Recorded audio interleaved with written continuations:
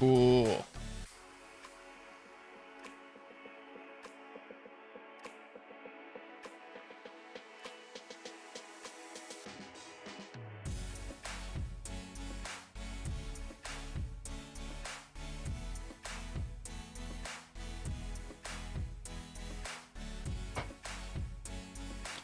Move that out of the way.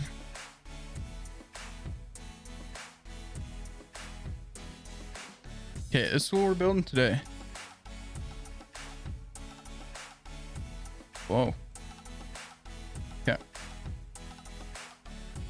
The NK65 purple starter edition, whatever. I don't remember what they call it. Harrison, I don't have many right now. But we'll talk. We can talk for sure. I could build you something. There's like something like this. It's starting to get pretty. Ooh, there's like pretty entry level stuff right now. What's up, Noah?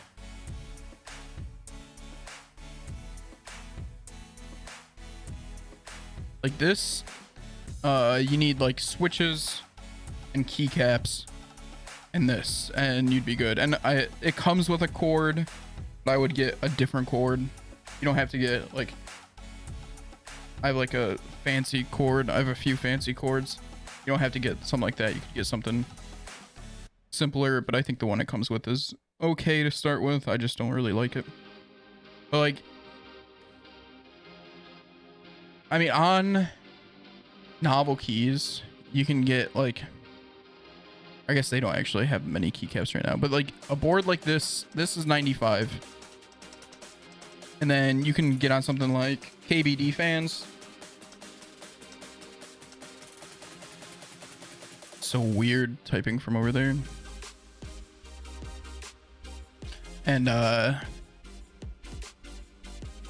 you can pick up like even some good like some ePBT keycaps for like, you know, 50-ish depending. I don't know. Like you could get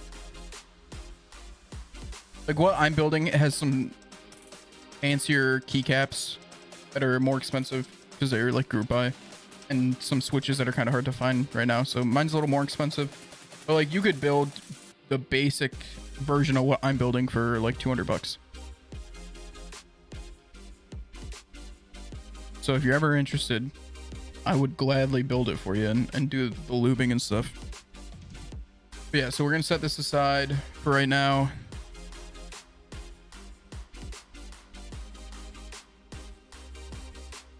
So we got some switches to lube up. Yeah. I'm gonna say lubing a lot. Oh, also I need to check.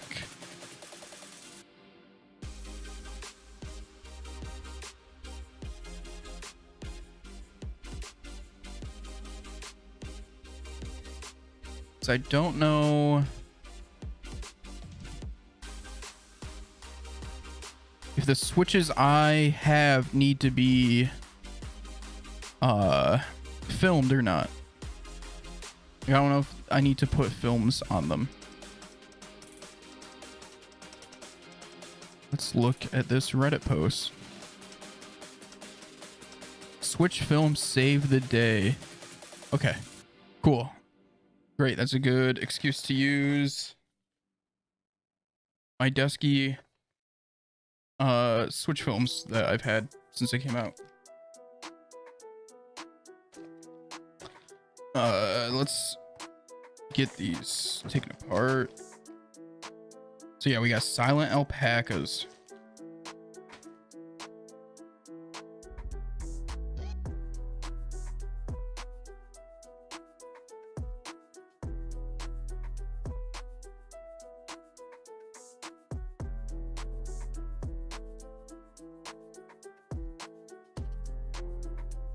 Cool. Oh, I should get something to put these parts in.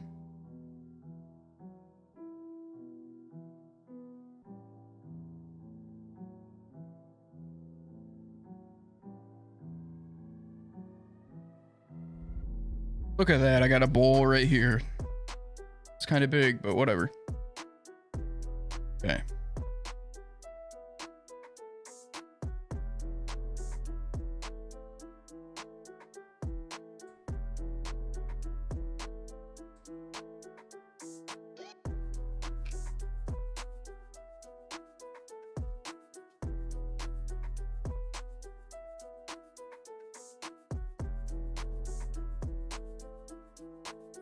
Wait, do these not fit in here with the...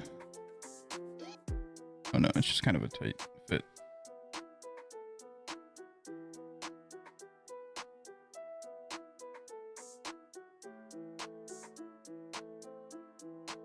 Okay, this is kind of a tedious part, so... What's up, chat? What are you guys doing? What's up, Harrison and Noah, if you guys are still here? How's your days been?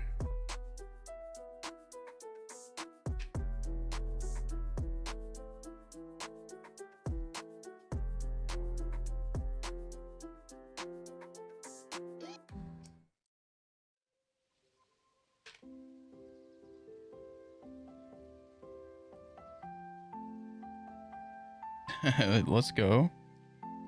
Snowed 6 inches. Damn. We got a few inches.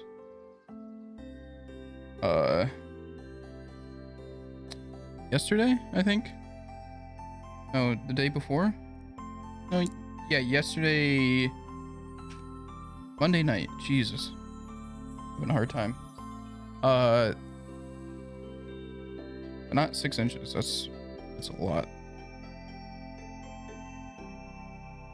Yeah, it's kind of surreal, right? Like you're living through history, kind of.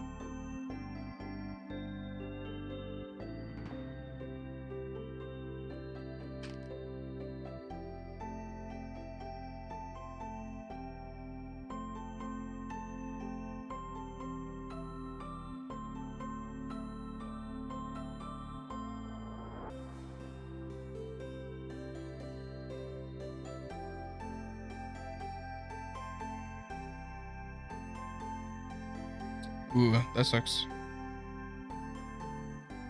Well, hopefully you don't have to go anywhere, and if you do, you're safe.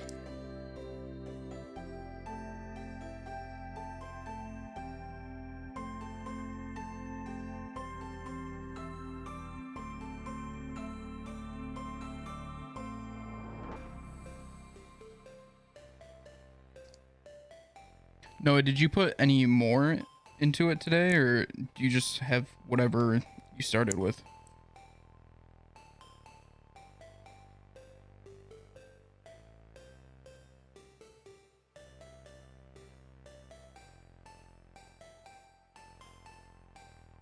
Yeah. Oh man. God, how weird is it gonna be when there's a movie about the GameStop day?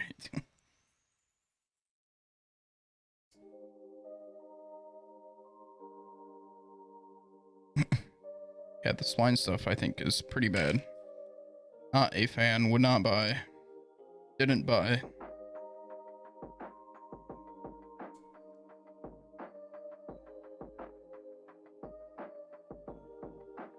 Yeah, that makes sense. I know a lot of people are still talking about holding, but I feel like, I don't know. If I had any, I'd start to get a little bit worried when halts start to happen, I guess.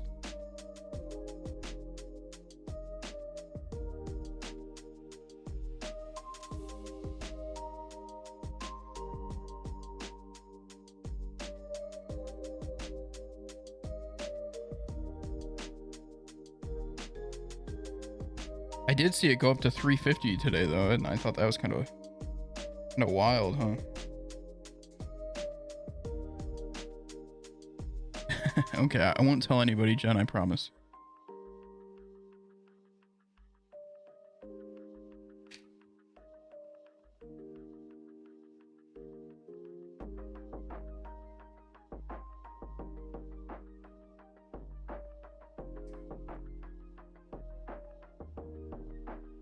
Oh, my desk is all weird. I don't like it. I had to move a bunch of stuff around to get this all to work out.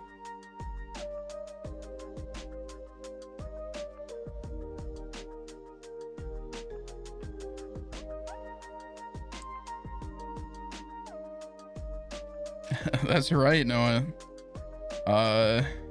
So I can almost guarantee that I could show you a custom keyboard that you didn't make enough money for, which is the fun part about custom keyboards, I guess, right? The end game just keeps going. Like there's a company that makes really sought after keyboards called Keycult, and they're two. It's like the version 2 of the 65%, which is like my favorite percent, or like percent. That's silly. My favorite keyboard style, I guess. And those are coming out soon, and they're like $1,400.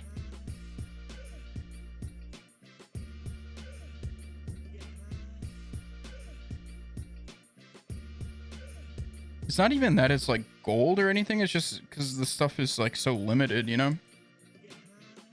Like they only make a certain amount. And so some of the stuff they make so little, it just skyrockets in the secondary market. And it's like expensive to begin with, right? Like,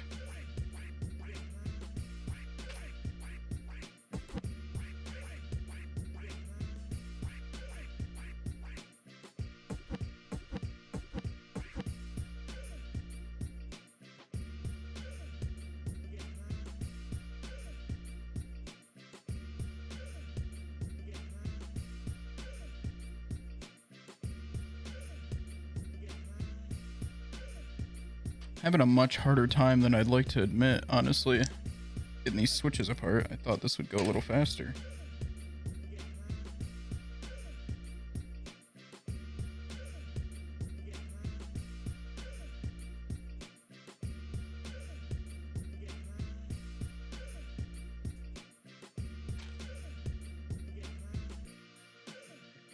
I probably won't be done in like an hour, but if yeah, I'll play. I mean, I'm hoping to wrap this up in like by 9. So if you guys are still playing by 9, probably try to hop on, play some games.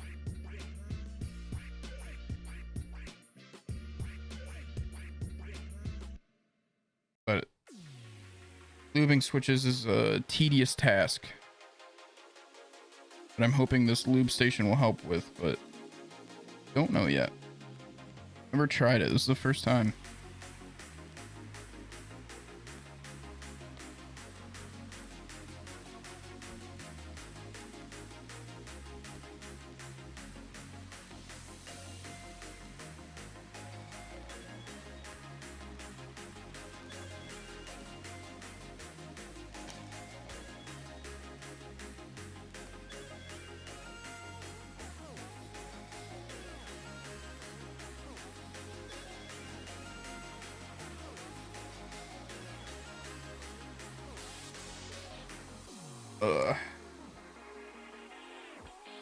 But if it works well, that'll be, if it speeds it up at all, that'd be pretty nice. That way, then, I tweeted out a picture of them, but I just got the, Pinocchio switches that were in group buy, like, I don't know, in like August or whatever. Those finally arrived. And, I have a, I think 6.5 V2 shipping at some point whenever they get done, which I think is actually gonna be kind of soon. So I think all the packaging and everything's done, and I think the Chinese versions we're getting, or like Chinese orders we're getting ready to ship. Last I saw, but I don't know where they're at in that process, but I think we're gonna put the Pinocchios in that because that's gonna be a soldered board. So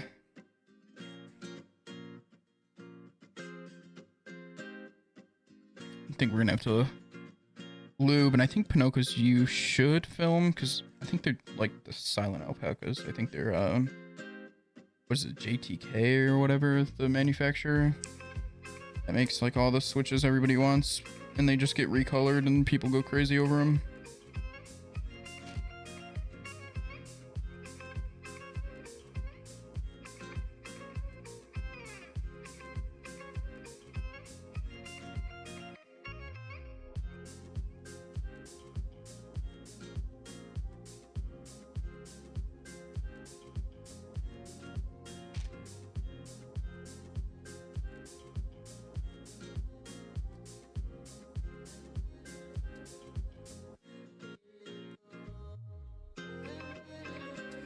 See, no, there you go. That's what you can invest in. CS skins. Go take your GameStop earnings and buy a knife in CS. Oh man, this is casting a terrible shadow, huh? Yeah, it looks better. Can't see what I'm doing as well, but that's fine.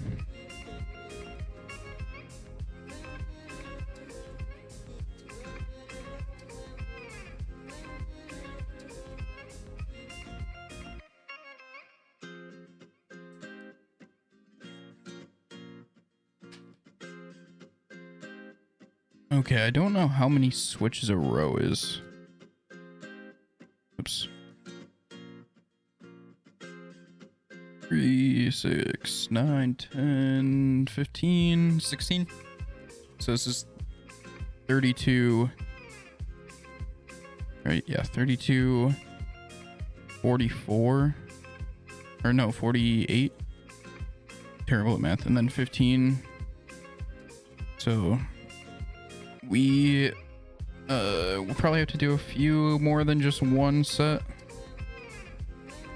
I don't remember exactly how many switches you need. Yo, what's up, Teddy? And Bologna 152. No, that doesn't.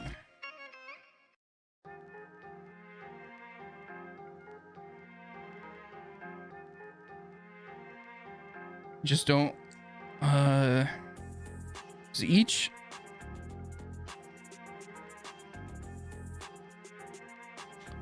All these 65% are like a little bit different. So like at my KBD 67 V2 over here, or like Mark II, whatever, however they call it. And I think that's 67 keys, which is why it's called 67. But I think the one I'm building might be 68.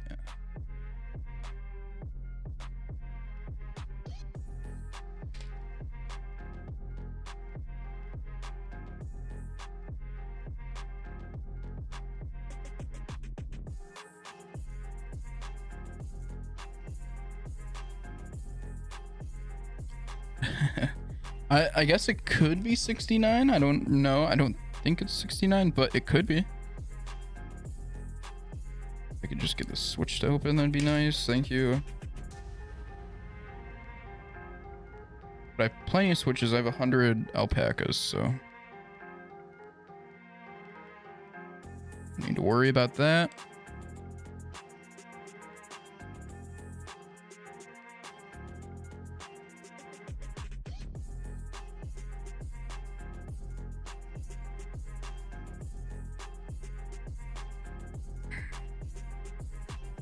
Okay. So I forgot to get a Ziploc bag to lube the springs up, which was definitely a punt.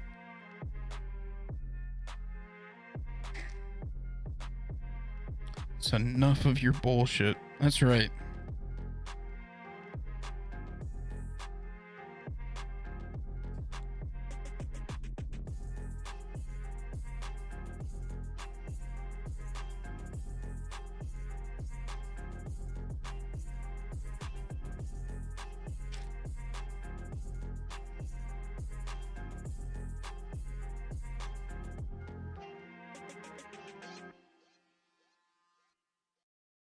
All the pins look to be pretty straight on these too, which is nice. So I do believe that they're new. I don't think they've been used at all. But I did buy them secondhand, so.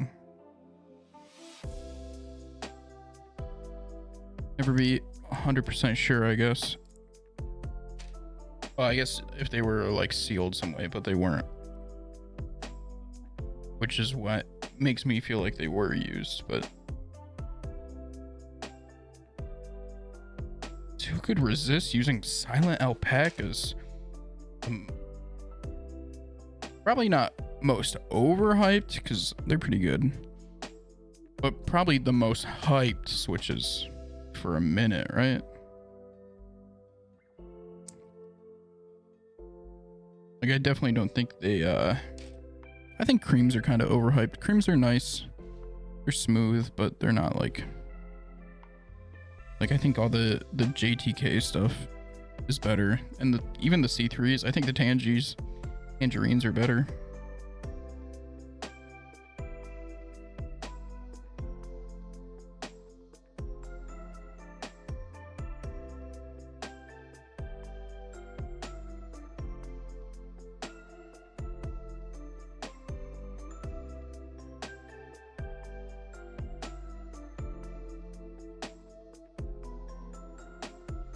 That's kind of a sweet deal, Harrison. Oh, you plowed? Oh, okay. That is kind of a sweet deal. But the fact that you're getting that much snow that quickly kind of sucks.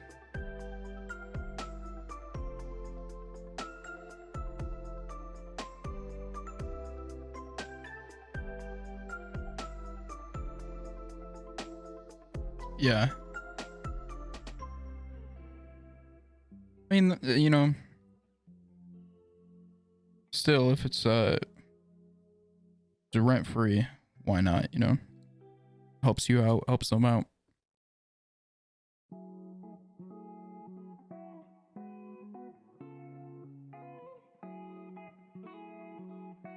A landlord. Well, in some places, yeah. That's an agreement that you have to come to with your landlord. Also, I don't think your apartment can be too close to a school, or else kind of can't do that, but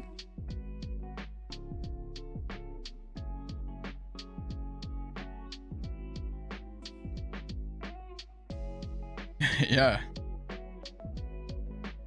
Yeah, you didn't know about the plow discount?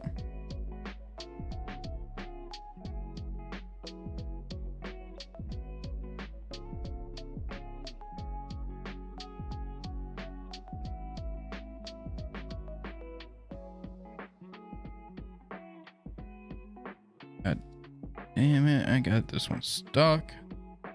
There we go.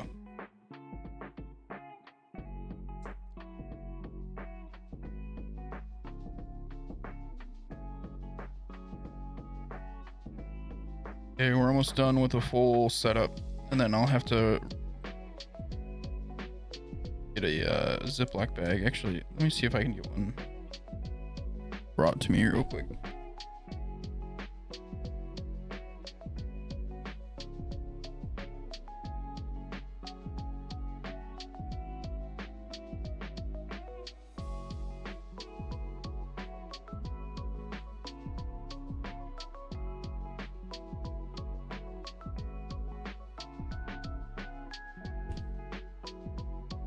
Okay. See if that works. If not, I'll have to go grab one.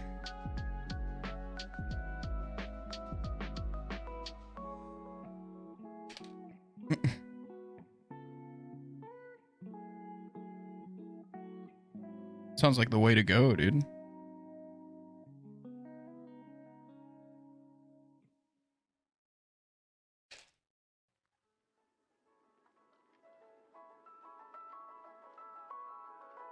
Oops, almost dropped one. Don't want to do that. I guess it'd be okay to drop the whole switch. I really don't want to drop a stem.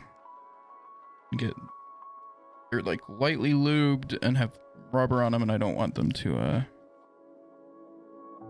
get all dusty.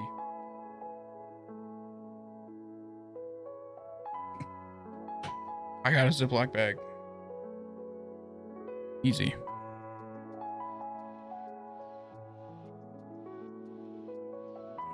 So after these next couple switches, we'll go around, gather all the springs, throw them in a bag.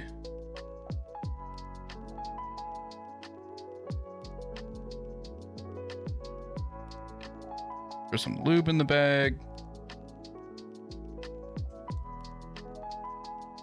And we don't have to worry about those for a second.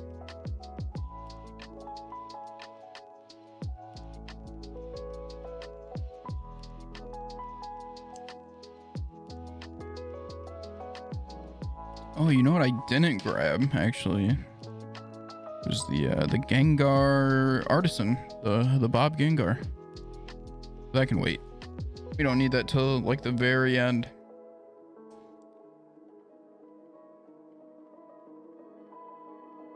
Okay.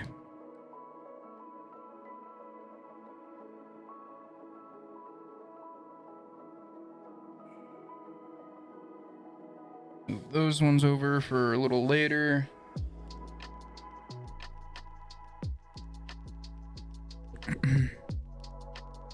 How can I do this? Okay, this works.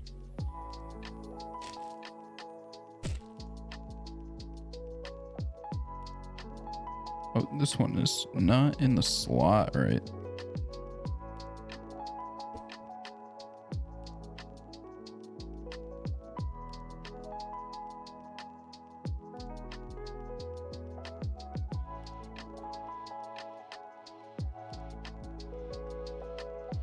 Okay.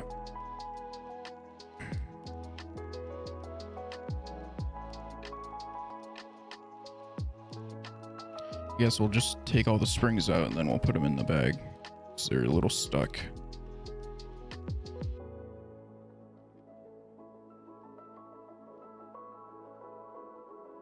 Oops, my finger got stuck to the switch.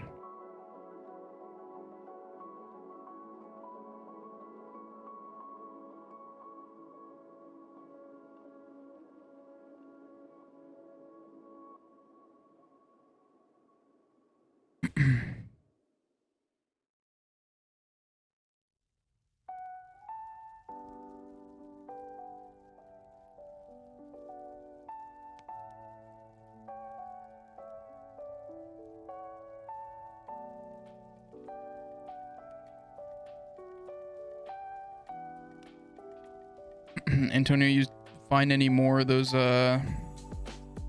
Bernie memes?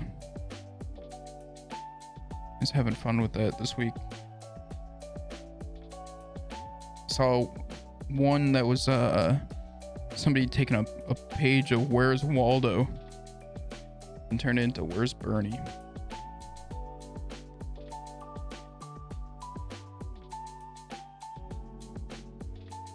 Yeah. Yeah, I kind of just laugh and pass now. Like, I still enjoy them, but I've saved quite a few.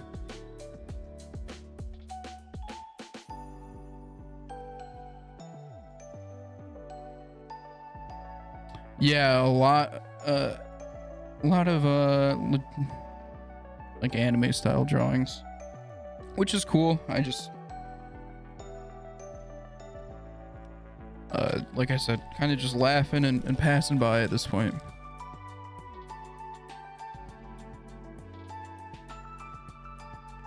Okay, guess. Huh.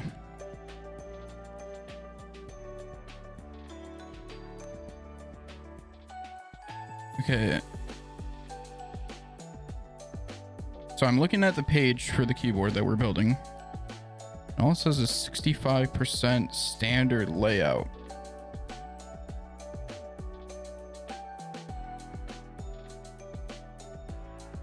I don't see... Is that all of them? Yep.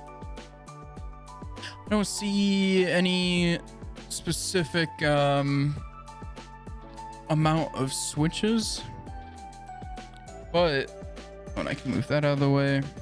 But if you look at my current keyboard, I have a little blocker here, and this one does not have a blocker. So that means we probably have a right control on this board. So I'm thinking we probably need 68. And how many? So 16, 32, 48. And this one's 15, so 58, 63.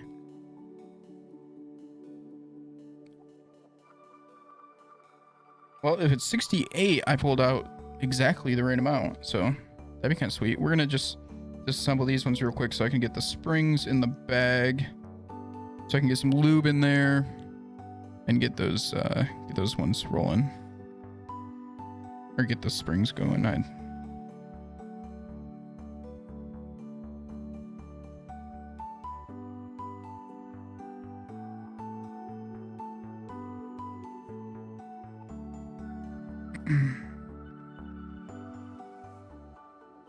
Yeah, I gotta bring the giant bowl back. Love it. Minus the lack of it. Well, okay. It also doesn't have F keys. So, I don't know if you use those. Also, those keyboards are massive. What do you need all that for? F keys and a number pad and a right alt or control, I mean.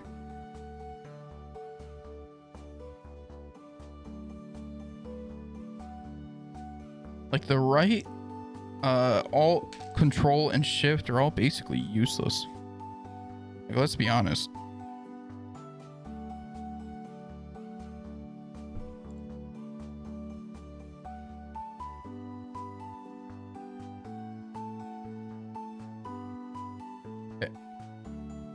We'll set these aside so I don't have room for them yet.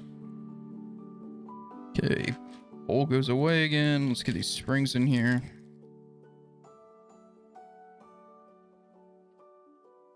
Where is the lube? There we go.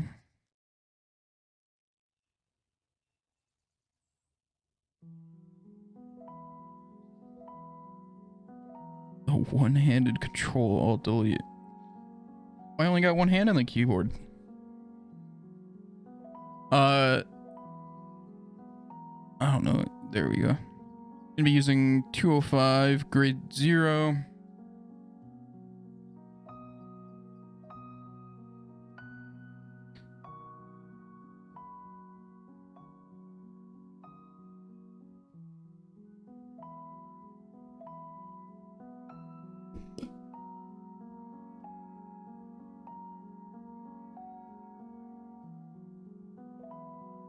This is not the most efficient way to get lube in this bag, but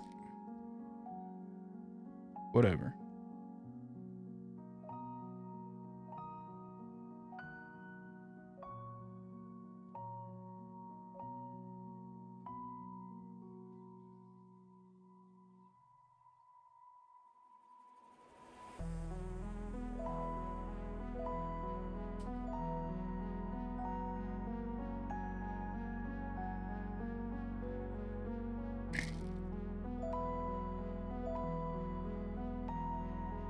Okay, I'm definitely gonna need some more lube. I'm gonna grab a different lube real quick.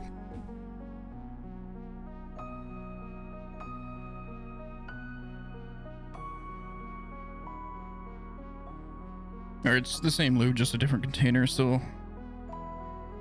205 grade 0.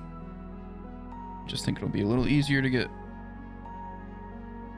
out of this into the bag. Oh, I did not open the bag. Rookie mistake.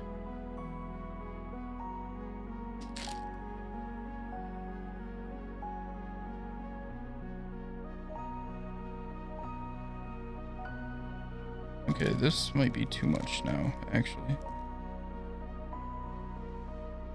But we got a lot of springs, whatever, it'll be fine.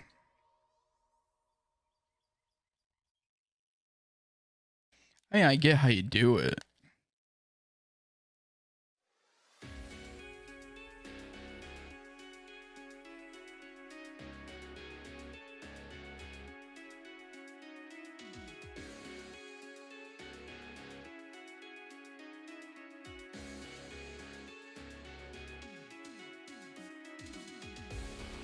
I just think that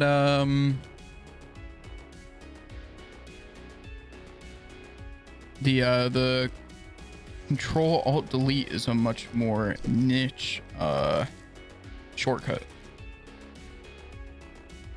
So it's something that you can miss out on and not really. I mean, maybe you use it a lot. I don't use it that often. Because, yeah, like Control A, Z, C, and V I use way more often.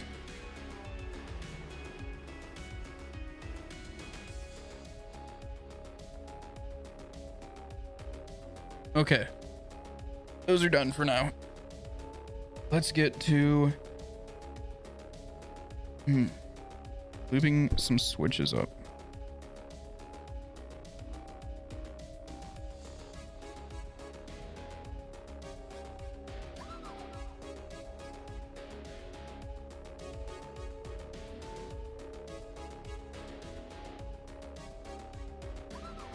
So you're not sitting here very well.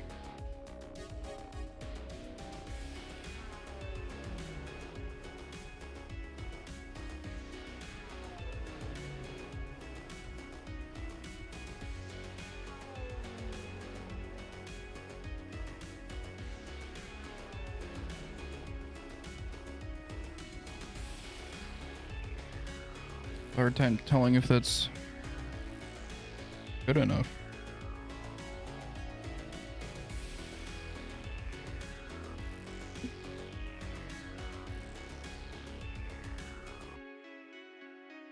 Keep bumping into my microphone. Gotta stop that.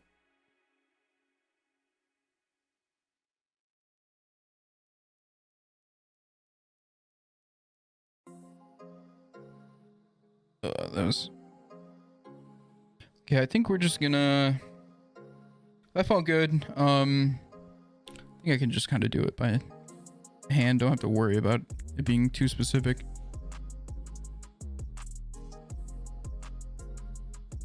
Yeah, I guess that's reasonable if you're like working with a lot of computers that aren't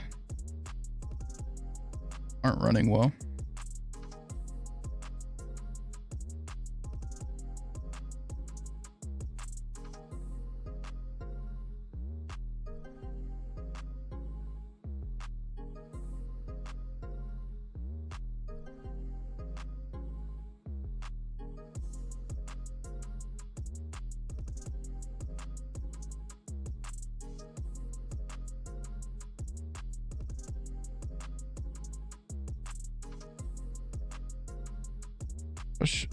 This brush is a little too long, like the bristles.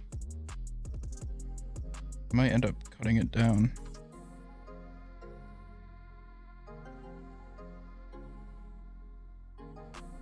This is a good like width.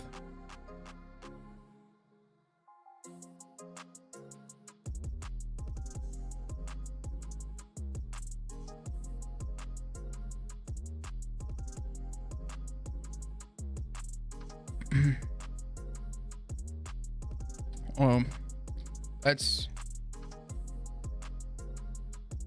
just unfortunate, I guess. Okay, drink some coffee because we want shaky hands.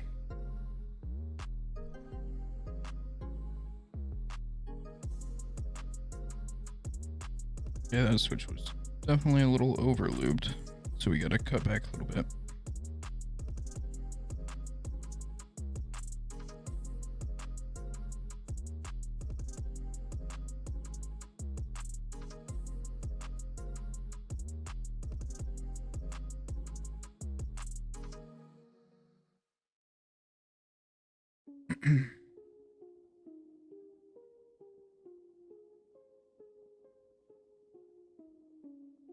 This is lube, yeah.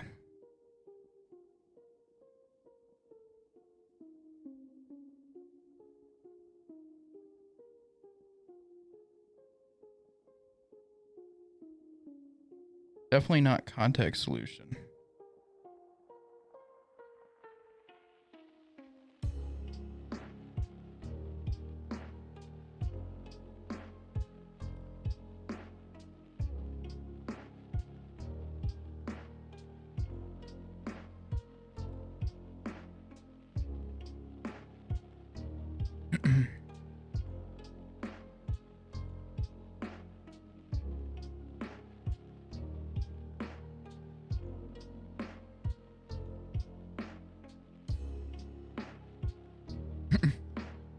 Yeah, they were actually upgrading stuff. That must have been nice.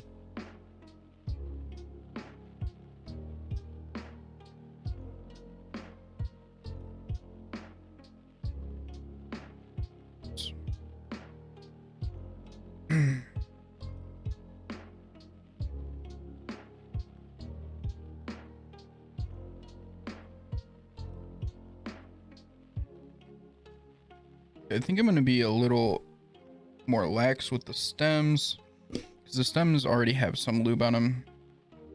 These are like lightly factory lubed.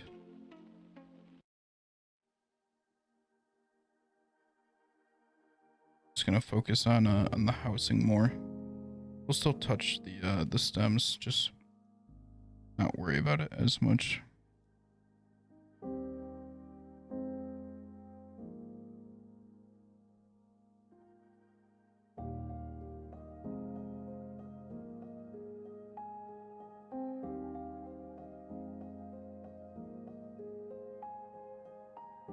Keep losing where I left off.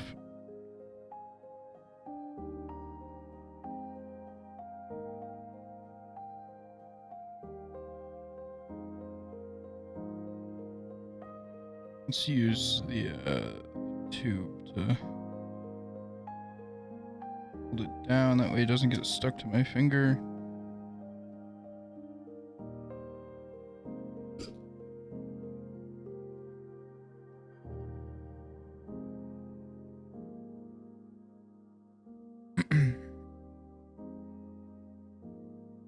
Yeah, I mean, makes sense, right? Like,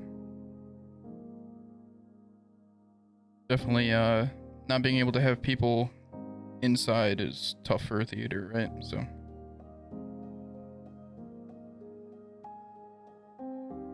maybe I can use these instead. I'm just trying to hold it without it getting stuck to my finger, especially as my finger gets slightly more lube on it. It's getting a little stickier.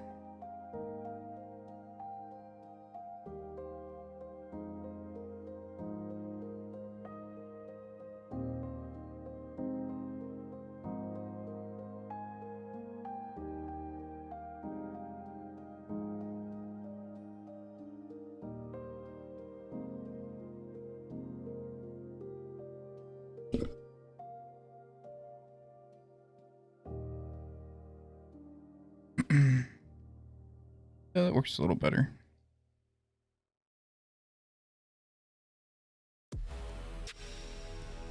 Wish I could put my microphone somewhere else.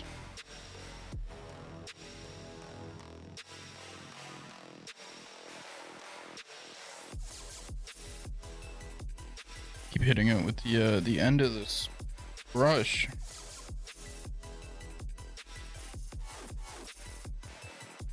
I think I need to get a new arm. This one just, I don't know if it's getting worn out or if it just can't, if my microphone's too heavy. It's having kind of a hard time ever since I switched to this microphone.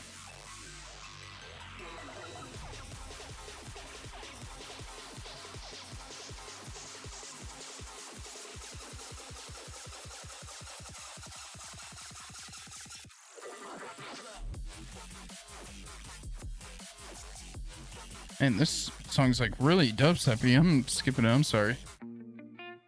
Want more chill.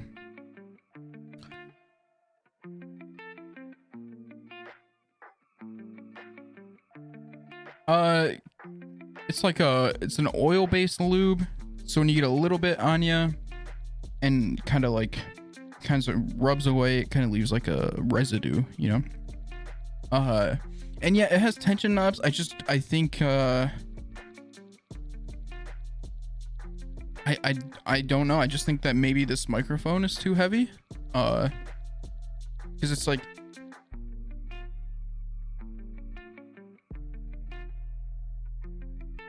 it just can't hold it up, even with, you know, and that's with like these the tension knobs like cranked down. It just it's got tension knobs, and then it's got like a spring that runs through it that you can tighten up in the bottom of it. But even then, it's just not enough.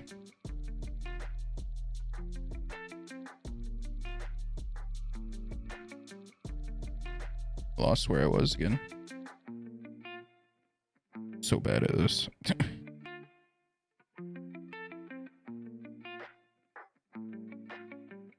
One day I'll get like really good. Maybe. I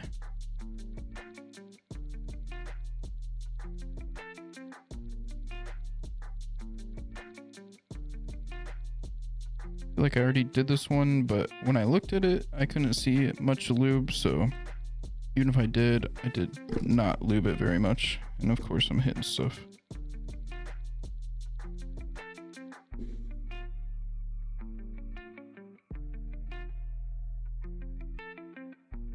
This microphone's definitely heavier than the Yeti.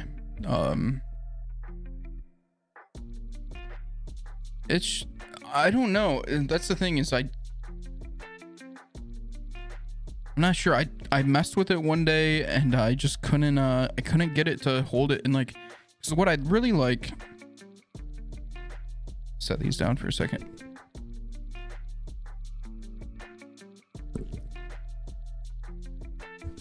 Something like this would be like perfect, but just kind of droops down there. Okay, it's kind of holding there. We'll see. That's the thing. There's like a sweet spot. There's like if there's enough of an angle, it'll hold. But like if I move this down a little bit, it'll start to droop.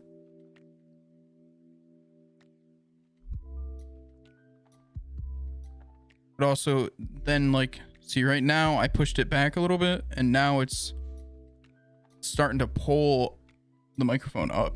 So it's definitely strong enough to hold it up. I just think that there's like a,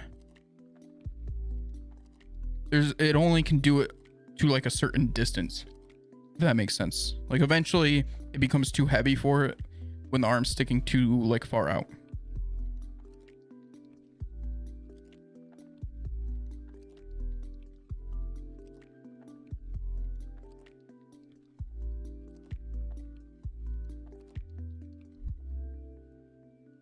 And like even now it's like working for me right now. But I'm in like a kind of different layout. So like if I'm playing Valorant, I don't know if this would work as well. And that's kind of the hard part, is getting it to work in like whatever position I'm in.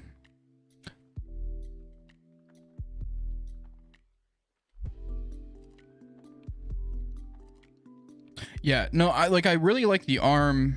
It's just you know, and of course now it's holding pretty well. But again, I'm kind of shifted over a little bit more than usual. I'm set up a little bit different so that I could get the cam up above to work with everything. Make it all look nice. So, you know, we'll see. This is how I'd like it to be set up.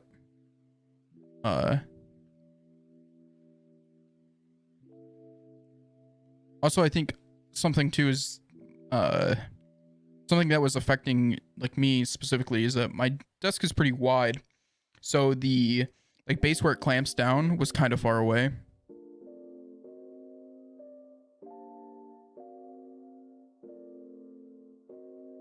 Yeah, I figure it'll get worn out probably eventually. Like it'll lose some of the tension, but I would be surprised if it did already. It's like, you know, a year old.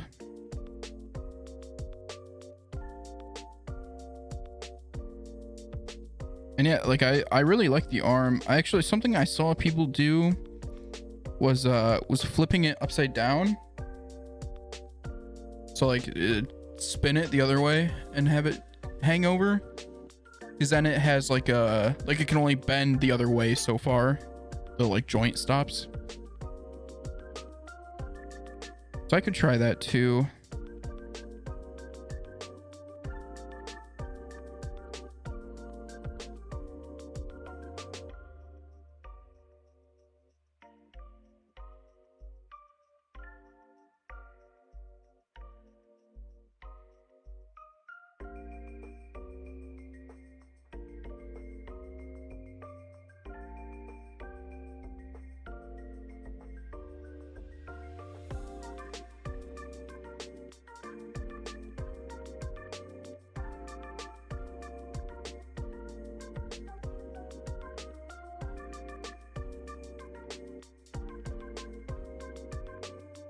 Sometimes I feel like I'm over lubing these switches, because on the bottom housing it's like a smoke.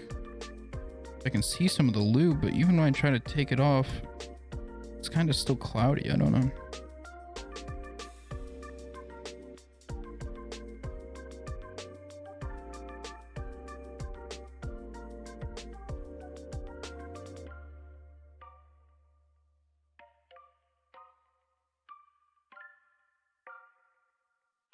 Uh-oh.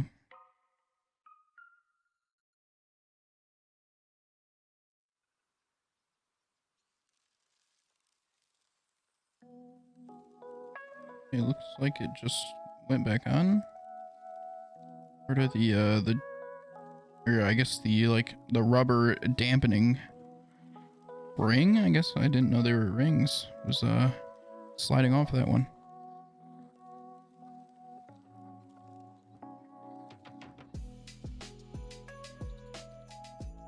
I guess I'll have to be a little more observant. Make sure none of those fall off. That would kind of negate the purpose of using silent switches if there's no silencer. Or dampener, I guess. I shouldn't say silencer. Okay.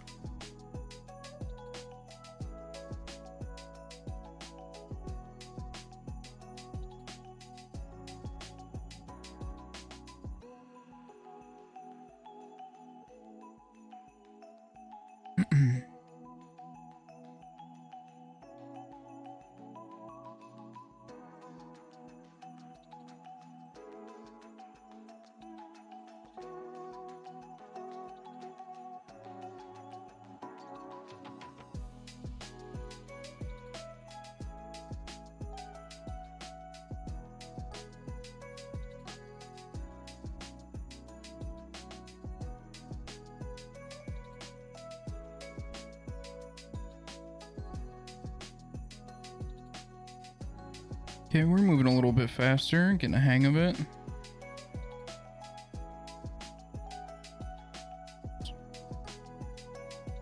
A little wild on that one.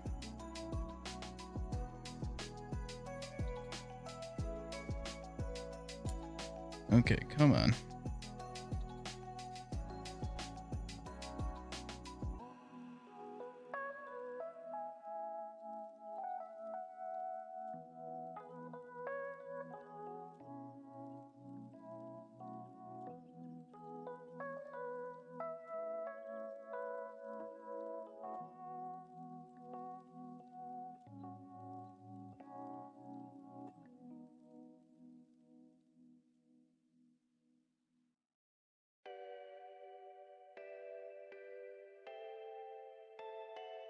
Okay, I'm ditching the tweezers. They're too annoying. I think I'll be faster without them.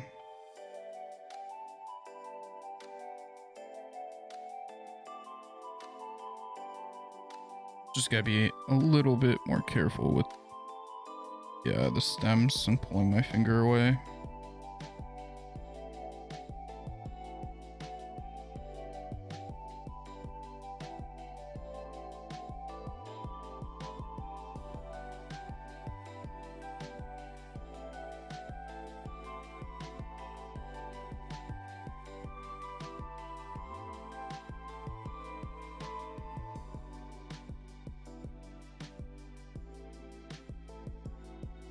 Okay.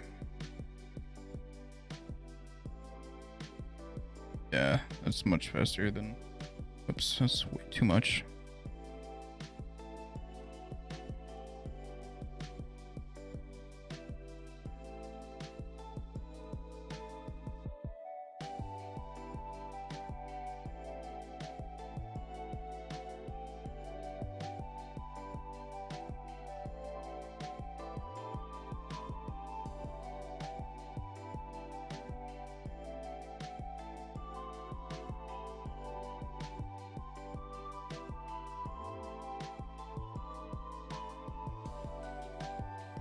So is the theater opening up soon? I don't know I know like some of the restrictions are getting like lifted February. Like restaurants can do indoor eating again.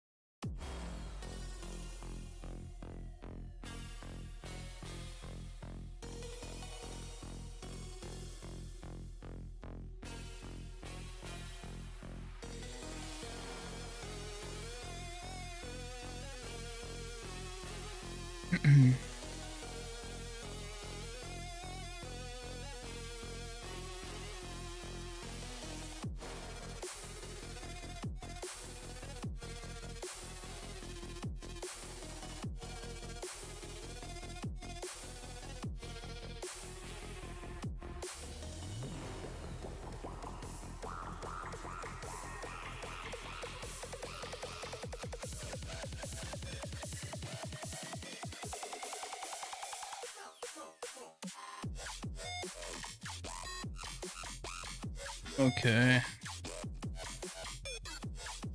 Here's where the tweezers will be.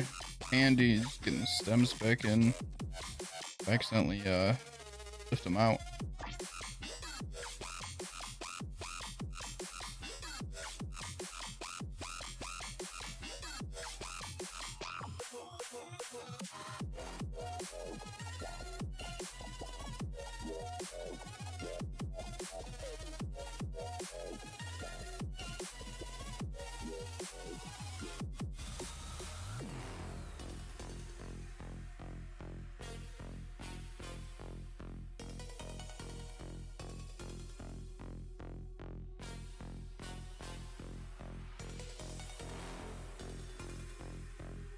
Oh man, I forgot how tedious doing this is.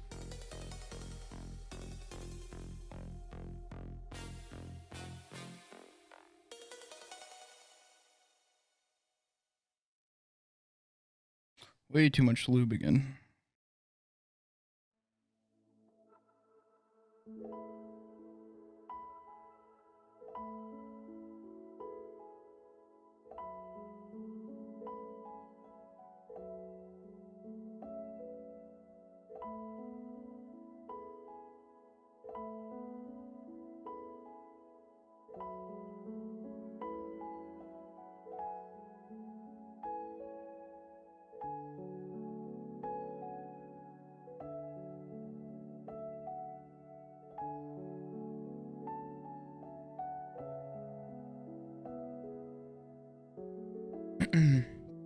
Man, this playlist is not as good as I remember. I'm switching to something else. There we go.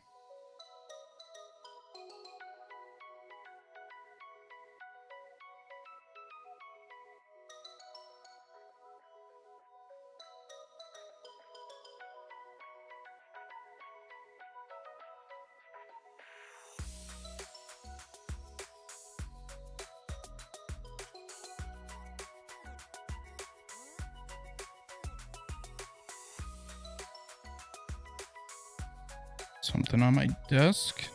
Some kind of crumb or something? I don't know.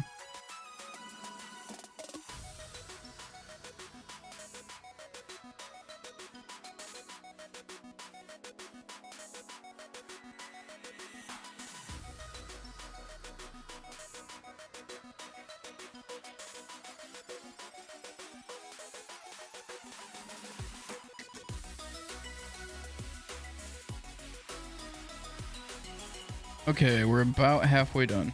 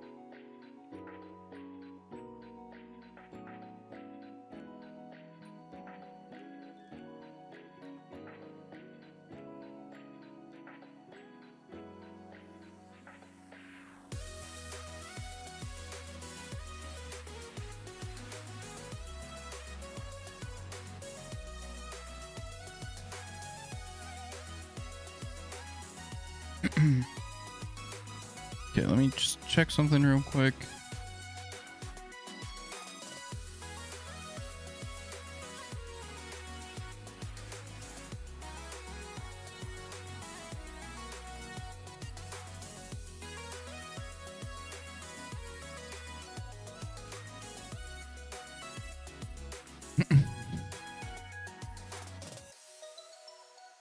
I just love seeing all the people tweeting like rockets and diamonds and then hand emojis.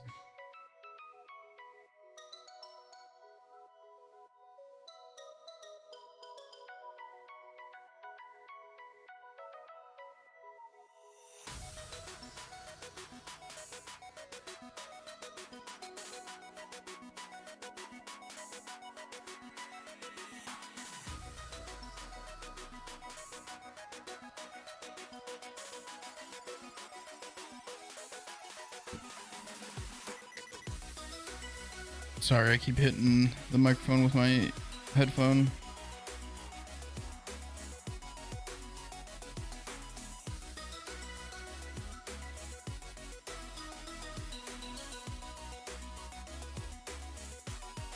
So focused on getting this done, I'm forget about my my surroundings.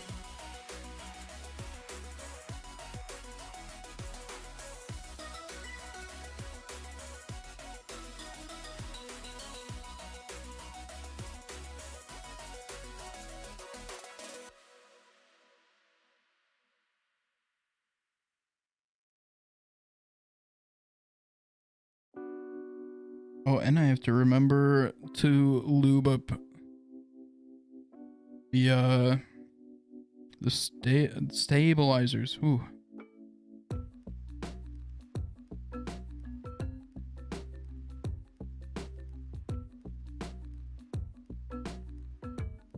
Oh, the lube station, I just oh, it's going great. How's your day going? This lubing's a little tedious. Not the biggest fan of lubing switches, but you know, you gotta do it. I take the, so I don't know about your specific lube station because they're all kind of different, but usually it's just kind of fill the slot. So you gotta have a switch splitter. I don't know what you'd call it, but you just kind of take a switch. Here, let me grab one. So it's got like the little prongs on the side, and then you just split them apart. And I just put the bottom half goes in my slot, and then it's got a little cross for the stem. And that way it just kind of holds everything instead of like if you're trying to hold the stem and lube, I just get lube all over my fingers and drop them a lot and stuff. They just kind of just makes it a little easier so I can just lube and just keep going down the line. So I haven't lubed in a minute, so I'm taking my time. Make sure I don't mess anything up.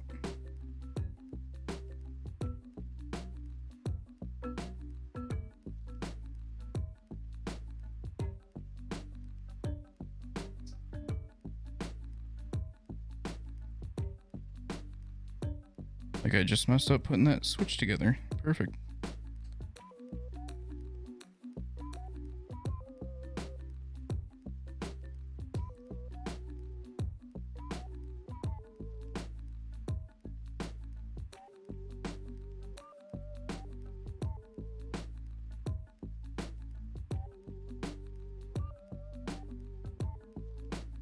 Come on, drop. Just remember me. I hadn't count for so long.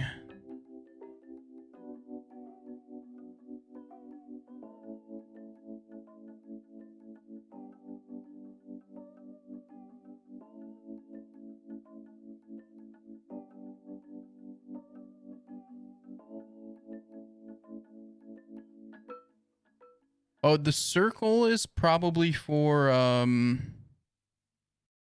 your springs. You could put the spring from the switch in there. For me, I just Yeah, because you could put the spring in there so it sticks up and then just lube that. But I'm lazy when it comes to lubing springs, so I just bag lube them. So just take all your springs, put them in a Ziploc bag, put some lube in there, then you just kind of shake it around and get a pretty even coat. You'll waste a little bit of lube just because it gets stuck to the bag or whatever. But lubing is just so tedious. I try to do as little of it as possible.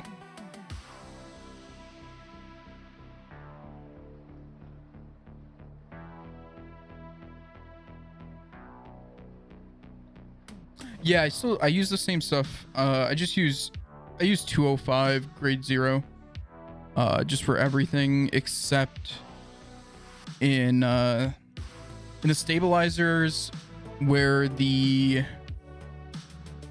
let me grab the stabilizers out of or grab one of them. It's the only place I use something else is on the stabilizers. I use dielectric grease where the wire goes into the plastic. So here on this, these ones come already lubed. It's just not enough, I don't think. I just use dielectric grease on this part. Everything else though, even on the stabilizers themselves, I'm gonna use Krytox 205 grade 0.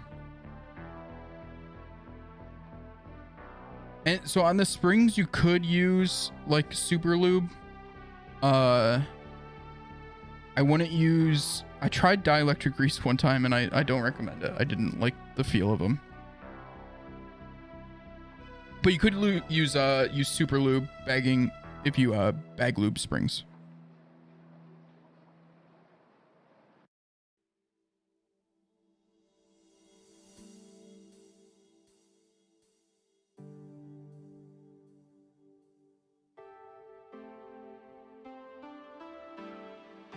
Oh no, that's really cool. I mean, like, I just started during the pandemic. I needed a hobby to do from home, and so this is my first keyboard. This is only my second build because keyboards take forever to get shipped to your house. Oh, nice. You have some marshmallow switches. Marshmallows are one of the ones I've missed.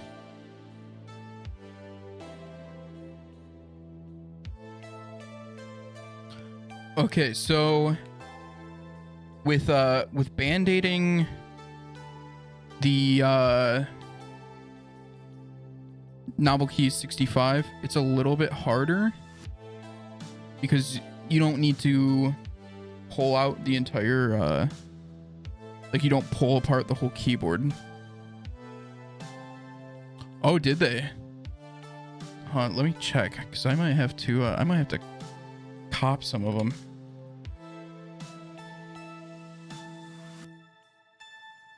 Let's see. They probably sold out. Marshmallows go really quickly.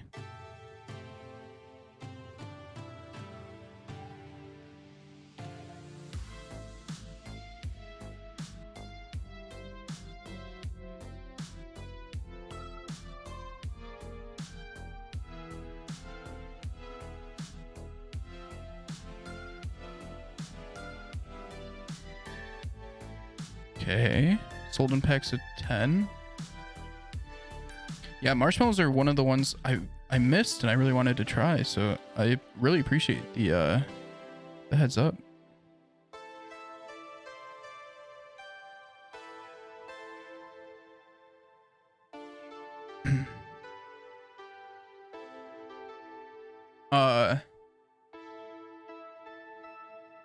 Yeah, I mean, I'm that's one of the reasons that I like got this board, and my first one's the KBD fans. It's the KBD 67 Mark II. and so both of them are hot swap, and I really like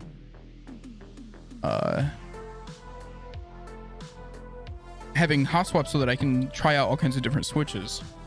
Yeah, they are. I'm banning this guy first. There we go. Oh yeah.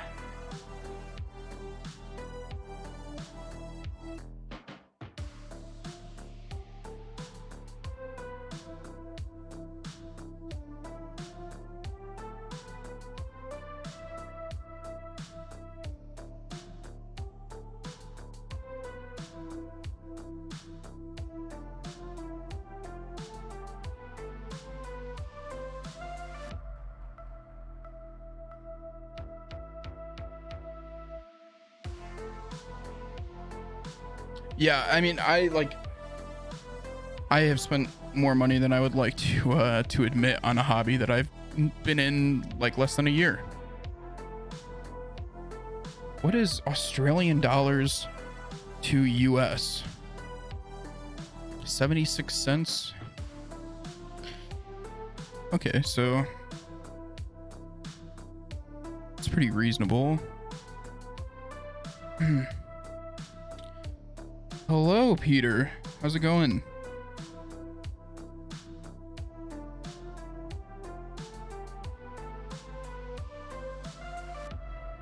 Sorry, I'm buying some switches that I really want.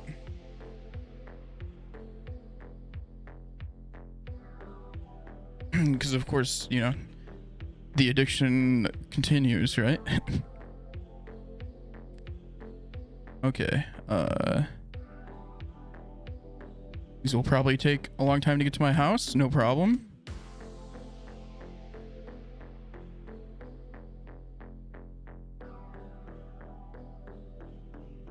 Oh, I totally forgot about this.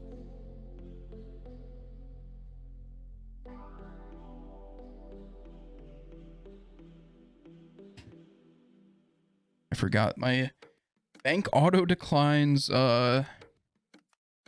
anything that's foreign because they don't want me getting scammed, which is nice, but also pretty irritating considering how many keyboard stuff I try to buy from different countries.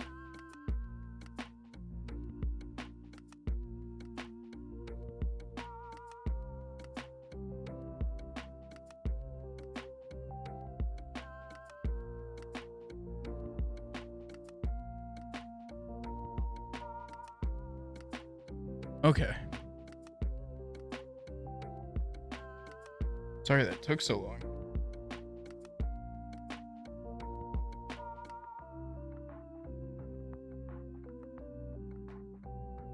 Boom. I just picked up some marshmallows. Thank you for that heads up. Oh, nice. Yeah, it ended up being about 70 US after shipping and everything. That's good to hear, Peter. I'm glad you're doing well. Okay, sorry. Let me try to catch up real quick. Yeah, I mean, this is okay. So December of last year, I bought my first ever mechanical keyboard because I had a laptop for like the majority of my life, and then I got a desktop, and I bought a Ducky 1-2 Mini, or it was the Mecha Mini, it was the metal one, and then I just kind of fell in love with mechanical keyboards, and I bought this off of somebody on Mech Market on Reddit. And so this is, I guess, it's my second full build, but I bought a Think 6.5 and a Protozoa PO2, I think is the 65% that we're in group buy, but those should be coming in the next couple of months. So, I mean, keyboards are so expensive, but I have so much fun with them, you know? And the palm jellies are so cool. I'm a big fan of this look. I just like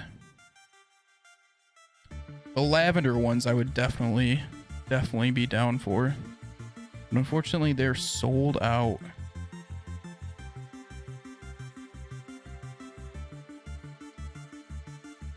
Oh, these Ramune, the like light blue ones look really cool too.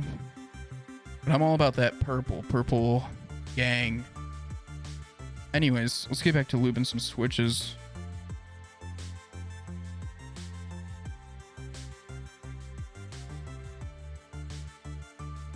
Oh, yeah, that could be annoying. I just like, so it's annoying if I want to buy something with my bank card, I have to call my bank and tell them where I'm buying stuff from. I have to say like, oh, I'm gonna place an order in the UK, and then they put like a 12-hour window where I can buy that thing. It's so weird. So, you know, here's the tip for any people like me who are buying lots of things from overseas for a hobby like mechanical keyboards or whatever it may be. If you have a PayPal account, you can get a PayPal card. That's a physical card with a physical number. It just goes through PayPal. So that's what I do to get around it.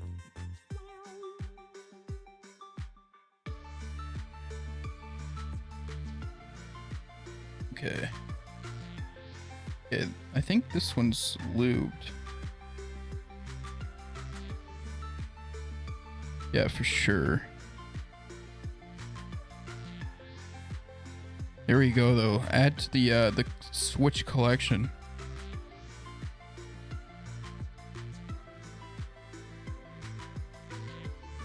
Okay, I think that's where I stopped right here, but I wanted to check one other thing.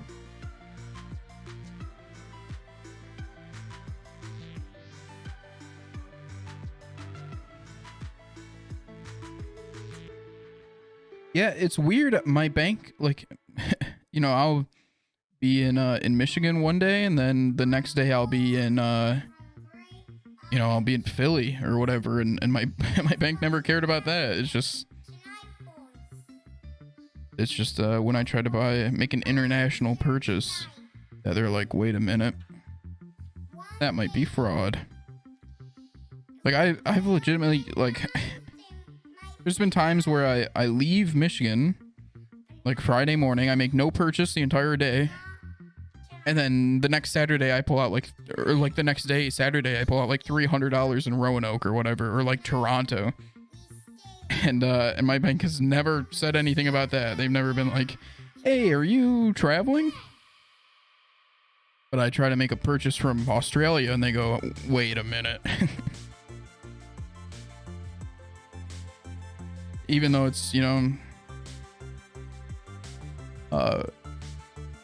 from my computer at home, they're like, uh-oh. So just kind of fun. Kind of funny that they, that's where they draw the line. And actually, to be fair to my bank, they're pretty good at like, anytime I make like some kind of sketchy purchase, they're pretty good at being like, yo, is this fraud, or are you actually buying Subway gift cards to buy CSGO skins? Which, let's just say that never happened. And that's just a crazy example that I brought up just out of the blue.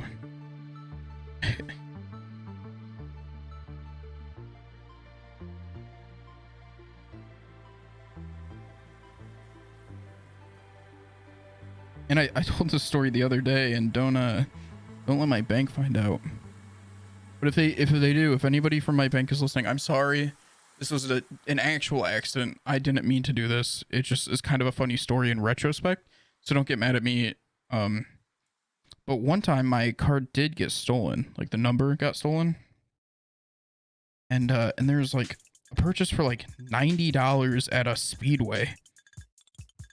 And it didn't get flagged because it was in Michigan still. It was just in a different town. But I noticed it and went, when did I spend $90? Just in general. And then I saw where it was from and I went, okay, well, something's up. So I called my bank and they said, yeah, We'll lock your account. Your card's no longer valid. Come into the bank. We'll give you a new card. Thanks for the follow. I really appreciate it.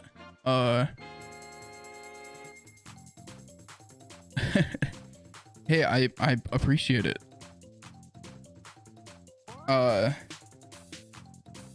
Anyways, my bank is like, yeah, your card's canceled.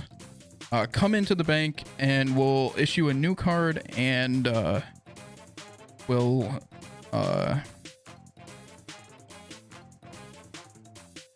have you like check your recent purchases to see like what was fraud or not.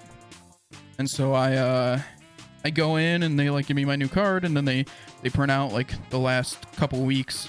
They're like, yeah, but just like mark anything on here that wasn't you, that you don't recognize, and we'll do like an investigation. And they ended up being like $150, and so they gave me like 50 of it, and then said that they were gonna do like an investigation or whatever. And if it ended up being that like it was fraud, they'd give me the rest of the money back. And so then like a couple weeks go by and they give me the rest of the money back after I like go through the paper and mark all these things down.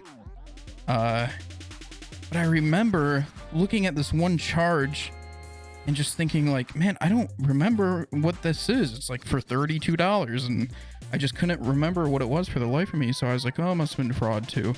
I guess they got something else. Well, the weird thing is that they didn't remove any of those from my like account details. Like they had all the transactions still. So then like a couple days later, after I like went to my bank and everything, I was looking like through my transactions, and I saw it again, and it hit me. I remembered that that was when I had bought some it was like a big Taco Bell order that my family had placed, and we like placed it through the app, which is why it didn't just say like Taco Bell on it like it normally would, and why I didn't recognize it. So yeah, that's how I committed bank fraud to get free Taco Bell from my bank. Sorry again, bank, if you see this. I'm sorry. Yeah, luckily it wasn't 150. It was only like $30.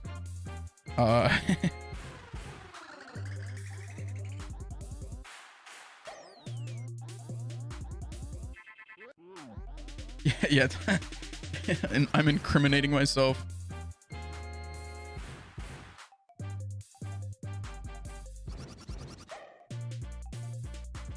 You know, and Teddy, you're making a joke, and like obviously that's like a pretty common like scam, but you can like legitimately buy, like, do you guys know that website G2A? It's like a place where you can buy like keys for games online for like a discounted price. One of their like payment methods is literally like Subway gift cards. I watched a YouTube video where a guy went to Subway and got a gift card from an actual Subway and took it home and punched in the number and bought a game with it. So I mean, you know, it's goofy, but some of those places are like legitimately want gift cards, I guess. I don't know. But so like that's in the CSGO skin world, a lot of those services have like weird payment methods you can do, because they don't usually take just like straight up cash. You have to like buy some form of currency, probably to get around like some kind of legality of like, well, you're not buying the skins, you're buying this in-game currency, or you know, I don't know.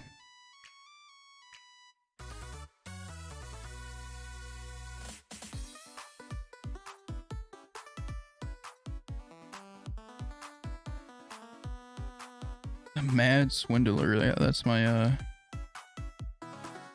that's me, I guess. Oh, there's some Some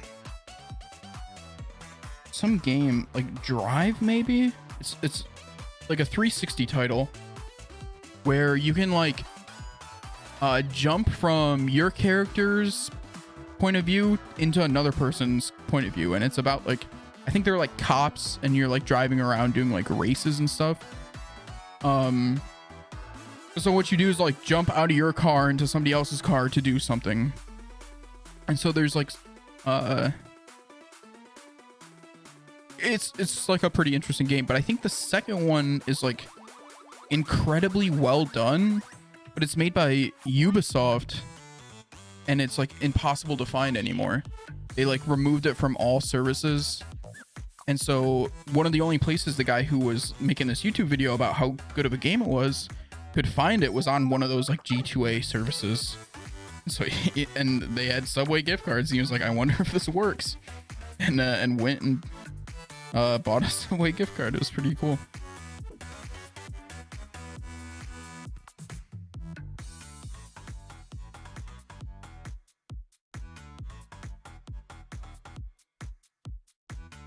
Yeah, and so I think a big part of it is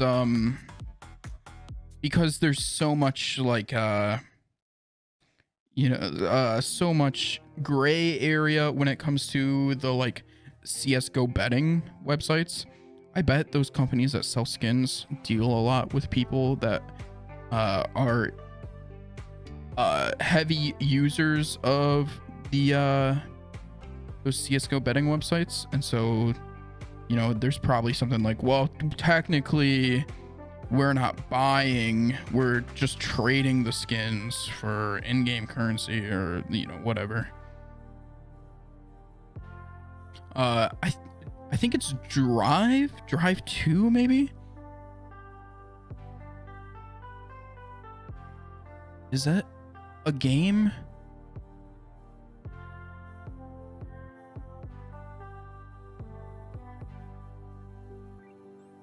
No.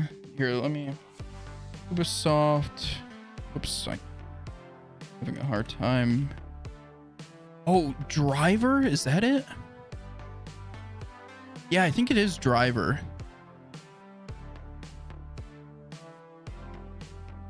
Driver San Francisco. I'm almost certain this is the game. It's like there's a series, and I think they're all the games are like pretty medium. None of them are like very great. But Driver San Francisco, I think, is the one that's like incredibly good.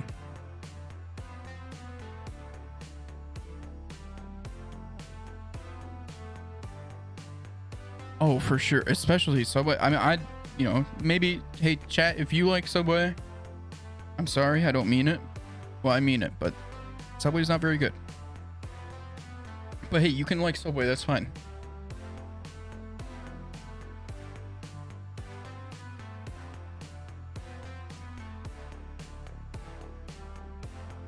Yeah, exactly. Like if they're just trading, you know, digital items, then how are you going to pay taxes on it?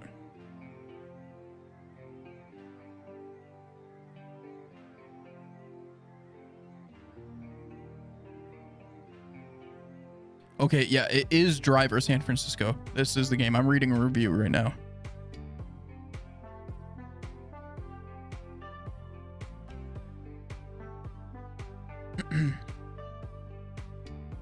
Yeah, I mean, I just prefer like Firehouse. Big fan of Firehouse, or even Jimmy John's. I don't know. I do. I think Jimmy John's would be better if I could get them warmed up.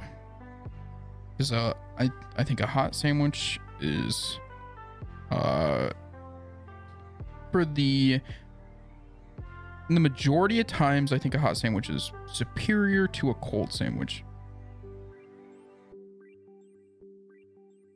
That's true, especially like traveling. There's Subways everywhere. Sometimes there's not a McDonald's, but there's Subway, right? Like, so I've definitely stopped in a few rural areas where Subway was kind of the only option. Subway or like gas station food, and it's like, well, I mean, I have 4 more hours in a car. I guess I'll eat Subway instead of eating an egg roll that's been sitting out all day and getting sick.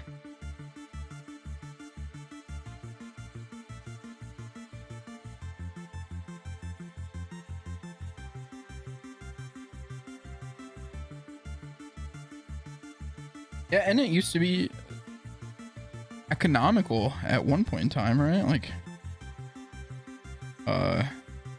when it was legitimately $5 for a foot long.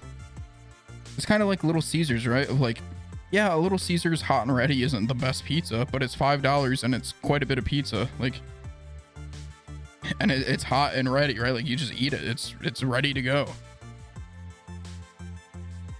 So it's like, yeah, is it the best quality? No. Could I get something better? Yeah. If I paid more money or waited or whatever, but this one's hot and ready and $5 right now.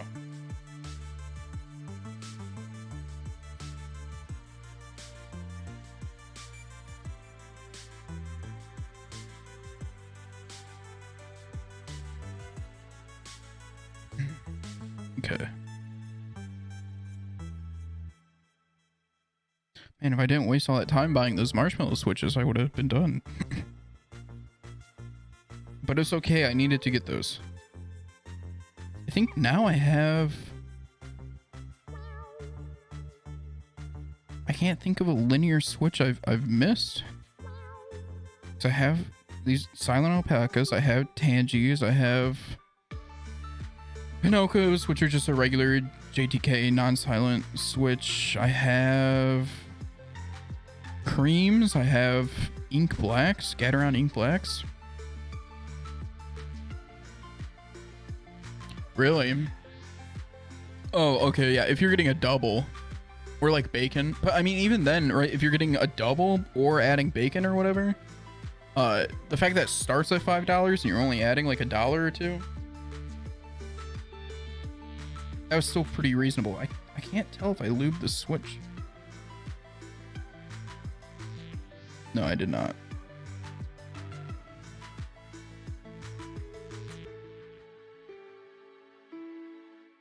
Okay. There we go.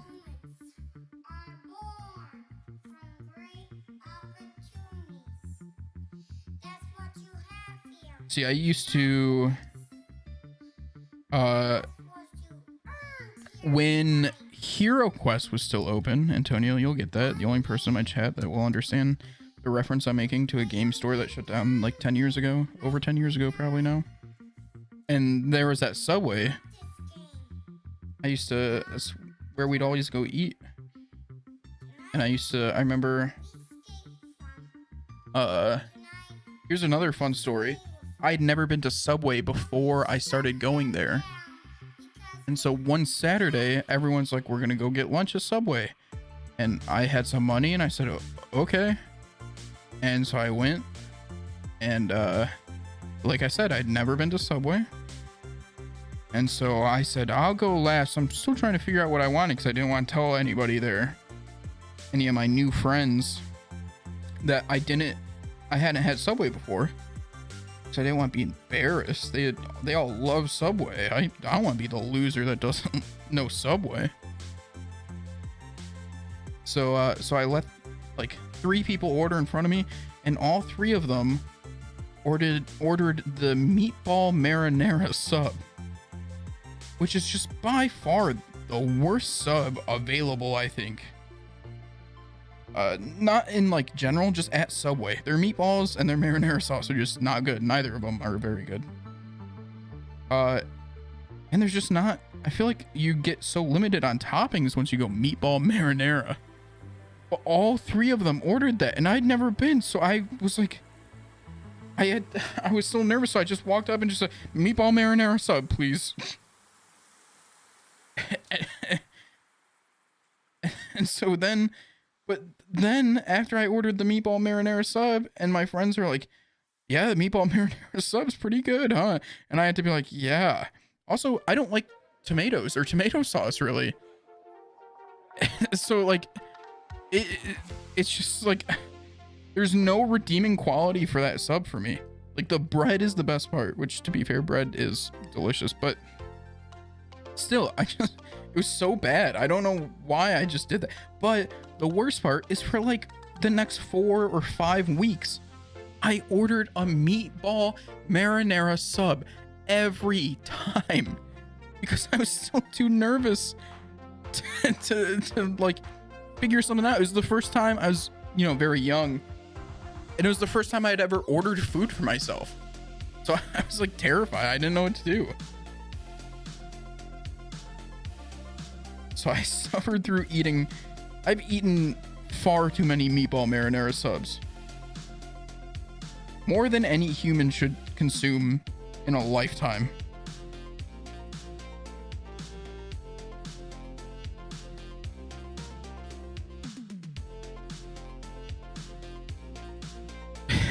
Yeah, I mean, it's still astonishing to me that my friends, like, this is something that's crossed my mind a few times.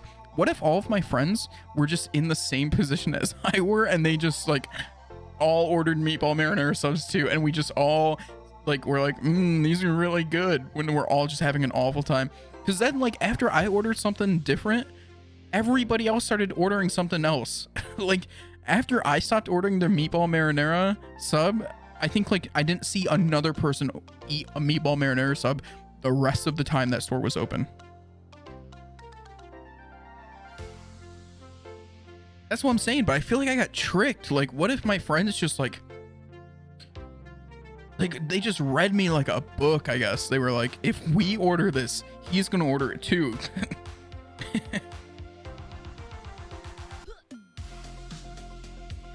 I did. I got, I guess. Maybe that was them like hazing me.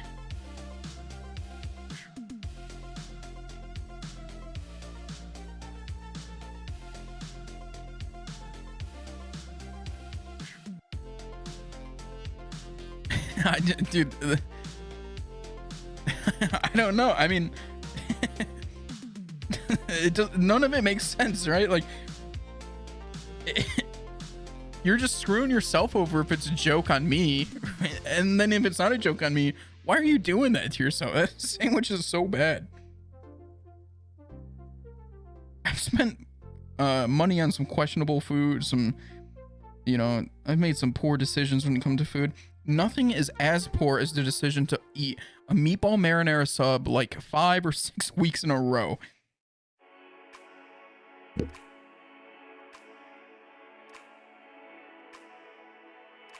Yeah, I don't think I lubed this one yet.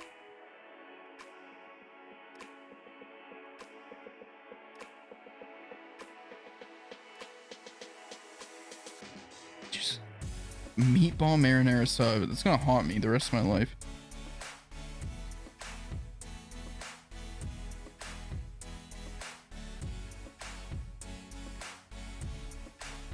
Yeah, I mean, it wasn't any of my like magic friends. This was long before that, before I knew any of them, and in a different game. That's when I was playing the Naruto CCG collectible card game. Oh yeah, that makes sense. Jen, gotta get whatever piece you can when you're trying to take a class. I get that. I don't get the kids thing, luckily. Not a parent.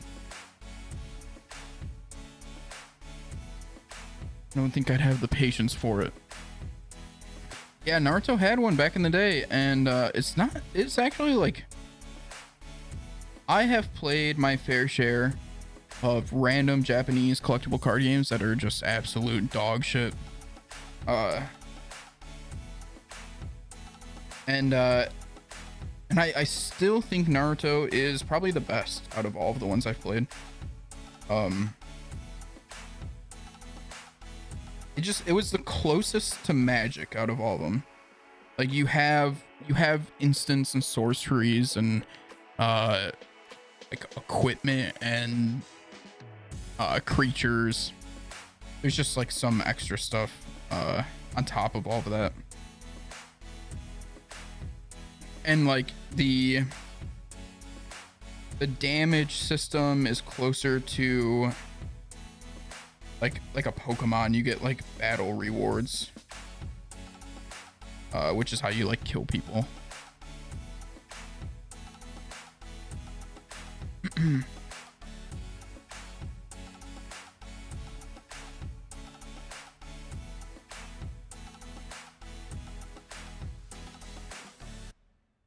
Toasted the bread, turning into garlic bread. Okay. Yeah, that was my go-to, is the spicy Italian for a long time. And the Italian BMT. Italian BMT was towards the tail end. I started getting the BMT more.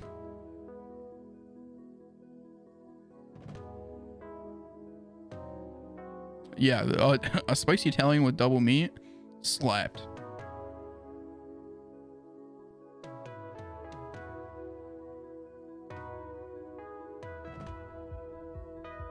Okay. Yeah, I usually kept it pretty light. One of the things I always did is always spinach over lettuce.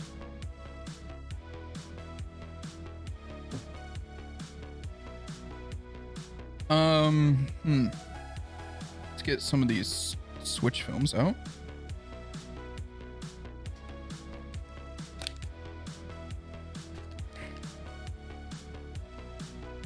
That's the correct answer. Just get both. Yeah, I just not. Lettuce is just okay to me. Like it's pretty medium. Okay, I've never used these particular switch films, so I don't even know how you. Oh, you take them off from the back. Very interesting.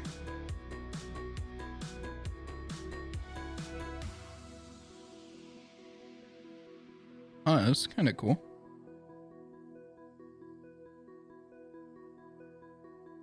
Okay, so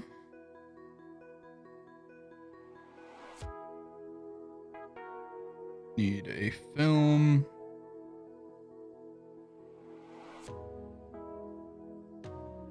Then we're gonna need our springs. Yeah, I mean that's the thing. Lettuce is just kind of like a texture thing. I enjoy lettuce. I just prefer spinach, like flavor wise.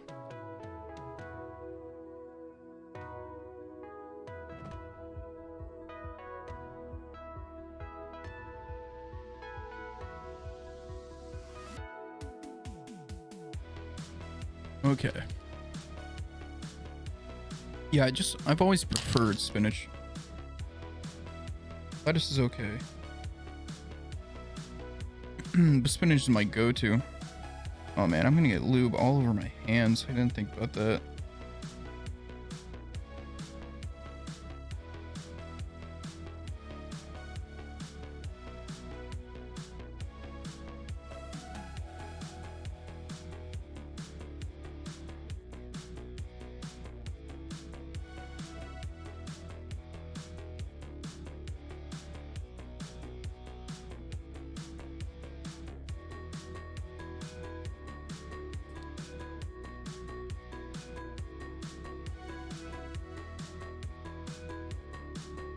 Oh man, that's so quiet. I don't think. Here, let me get a stock switch, see if. Yeah, I can't even hear it anyways. And this board's gonna be so nice to type on. Okay, I need to work on my film placement though. So I could move down a little bit.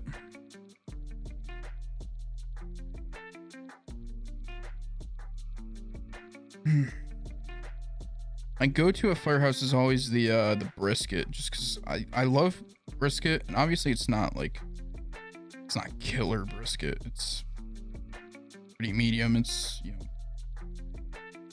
the fast food equivalent of brisket for the most part. I guess Arby's has a brisket sandwich, which is pretty bad.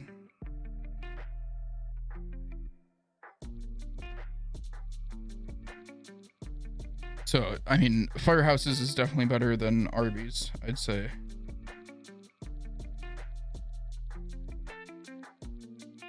But, it's still not like real brisket by any means. But, I enjoy brisket so much that even when I can get not great, but, you know, serviceable brisket, I'm in. I need to grab something to put completed switches in now.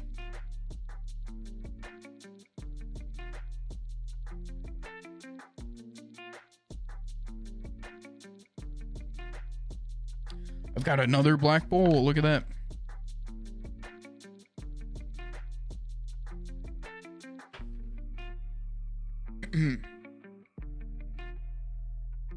Yeah, I'll probably be on for like another hour, Jen. So if I don't see you, thanks for coming by. Have a good night.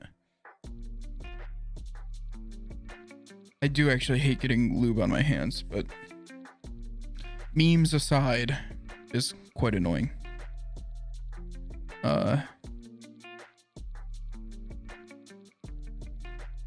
So actually I think what I'm gonna do is put all the springs on and then put films on and then flip the stems back on, and then I can just put houses on, or the top of the housing on all of these without even taking them off the lube station. I think these fit. Yeah, so I think that's what we're gonna do. And then I will need to lube up 5 more real quick. Then we have to lube stabilizers, which won't take too long, and then we'll be good to start putting in putting everything in. So we're getting close. Oh, I need these tweezers to pull out springs.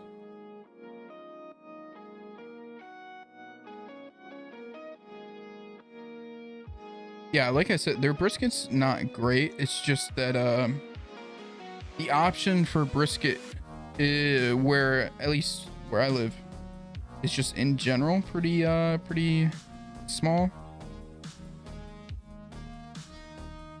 So, you know, it's the best option that I've been able to find so far. I'd love it if like an actual barbecue place opened up around here. I know there's that one in Heartland, but I had it once, and I don't know if our food was just made poorly, but it was not very good. I was very disappointed with it. And also, Heartland's not even that close to me, really. Like, I guess to be fair, Firehouse isn't close to me either, but that's why I don't get it very often. I'm so shaky.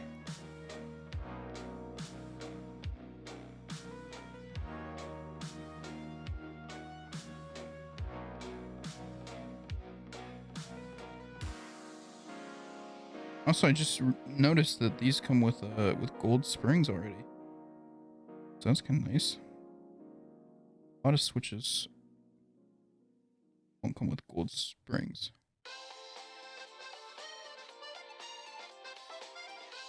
Yeah, I mean, that's the other thing that sucks, is like I'm basically equidistant between like anywhere that would have good food.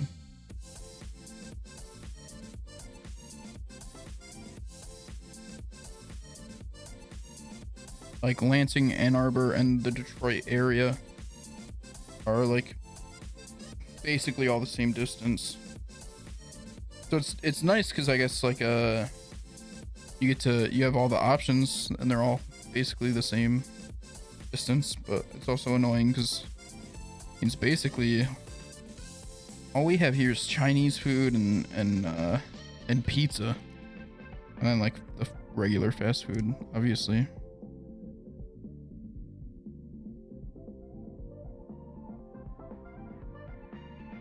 I would love to have some more variety in restaurants around here. But also, I mean, I live in, you know, rich white suburban area, so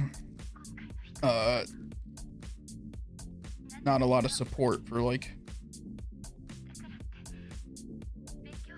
different cultures' foods necessarily.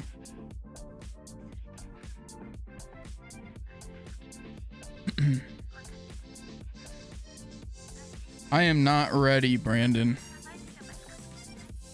I know I said 9, but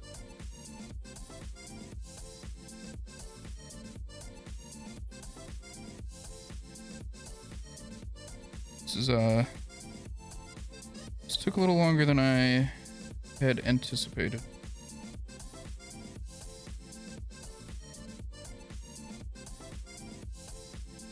Okay, come on. Struggling over here. Yeah, I mean, Gus's is a good option, but even then it's still just, you know, it's for the most part like American food with like some Italian, I guess. But even that, then I think Italian food's also kind of boring. Thanks for the follow, really appreciate it. Verticest? I'm sorry if I butchered that.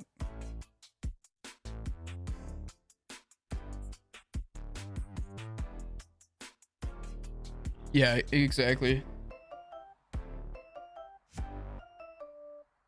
Yeah, it's mostly American.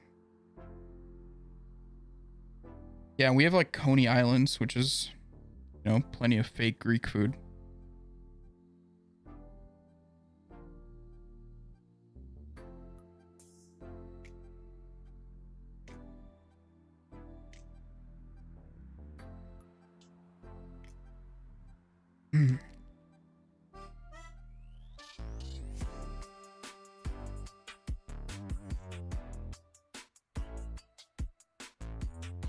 And even then, like I was thinking about it, we don't even have like you know, we have like the pizza chains, right? So like Little Caesars and Domino's, Hungry Howie's. We don't even have a Pizza Hut anymore. I think there's one out in Brighton. And like we have Jets, but like we don't even really have like a local pizza joint, unfortunately.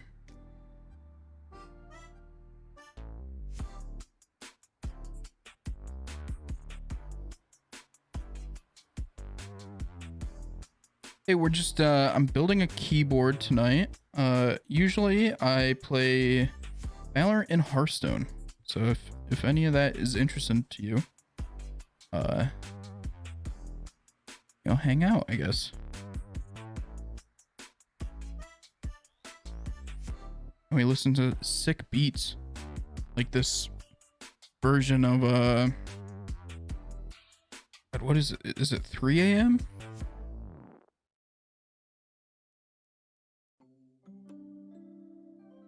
Just can't get these springs apart.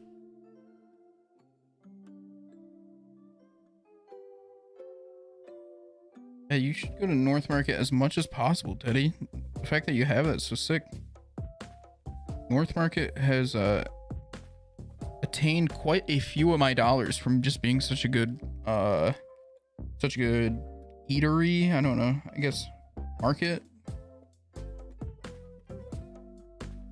Especially the boba place. I love that boba place. That's another thing. I wish we had boba around here. Oh, I think we actually do have a place that does boba, but I haven't been to it.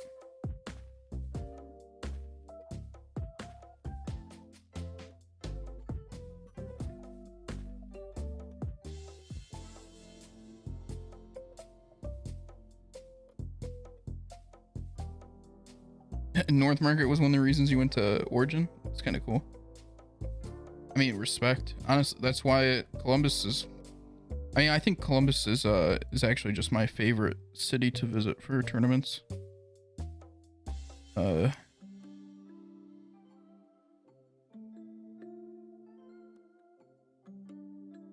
But North Market is a huge, huge boon as well. Yeah, I'm a tapioca all kind of guy. I don't like the popping ones.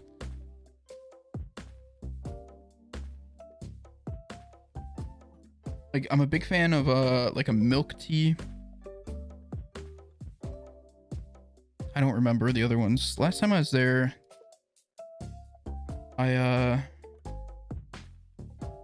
you know, according to Ohio state law and federal law, I may or may not have consumed some type of substance that is legal in many other places and should be legal throughout the entire US, as well as the world. But anyways, rant about that, whatever. Anyways, and I may have consumed like 5 or 6 boba teas in one day. And so eventually I just ran out of the ones that I had had before. So I was just asking the nice people at work there what their favorites were, and they would just tell me, and I'd say, okay, that sounds good. So I tried a bunch of them. I just don't remember any of the names. Yeah, back to self-incriminating stream. No, allegedly.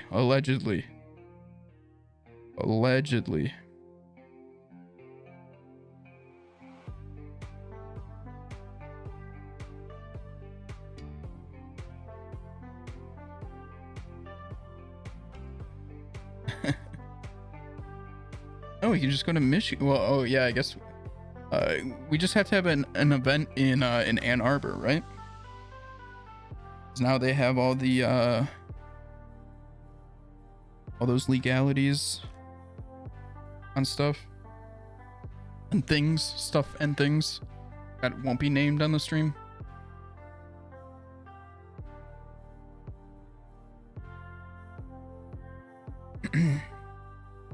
It's true, everything. Yeah, you don't even have to be specific. It's just everything. Oh, almost lost a film there. Man, this is so interesting, the way that they have these set up. It's nice, so it probably saves space. Oh, but that's annoying. Little piece came with it.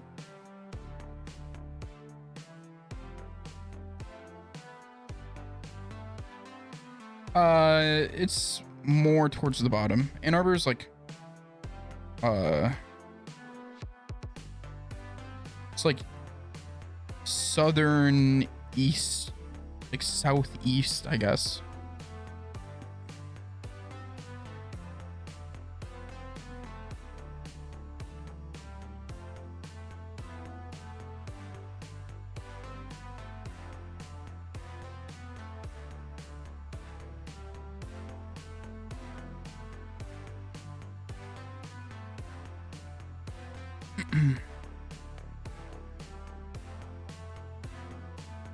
Yeah, I mean, you know, that's been a big talk in some of my, you know, previous Magic friends who are now just friends.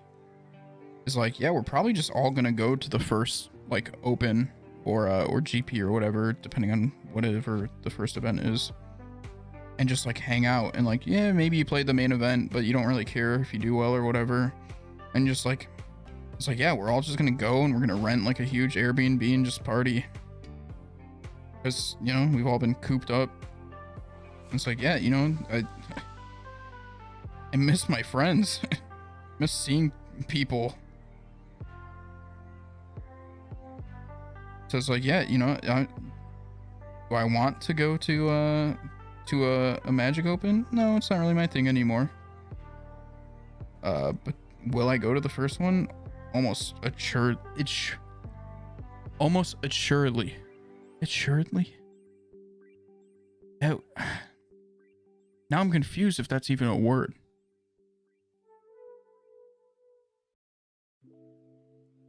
Sure.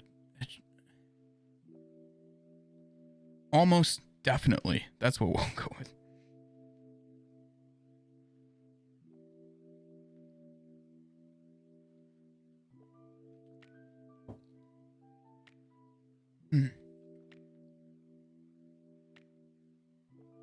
Okay, let's do another sheet of these, and then we'll start putting them on. We're gonna have to pull off the small part from some of them too, which now is making me not like the way the Desky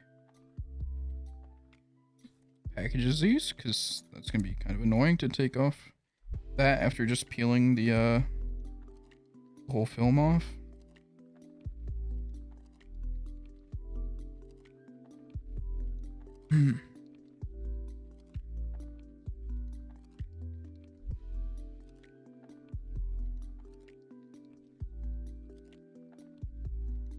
Assuredly. Is that it? No, they just all sound wrong now.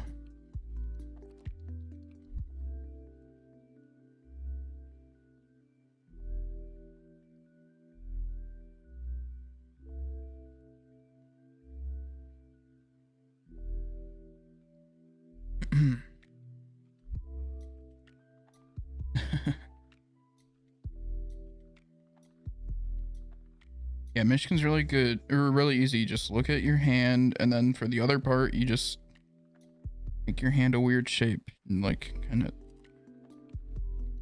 of.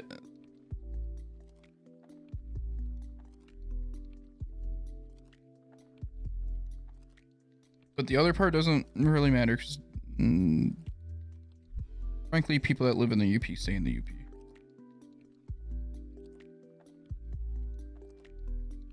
Not to be mean, but you know, I got family that lives in the UP. I see them like once a year.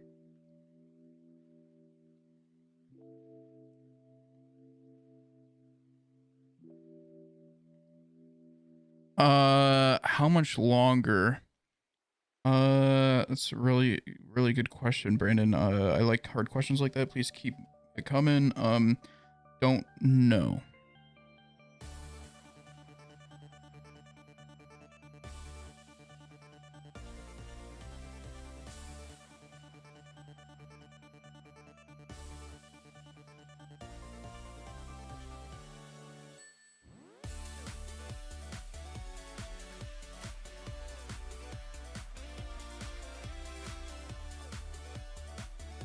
Yeah, it is nice, but you get that just in northern Michigan, right? Like it's like above Bay City, right?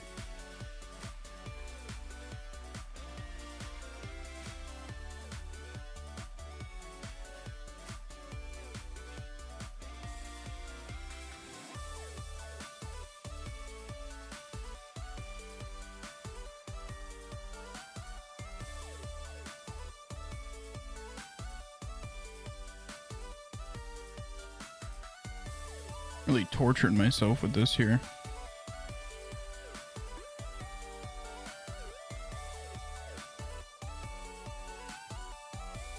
I'm not made to do detail-oriented, tedious work.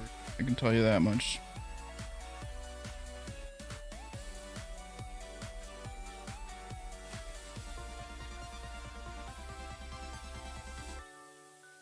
Very shaky hands.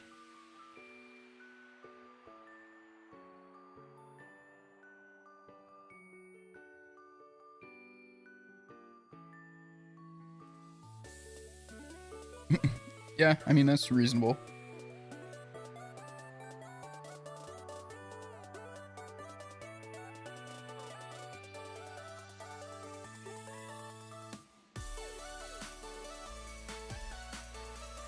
Oh man, I wish this part could go a little quicker.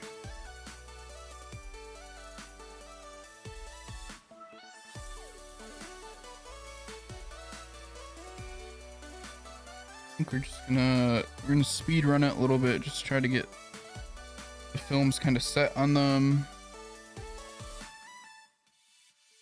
And then we'll go back and fix them. Not a very good job on that last one.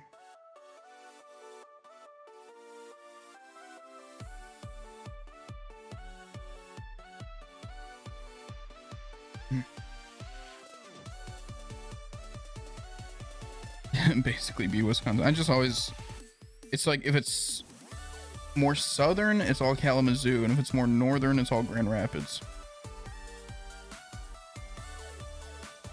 That's how I think of Western Michigan.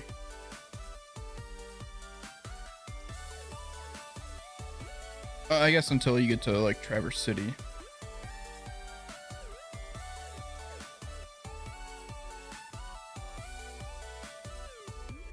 Okay, this is more annoying than lubing. I forgot about this part.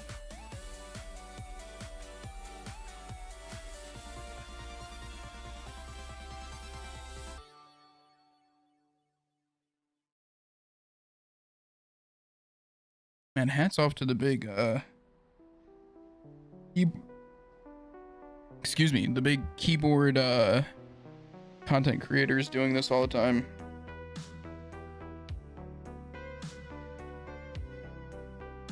Or even the people that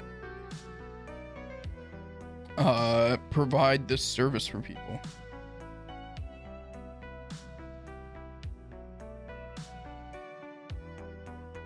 This is tedious work.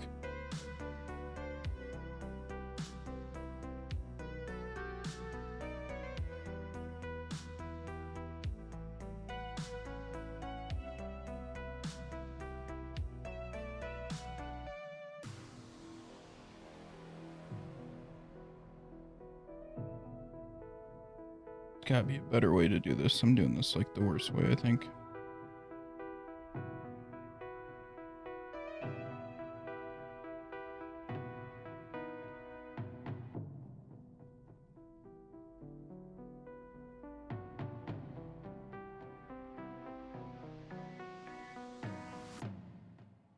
Well, yeah, smart enough to foresee the issue of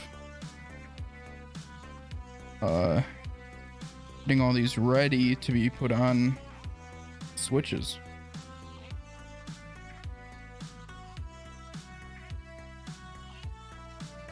But alas, I was not.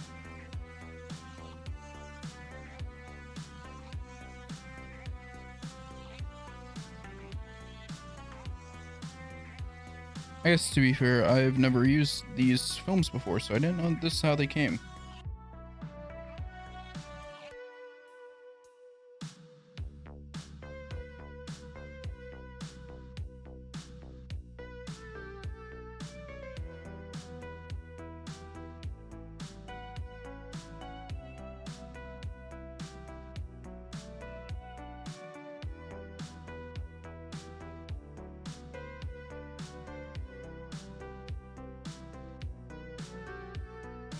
I'm gonna have to take a bathroom break, I think. I was hoping to get this part done before needing to, but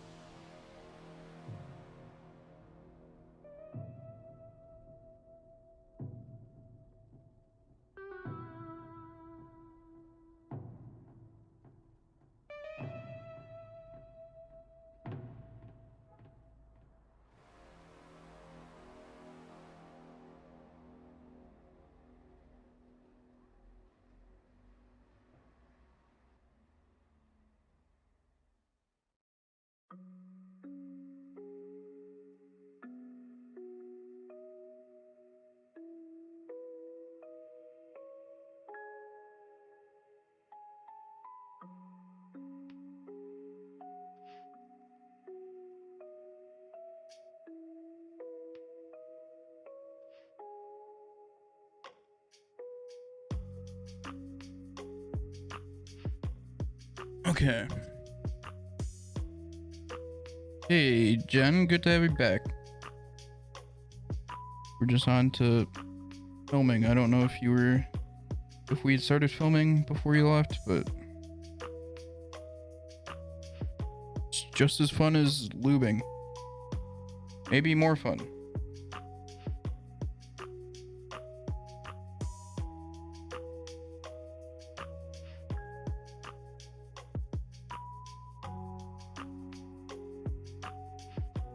Can you imagine if you could, like, I guess this is like very niche, like a robot that just like lubed perfectly and then like filmed, like lubed the springs, lubed the housing, the stem, and then filmed switches and put them all back together. I bet you'd kill it just doing that for people.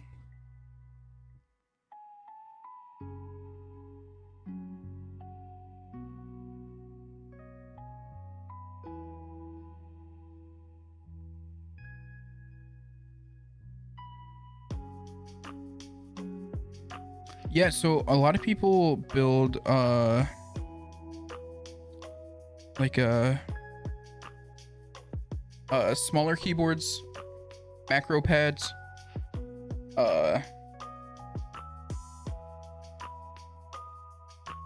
to use instead of a stream deck, instead of buying like a stream deck. And they'll have like sometimes they'll sell things that are just like little numpad kits. So it'll be like the numpad on a normal keyboard. It has those keys. But like you can just use software to reprogram whatever the buttons do. Like one of the keyboard streamers I really like, Alex Odos, I don't think he has an actual stream deck, but he has a little macro pad that's set up like a stream deck. So you could definitely do it. And they're very cool. I thought about doing one,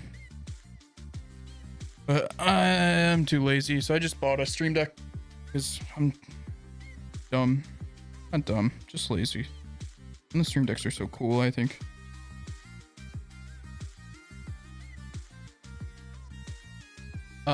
And so filming it just adds like a thin layer of plastic between the two pieces of the housing, because sometimes you get like rattle from them like moving apart from each other and smushing back together. And so this just takes out that tolerance and tightens it up. So when you smush it all back together, it's really tight and doesn't have any rattle.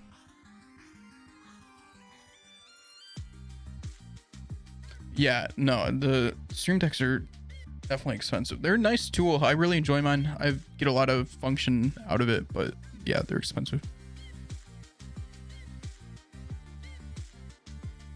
Well, so the thing is, most people that mass produce switches don't lube them, because lubing is decently hard even for robots to do. But some companies do. Like these ones came factory lubed, but the lubing is nowhere near as good as if like an actual person did it. Is the thing. Yeah, there you go. Just buy a used keyboard. Easy. Yeah, it's expensive. I need to run to the bathroom real quick though, so I will be right back. We'll finish these up real quick.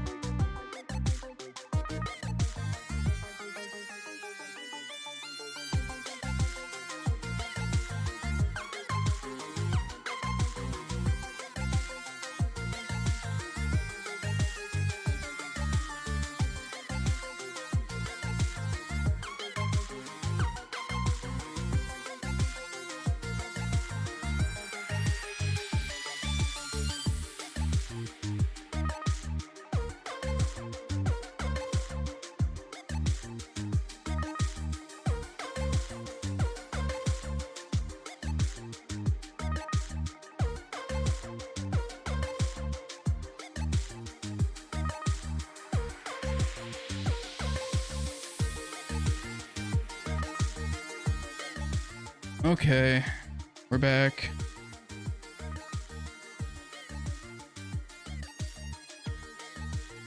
Keep losing where I had filmed.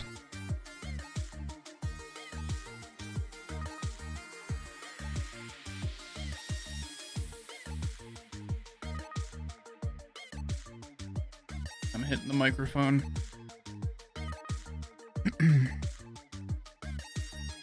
Okay, I think this is what we're gonna do. We're gonna seat these films. Oops, there goes the microphone. And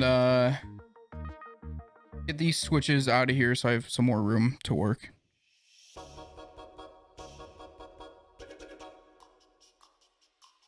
Okay.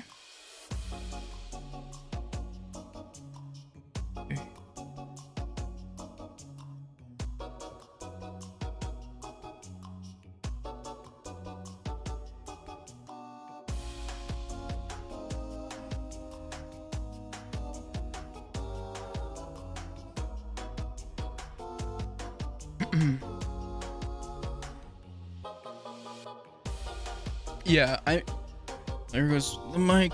Now it's not in the sweet spot, so it keeps falling.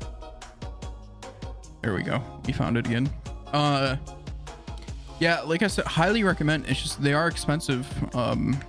They're really nice, but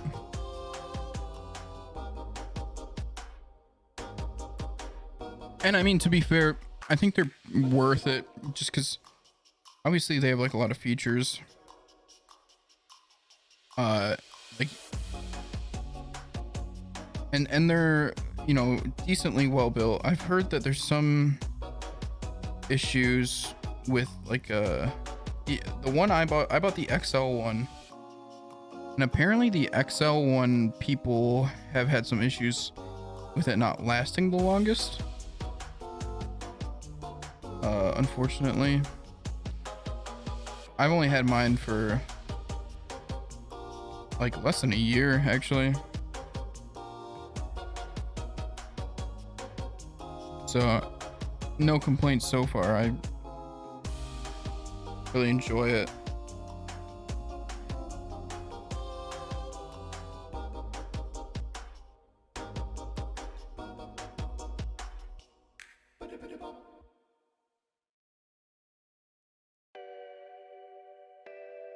A lot of these films just like went on perfectly.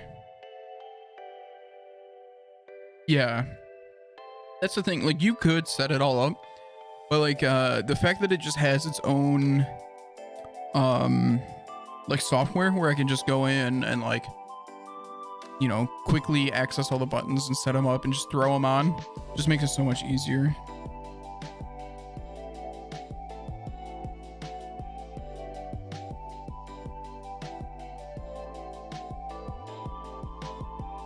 I want to get some smart plugs,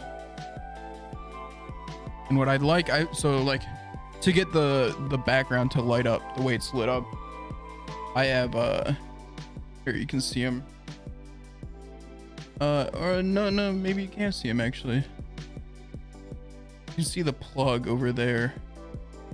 I have two like colored RGB LED floodlights, right? So I'd like to get those set up on like smart outlets, because then you can just through Stream Deck have like a multi-action and just you know, hit a button in there and turn them on. And so like there's, you know, you could basically have it like, I have a couple lights on my desk to shine light like on my desk for if I'm doing like a keyboard stream, for so you can see what I'm doing, but also to shine on my face to get more light. So like what I'd like to do eventually is get all of them set up so I just have a Stream Deck button instead of going around turning all of them on. You just press that streamer mode or whatever and it just turns them all on. That'd be really nice. And the Stream Deck has that functionality, just like built into it. Not really built into it, but you know what I mean. Oh yeah. And also like there's just so many things you can do, right? Like there's so much integration, right? So like I use it to change all my scenes.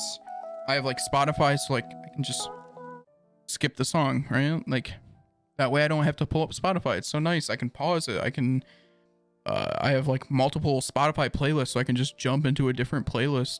It's It's a real quality of life thing.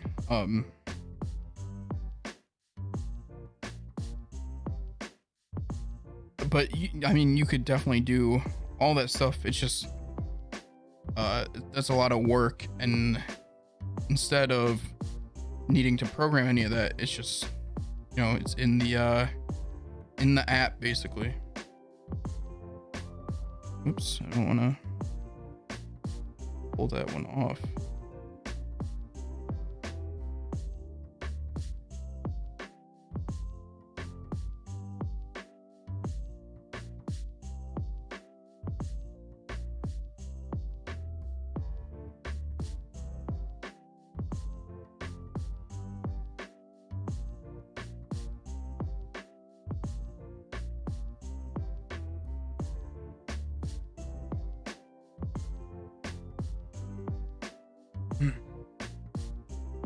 A nut button first thing.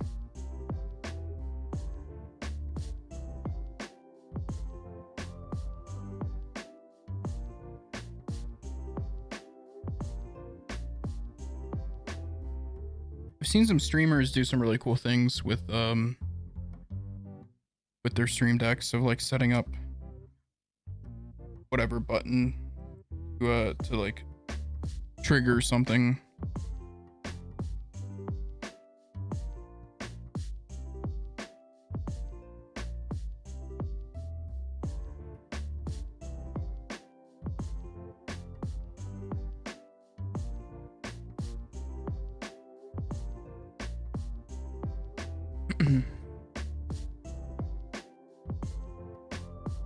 Oh, another thing that's super useful, especially lately, like I kind of just added it, but I was able to use it the other stream on Saturday or whenever the last one was. Whoops, I just put that on the wrong way. 'Cause I have a button that just clips. So if I want to clip, I just, you know, press a button and it makes a clip, which is great when I'm playing like, you know, Valorant, where, you know, maybe I just clutched around or got a cool feed or something, hit some good shots. I can just boom, clip it.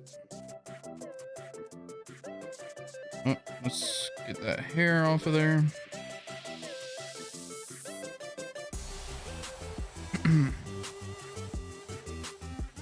Yeah, it's really nice. It's like super convenient.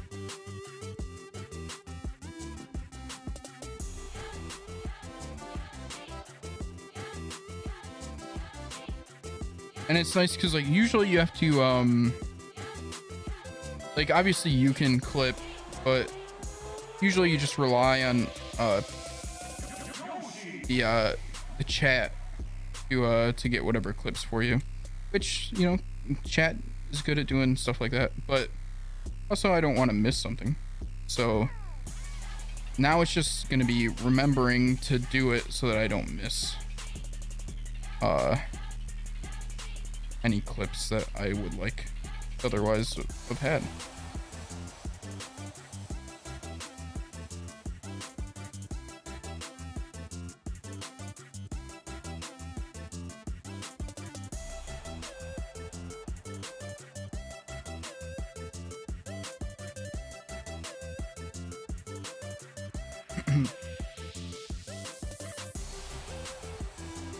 Yeah, here you go.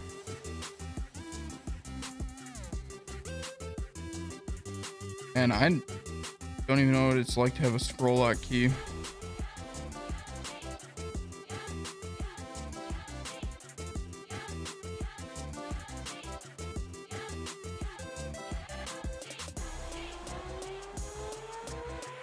Need to pay attention. I keep putting these on the wrong way.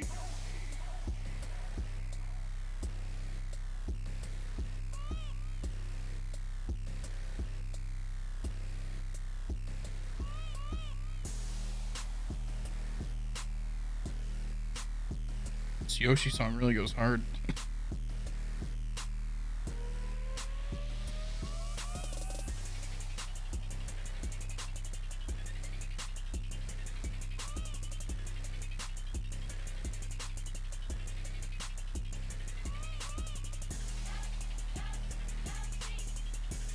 You mean like these top parts? How they're kind of off center. So that's the stem of the switch. And so I'm just kind of getting them set up. So they need to be facing one way. But once I put the housing on, they can only fit one way with the housing. So once I put this on, it'll square it all up. So right now they're off center, but they'll all be like correct. I'm just getting them on the spring.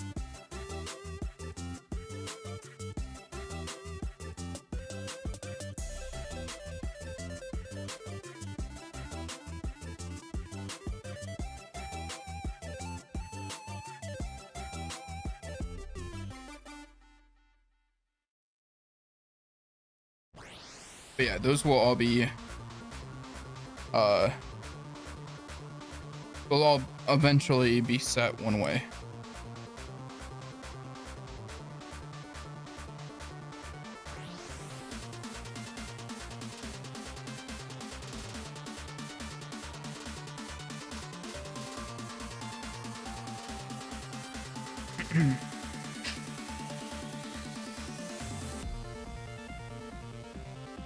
Oops.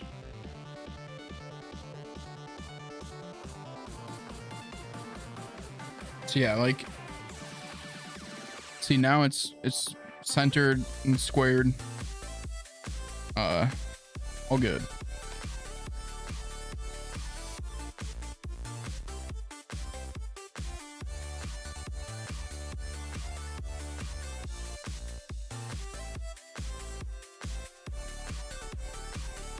Oh, my nose is so itchy all of a sudden.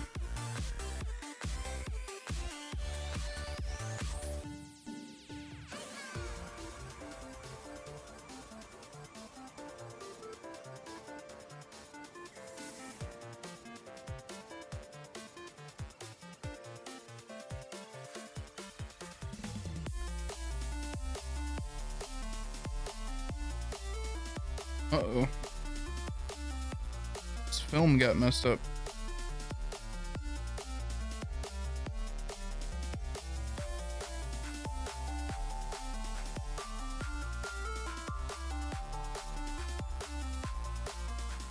We broke a film. Bad start.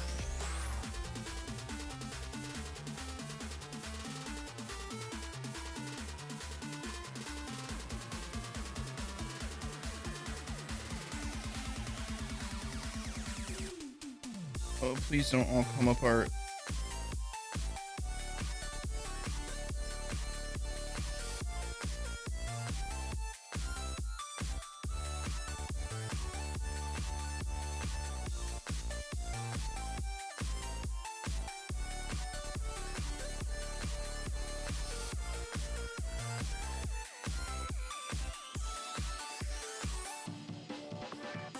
Yeah, that one's just all good.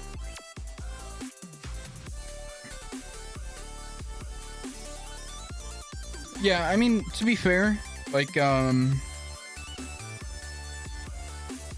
most people, a pre-made keyboard is,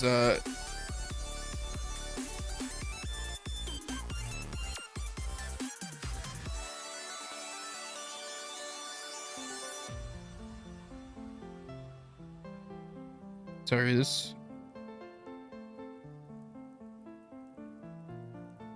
The switch was just kind of weird. Pre-made keyboards, like all you ever are really gonna need. I just, I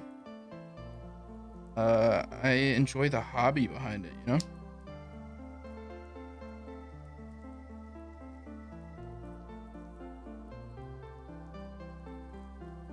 Okay, all those are good.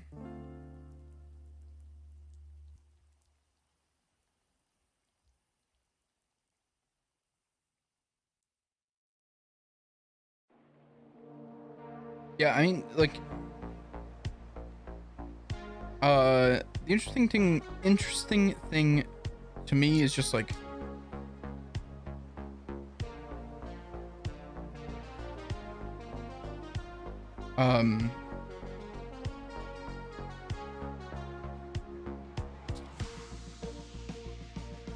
Sorry, I just one of these switches feels weird.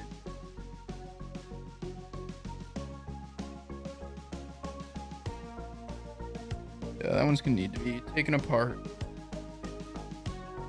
I've just always really liked having like you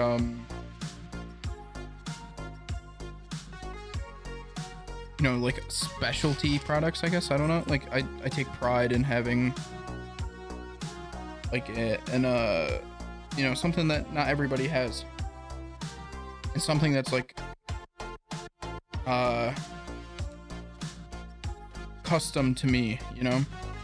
Being able to put together the keyboard myself is like really cool to me. Like even I remember in elementary school, one year I got shoes that were like customized. Now they were etnies, so don't make fun of me. Skating shoes were really cool, and that's what I really liked. And etnies were cool then. But etnies had they had like kind of how Nike has like the Nike ID now. Etnies had that, but you know, this was in like 2007.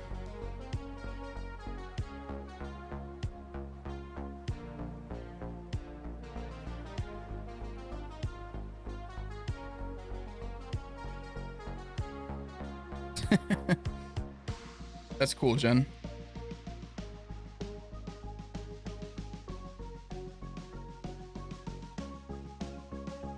I wonder if there's a nut button I can just download on the Stream Deck software.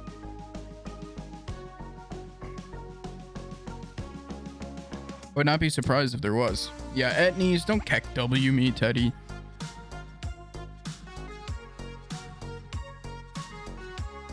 Etnies were cool. They were so big and cool. That's why they were cool, because they were just giant shoes.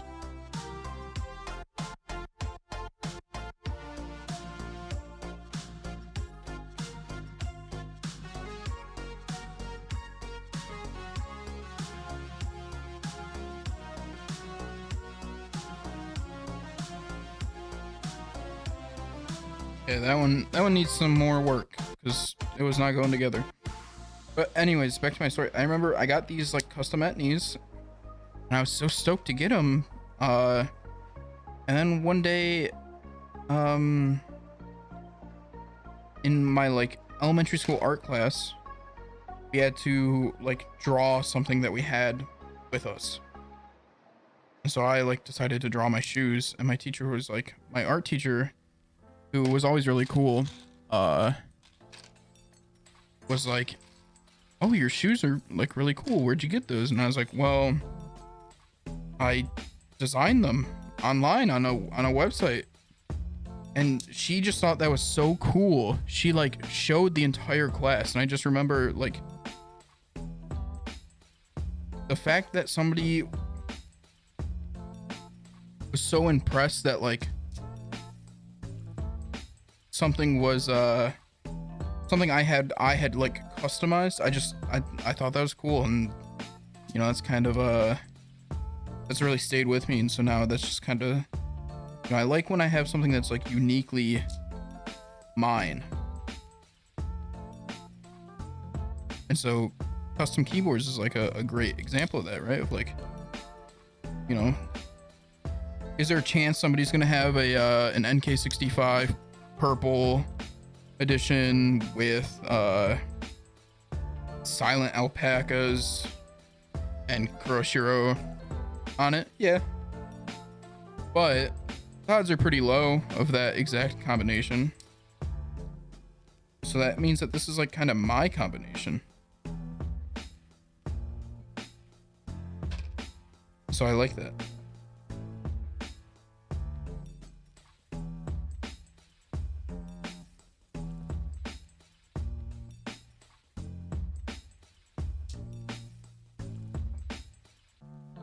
Dude, these switches are just killing these films. They're just not staying in place and then getting torn up. I've like never broken a switch before. Or not a switch, a switch film.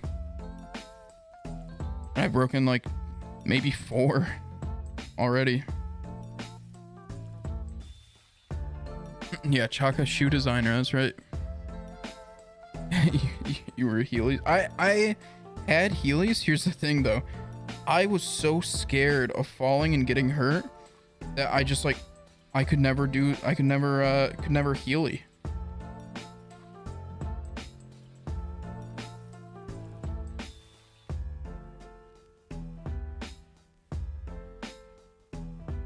I even got a pair because I thought they were so cool, and then I like tried it once and just got so like freaked out I just never did it again, and I never like really learned how to Heely.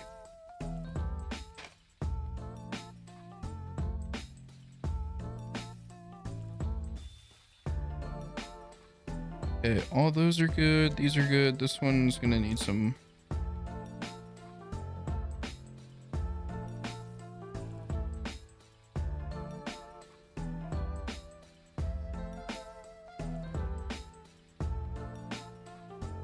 It just need to be readjusted. Should go on fine this time. Yep, cool. Okay, all those are done.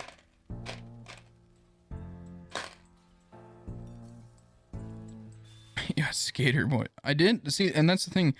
I was really into skateboarding. I just couldn't Heely. I don't know. Yeah. You'll really show me, Teddy.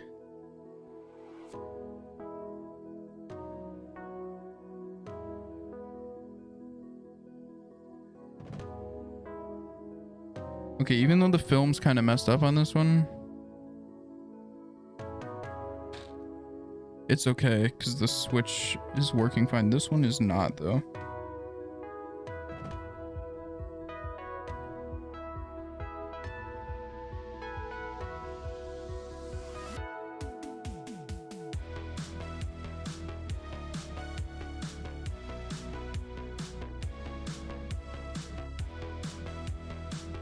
Oh, the film's fine. I don't... What happened to this one?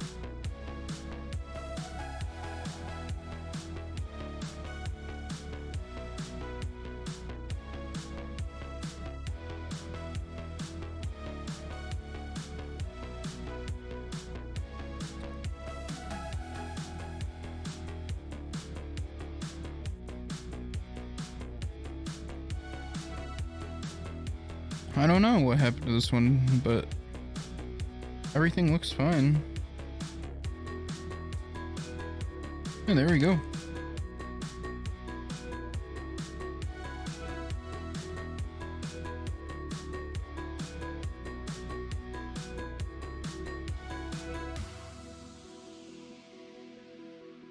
Okay.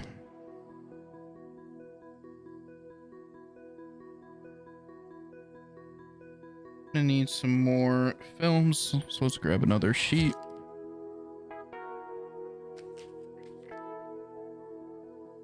And this took way longer than I anticipated.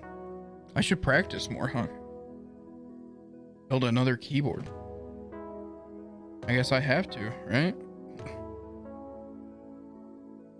I'm saying that like I don't already have 2 more keyboards coming in the mail at some point.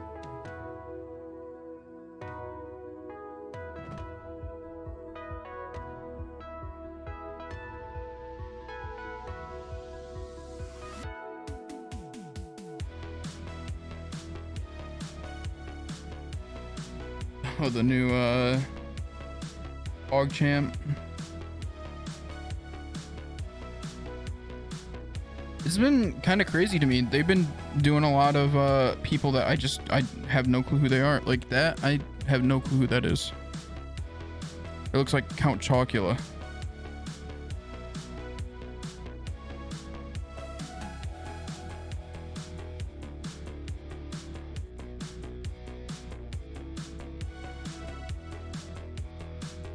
Like I was expecting like a Pokepog and like, you know, XQC Pog and Lud Pog and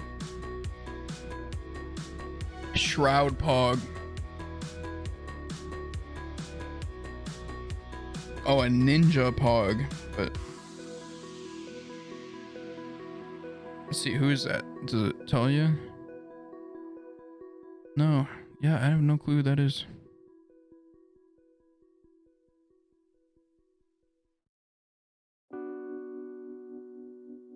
You know who it is? Let me know.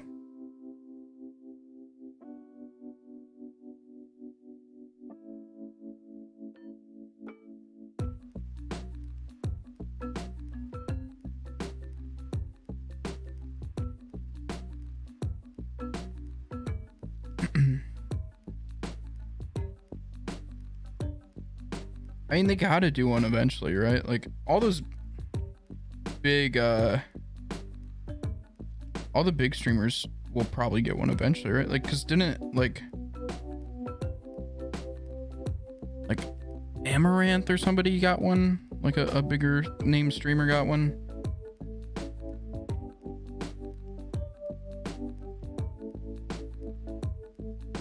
So I assume everybody will get one, like all the major streamers. I mean, we could make a Chocopog and add it to BT TV.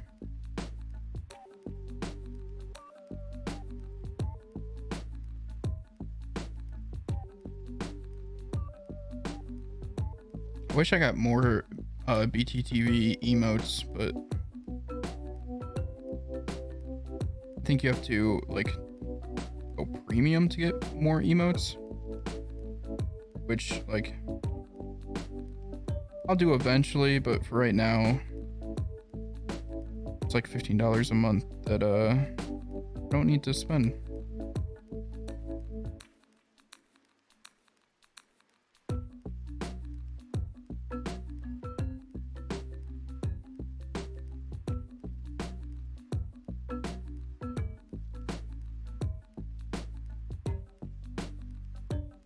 But one day when we're popping off, I'll definitely do it.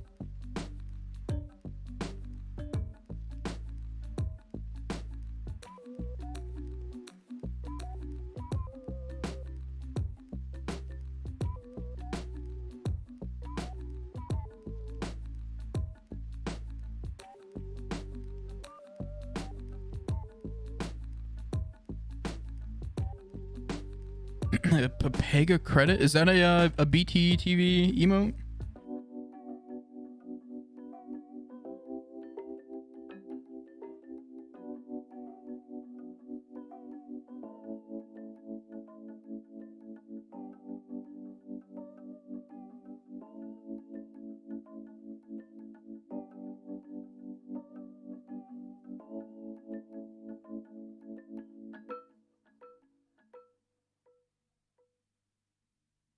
Okay. Yeah, because I'll keep it a buck with you. The vast majority of my experience on Twitch is either watching Magic streams where like chat's basically dead, or being a lurker. Like basically only since I started streaming have I like realized how important it is to just have people talking in chat, and so now I'm much more active in the streams that I do watch.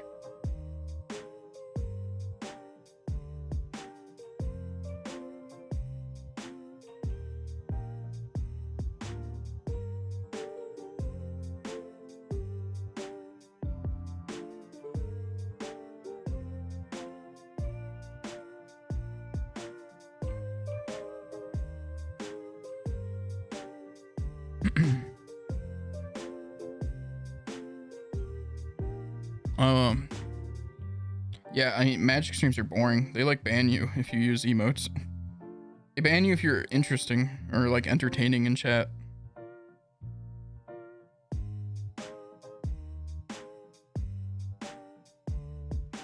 That's why Magic will never be an esport, is because they like actively dislike the that like side of gaming.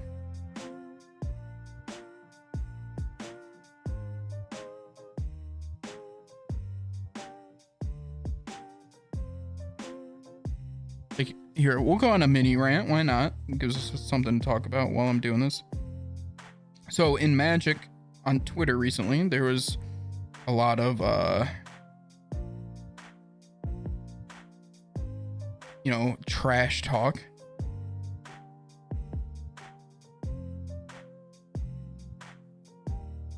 Which resulted in 2 players money matching. So playing matches for money, basically. And some people were upset from the trash talk, just in general. And then some people were upset that they were just money matching in general. But like,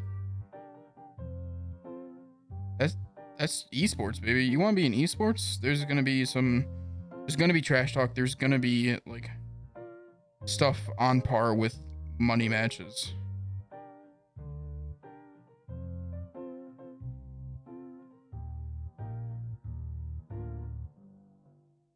It's just weird to me to like, Magic's like, no, you're just playing against the game, not your opponent. And it's like, yeah, I guess that's kind of true, right? Because like, you can just lose to variance in Magic.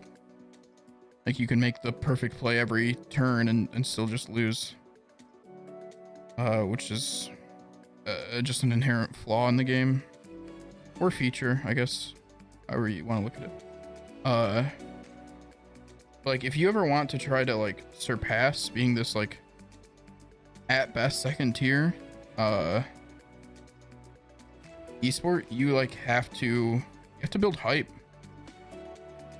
And, like, people winning isn't hype because somebody has to win every game, right? So, like, winning isn't that hype. It's, like, storylines are hype, right? Like, people want to see, like, certain people do well or certain people not do well. Or they want to see, like, you know, they want to see the, like, underdog or the comeback. But Magic just doesn't facilitate that very well. Like, not only does the game not, but also the people in the community just kind of poo-poo on that.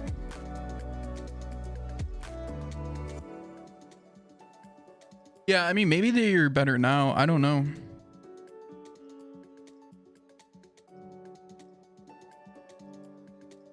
Yeah.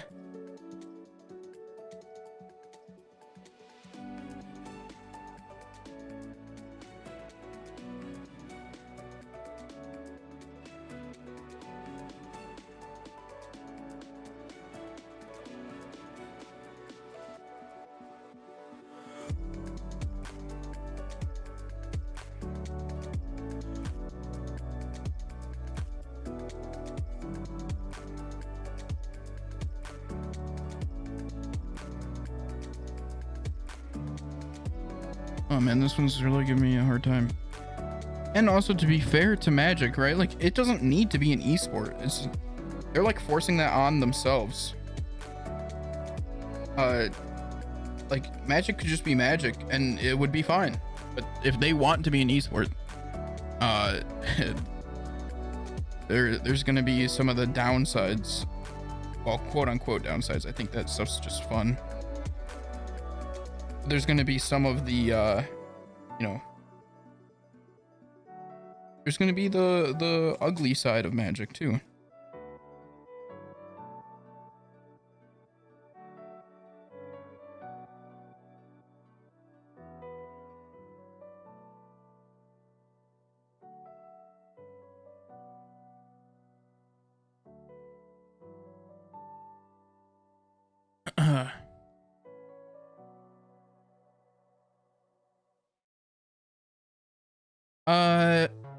Yeah, the only thing I heard was that Hall of Famers lost, or like previous Hall of Famers, because I think the Hall of Fame's getting reworked, don't have lifetime invites anymore.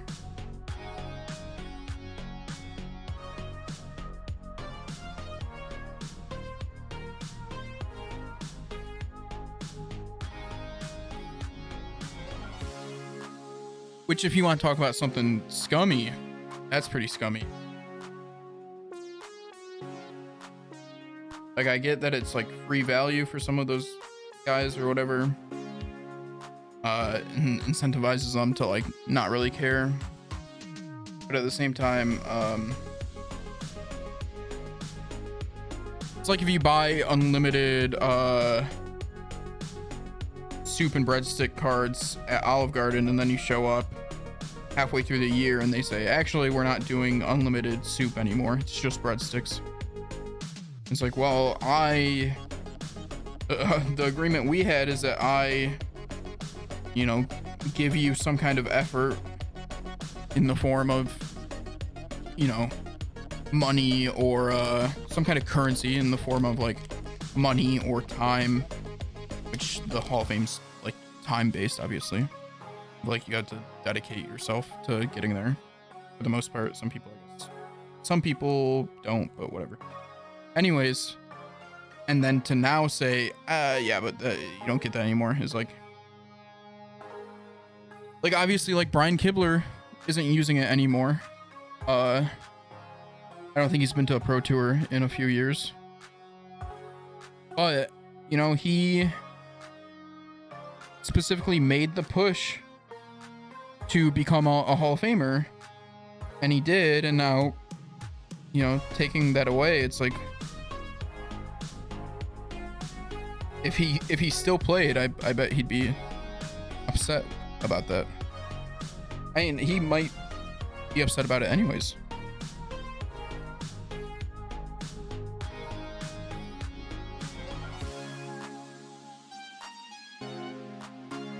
Or like, you know, what about Willie Adel, right? Like when he got inducted into the Hall of Fame, he has that awesome speech where he talks about like, you know, now I'll get to play in the Pro Tour with my son.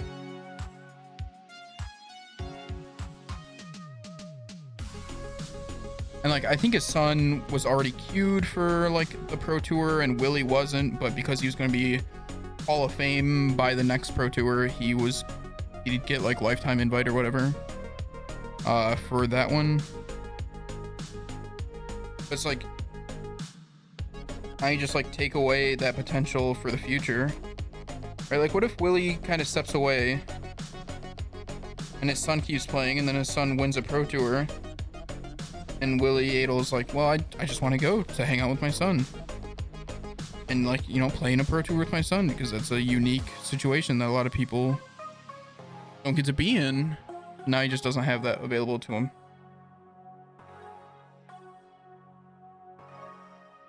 And I just don't think that's very cool. Also, it's like, who cares if the Hall of Famer, like, I know they're changing the Hall of Fame. What if they just, you know, just say like, well, if you were in the Hall of Fame before, you retain that benefit, you know? Yeah, I think Apollo and LSV are probably sad. I mean, they didn't have to like grind to make it to the PT, and then they would just win. They just top 8 because they're just better. Like they don't have to work as hard. I mean, that's just kind of unfortunately the whole point or like the whole issue with professional Magic, right? Is they keep taking away the like thing that you're striving for, right? At least in my eyes, like they cut the prizes, they cut the like ability to hit like plat or gold like level pro player. Now like with rivals and the MPL, it's like way harder to get into that, and now Hall of Fame is gone, and like you don't get anything for being like one of the greatest players to ever play the game. Like John Finkel should be allowed to show up, like walk up and just be in a tournament, right? Like not even have to submit deck list earlier or what. Like the dude just like did so much for Magic. And yeah, Jen, I totally agree. Like Willie Adel deserves that, frankly. And so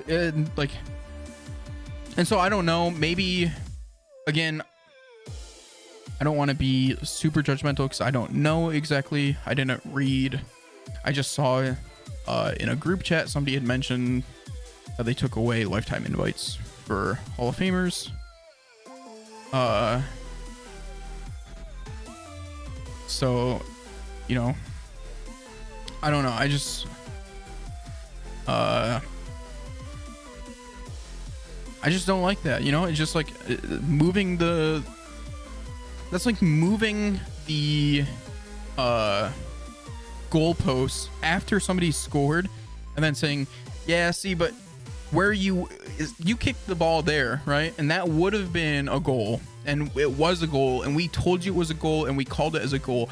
But now we've changed, or we've moved the goalposts, and so where you would have kicked it actually isn't a goal anymore, so we're just taking that goal away. I mean, Jen, that is like a fundamental issue with Magic, is that they like to talk about how they're very inclusive and whatever, but then they like refuse to say anything about Owen and refuse to say anything about Todd Stevens. Like refuse to, you know, they basically just don't acknowledge any of that stuff, unfortunately. And like obviously it's like a big company, and that's kind of the hard part, but also like it feels really disingenuous when you preach about inclusivity and basically being a safe space. Like that's the advertisement for Magic, right? Is that we're like an inclusive group, and you know, like, but then they don't like be like, yeah, this person's problematic, they're not allowed to play Magic at all. We're like stripping them of all their titles or whatever. Yeah, you know, and that's like a nice thing, right? But it's kind of like the shadow ban is cool, it just isn't a good message, I don't think, of like, we won't do anything officially, we'll just do things kind of like behind the curtain. Because then it makes me feel like, well, what if you're, you know, on Wizards' good side, right? Like, you know, Owen and Todd Stevens, Wizards doesn't really care about. Owen was, you know, pretty neutral, but like, what if somebody who's like the face of the game, allegations come out against, and like Wizards refuse to make a statement? That looks really bad. Yeah, it was funny. I saw like a clip of it. Yeah, you know, that's the thing too, right? Like all the marketing around being a pro that like I grew up with is like all gone now. Like, play the game, see the world, you know, all that stuff. Like even the hopes of being in Hall of Fame, like just doesn't, they just like took it all, which is, you know, fine. It's their game. You get to make that choice, I guess. That's like the worst part, right? Is that I can't even be mad because like it's their game, right? Like I don't know, I just play it, or played it. You know, they make the decisions. So at the end of the day, like if that's what they think's best for the game, maybe I'm wrong. Yeah, I mean, I got really lucky. I was planning to take a major step back from Magic just in general this year. And I figured I'd go to events that are close. Like when Antonio and I used to travel with like some of our local buddies, it's basically like anything within 4 hours. Anything that's like a 4 hour or less drive is what we would usually go to. So like the Ohio tournaments, Indy, Chicago, and then like, you know, we never went to Toronto, but I went to Toronto, and Toronto I would do again. So I was gonna do that, and then COVID happened and everything got canceled. And honestly, that was kind of a blessing. I got to save a lot of money and not have to worry about that stuff, and you know, it helped me. Being forced to quit helped me quit, you know? It was like rehab, right? Like I just didn't have access to it. And also, I hate playing online. I can't stand it.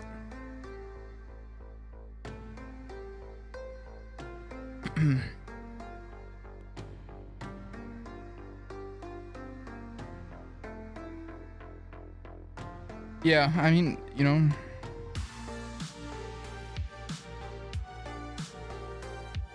I mean, the other thing too is like when you are as vague as both Star City and Wizards were, then you open the door for people to be like, well, I don't think he did anything wrong or whatever, right? Which like people were saying of like people who are defending Todd may not have defended him if Wizards or Star City said something, right? Like, I don't know. There's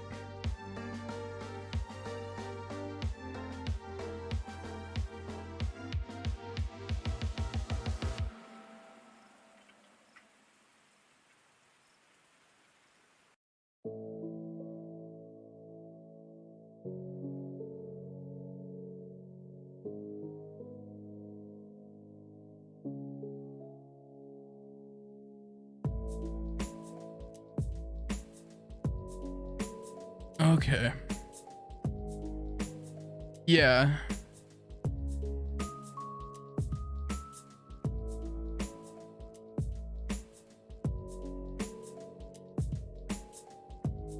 Oh yeah, I mean, Teddy, I driving to Philly is like a 12-hour drive for me, and I've done that, and I just spit on my hand. Gross.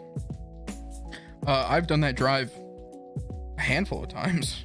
Like, oh, like Worcester's the worst, right? Like that city sucks. Sorry if I offend anybody from Worcester in chat. Worcester, like the city's just it's boring. I won't say it sucks. It's boring. It's like a 13-hour drive. And it's always cold. They always have the Worcester tournament in the winter for some reason. Or like fall. Like right, like Atlanta, you know, I went to Atlanta for an open. I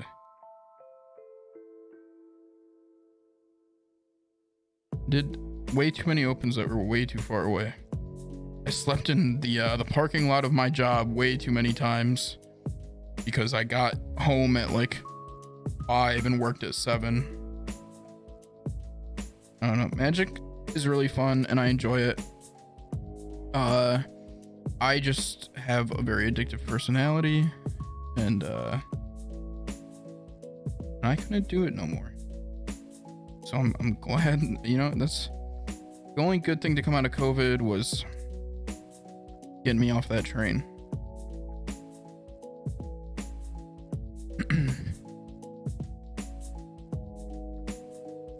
Yeah, that's all they did. Like, it wasn't like a statement other than, yeah, he's not part of SCG anymore. Which is like, you know, better than nothing, right? Like, I don't think Wizards said anything and they just like shadow banned him, basically.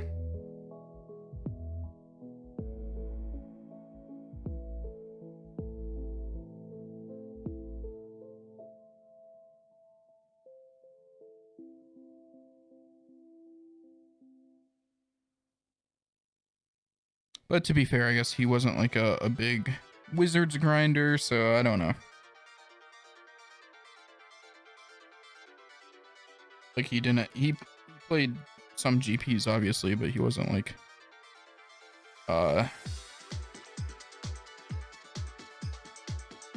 known for being on the PT or anything. At least I don't remember him as that.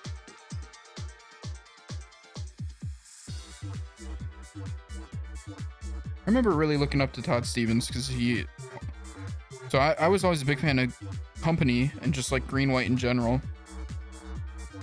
Like green white has always kind of been my favorite color combination, and the card collected Company I've always loved. So I would, you know, copy his lists and stuff, and then everything happened and made me feel kind of weird for like looking up to that guy.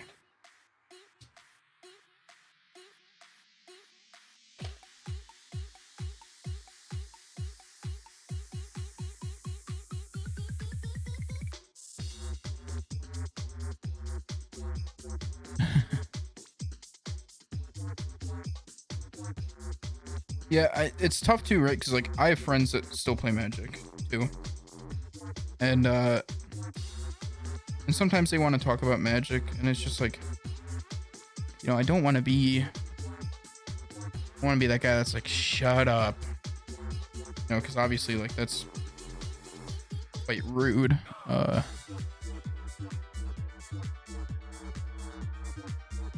But at the same time, it's like, I don't know. It's like if I talk somebody's ear off about keyboards who just doesn't care, right? It's just weird.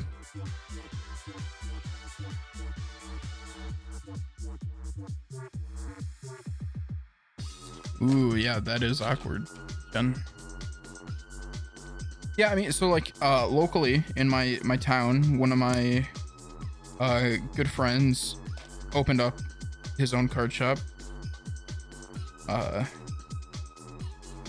And so like, you know, he's a good friend of mine, and you know, especially once COVID's done, they'll need support, obviously, since nobody's going right now because of COVID. So like I will probably play like FNMs or something just to help, you know, and also because like I'm going to continue to support his shop because he's a friend and it's the local scene. But like I don't foresee myself ever grinding the way I once attempted in Magic again, which is so weird. I don't know, I think about it a lot, and like it's still scary because like obviously I met a lot of friends through Magic, and I really enjoyed the game when I played. And so it's just, you know, it's such a weird thing to say of like, yeah, I probably won't do that. Like that, you know, 10 years of playing Magic and like 5 years of playing,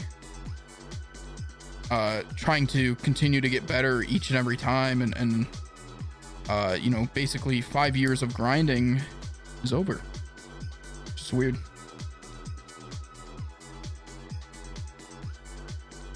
But I wouldn't give it up for the world.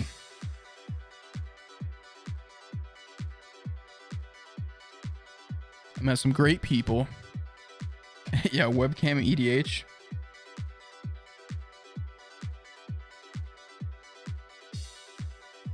Maybe that's what I'll do. Maybe I'll build an EDH deck for playing like locally. Also, Pauper I think is really interesting. Like something that I have thought for a long time is like, all I care about is playing the game and like being competitive. Like that's what I enjoyed. And so like you know, that's why I was always a proponent of the ban list, getting rid of the ban list, or like the reserve list, I mean, not the ban list. Jeez.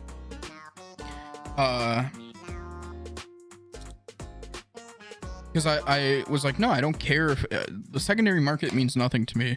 What I care about is being able to play Magic. And so you should just make it as like accessible to as many people as possible. Like, I think that's why Legacy had such a hard time for a while of like getting people, obviously, because you know, when one card's $500, there's many people that can't afford that. That one, let alone 75, right? So Pauper's really interesting to me because I think the majority of working people that have enough money to spend on Magic regularly can have access to the majority of that format.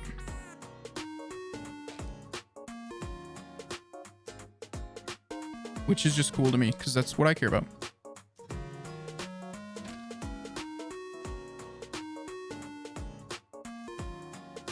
That's actually been the biggest thing for me, Teddy, is like, or not Teddy, jeez, I'm sorry, Jen. I see so many people on Twitter, less so now. I don't really follow many Magic people anymore, other than my friends. But people just complaining about all the formats. And I mean, I haven't played in close to a year. It's just like, man, that sounds awful. If just like, if there's no like safe haven, I can't imagine it.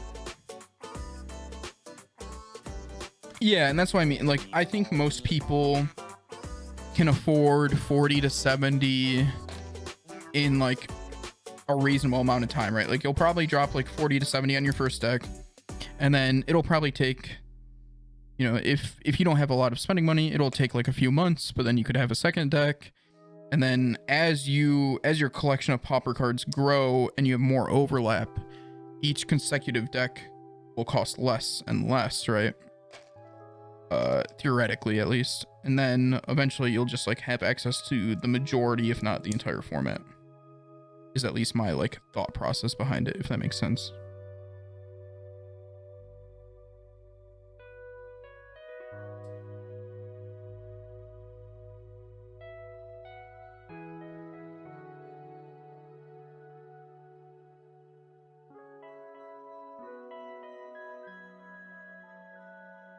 I think I saved this film even though it got messed up.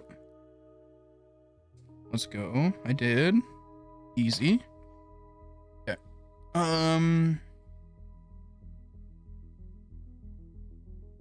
Oh, sorry. Are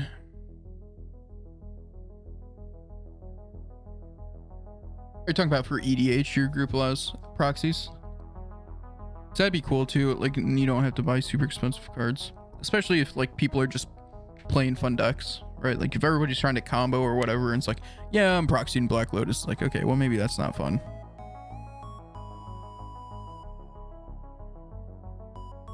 Yeah, exactly. Or Teddy, right? Like there's just so much money to any people. That's that. You know, that's what I enjoy it too, right? Like I always enjoy testing because you just have access to everything when testing.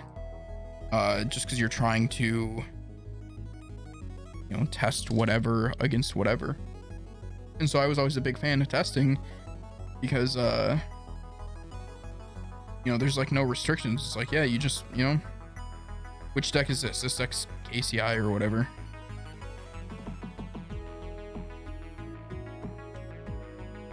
Whatever the deck happens to be in whatever format. Okay, I'm almost done with all these switches. Took me a long time, but you know, we're just chilling.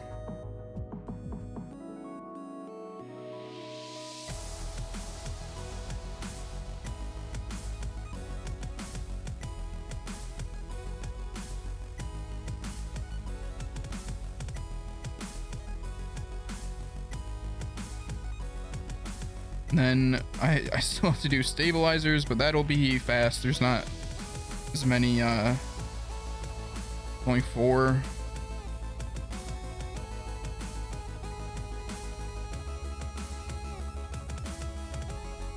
Then we'll be able to put the keycaps on and call it a night.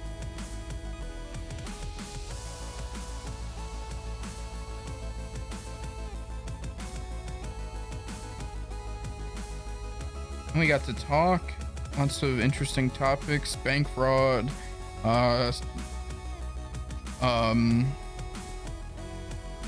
you know, alleged substance, appropriate substance use. That's what we'll say.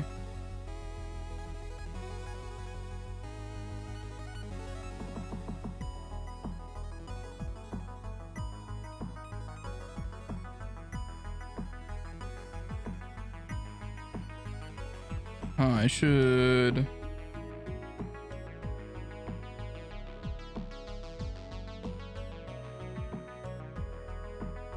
I'm gonna set all these up and get springs in them, so I can put these stems just right on springs. Actually, I think we're gonna put films on them while they're here. just because it should be easier with nothing else on them.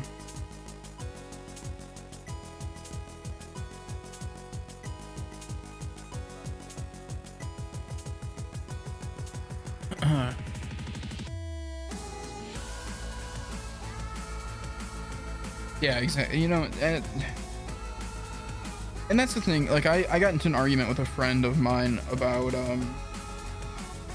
like how what you should be looking for is people to play the game, not your not making money off your hobby or recouping money that you've spent, right? Like, the majority of hobbies that people are into, the money they spend, they never recoup, right? So like, I think that shouldn't be a worry. But also, to be fair, playing Magic, so that way where you're playing Legacy or playing in a way where you need very expensive cards is a luxury, right? Like, if you can't afford it, you know, unfortunately, then you probably shouldn't be doing it. So I get that argument. I don't know. I've never been somebody who's been super well off, and so I always, you know, I always wished that it was easier for me to obtain the ability to play rather than, you know, care about the money making side of it.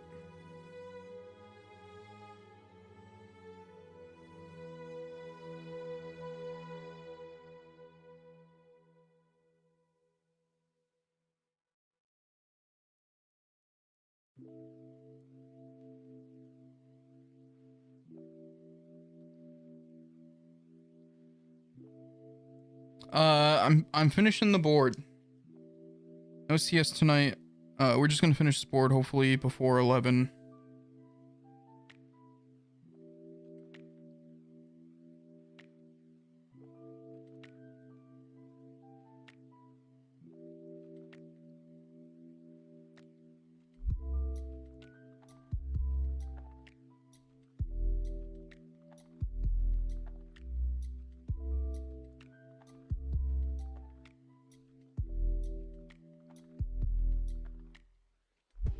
I might see if some of the homies are on playing Valorant or CS or something after the stream, but my only real goal for today was getting the board done.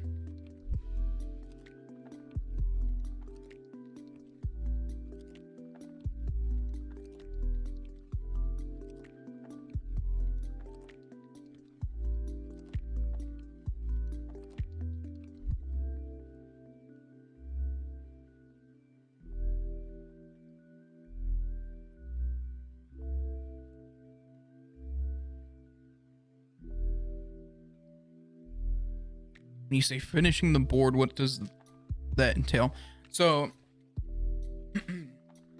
okay, so here's the keyboard. The switches we just push in, that'll be pretty easy. Here, these things are called stabilizers. These I need to take out and lube real quick. Put those back in, put all the switches that we just lubed in here, and then keycaps, put keycaps on it. That'll be it. The keycaps part will go really quickly. Putting the switches in should be pretty quick. Lubing the stabilizers will be pretty quick too. Not, we don't, once I finish these last like 5 switches, which also I have to hope that this is enough switches because I don't know exactly how many I didn't count. I think I know, but I could be wrong. But you know, we're past, once these are done, we're past past lubing and filming these, so that's the, you know, the tedious part done.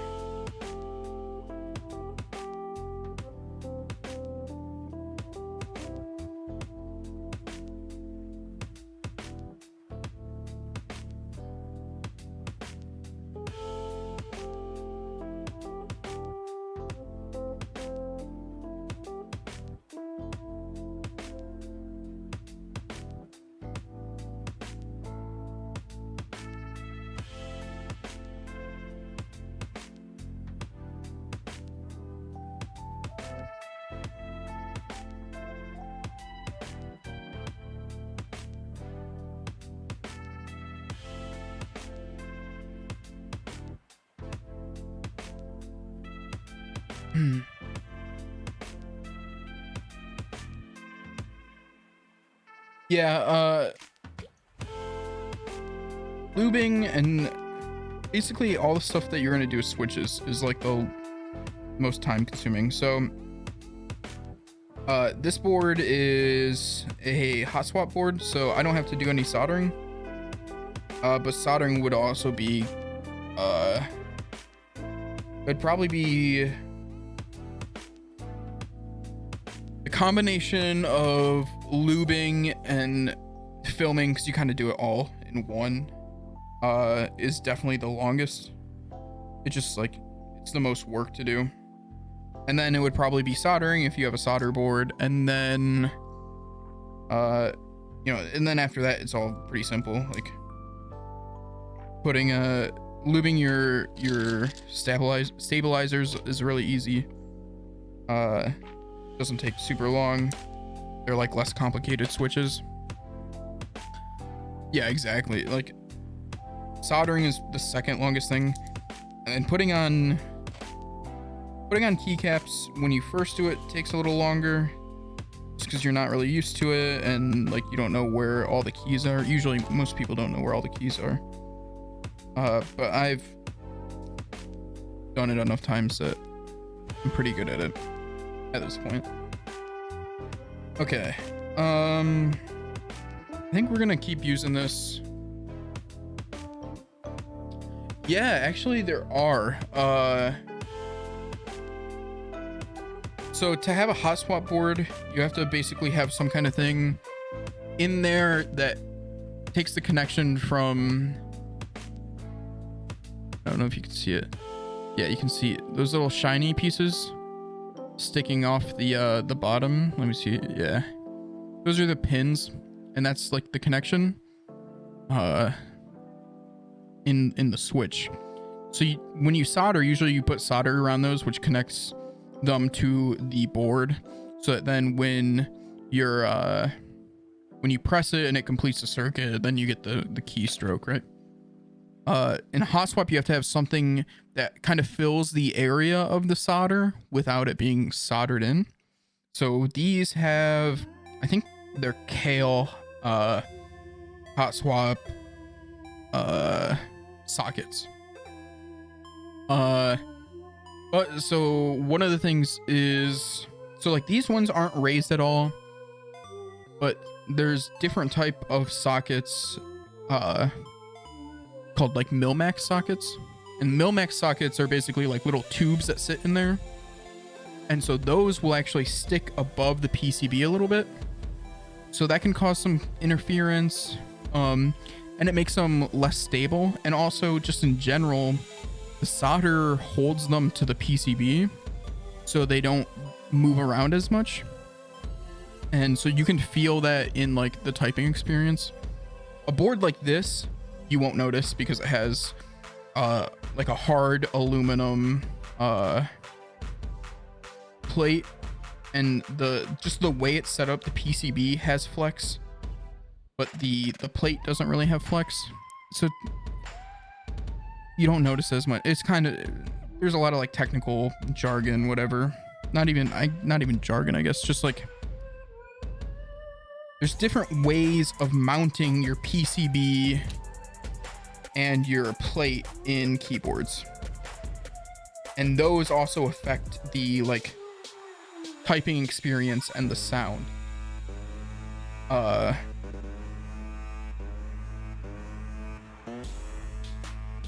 And that's where, like, that's the big difference between soldering and hot swapping, is that your typing feel and the sound will be different for the two of them.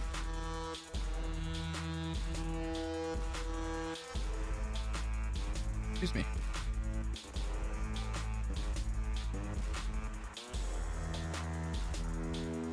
And then there's like small stuff, right? So like I have to make sure that all of my pins are straight so that they make a good connection.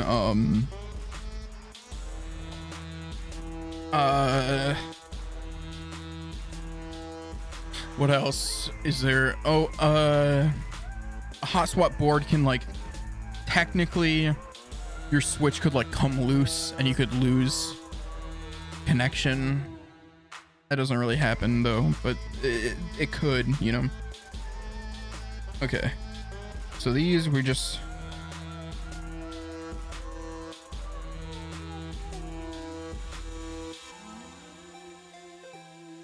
taking the wire out.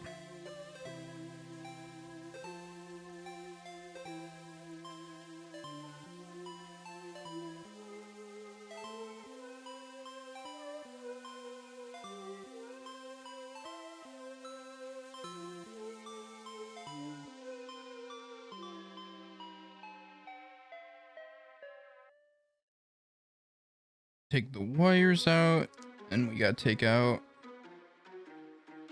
yeah, the little stems from them. Here, I'm gonna actually bring over this towel, this bowl out of the way. Okay, so got the wires, stems, and the housings.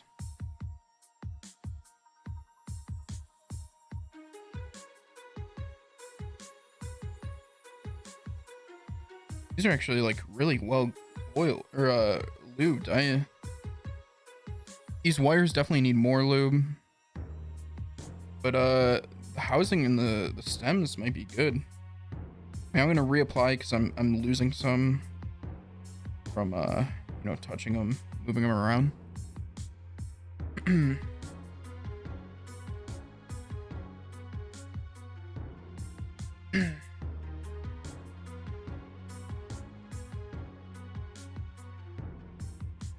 Oh, that's awesome, Teddy.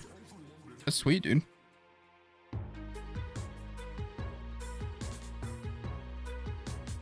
Is it gonna be like the same thing or like a different topic?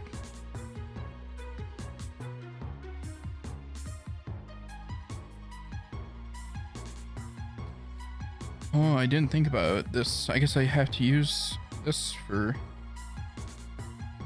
these stems.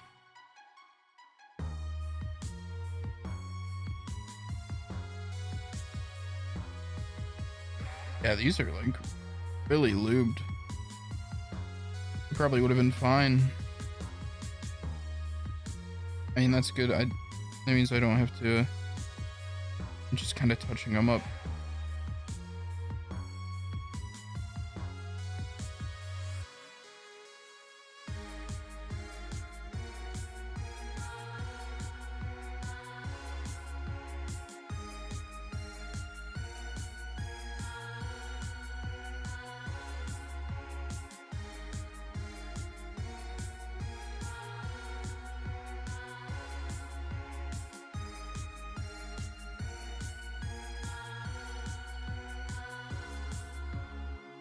Yeah, like, can you believe at the beginning of last year, me and two of my friends were planning on starting a magic podcast?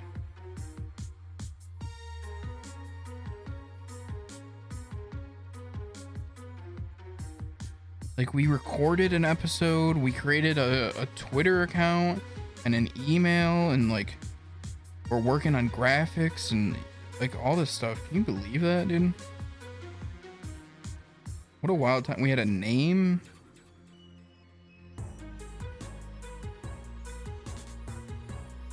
Can you believe that I was doing that?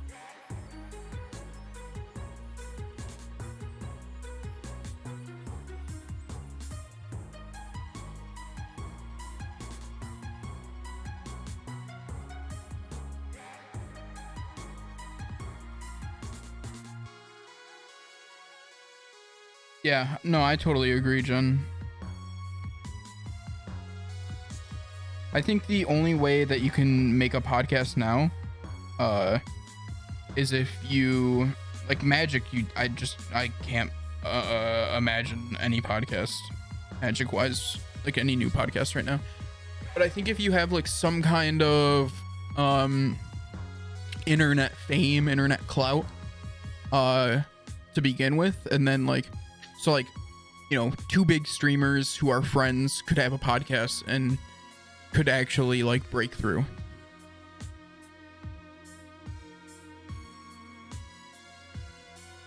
Okay, Teddy, that sounds really cool. Yeah, like I just think I guess if you have like a main brand and then you're just like doing a podcast is like a way to hang out with like a friend of yours or whatever, I think then it can work. Like there's this YouTube channel that I used to watch a lot. That's like, it's two guys playing video games together, like two friends, and they have like some other friends that like they'll play games with too, and then they have a podcast together where it's just two friends who play video games together, but instead of playing video games they just sit and talk. And it's like, yeah, their podcast like does well because they already had like basically that core audience, and that core audience was able to like carry the podcast, and then the podcast is basically just an extension of like the brand that they already made, right?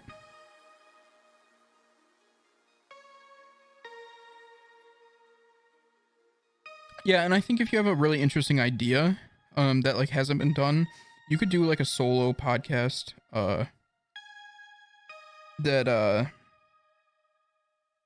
could be good, right? Like one of my favorite podcasts is this guy who's he's a reporter, and he's talking about like what the second American Civil War would look like from what he has like learned. And so he like brings on guests and stuff, like experts, but it's basically him just like, it's basically like an essay of like, this is how I think it would happen, and he just says it, which is like, it's really interesting.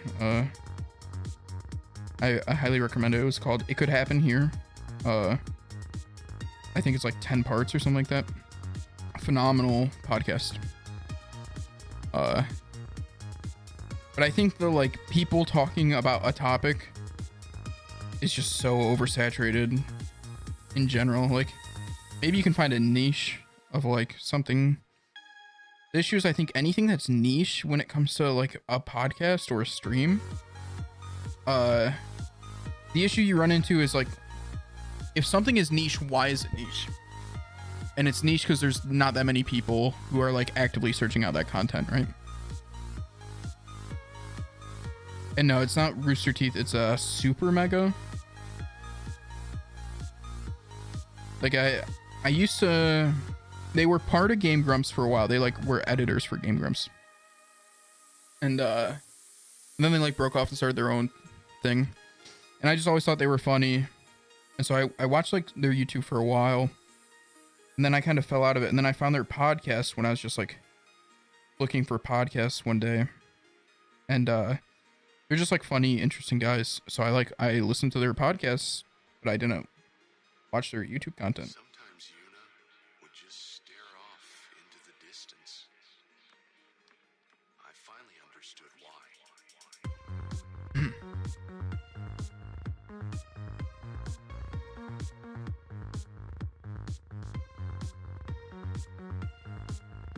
Okay, I gotta remember how these go in.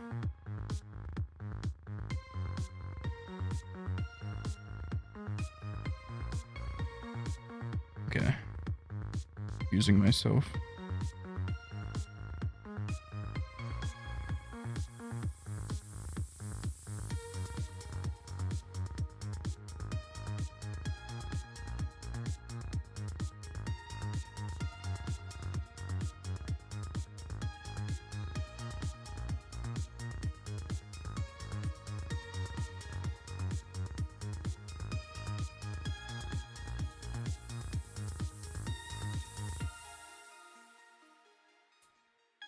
Okay, there we go. I remembered.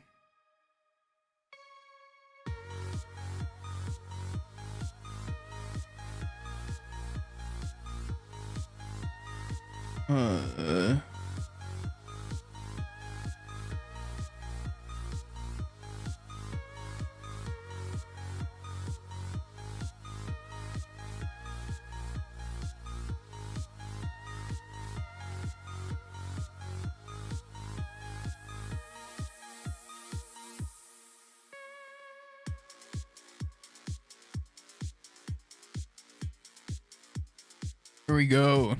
First one done.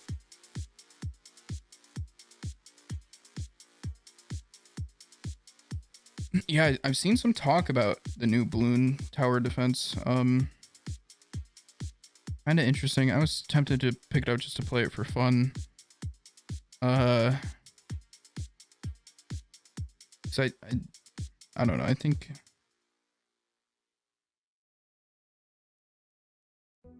I need to be selective on what I stream.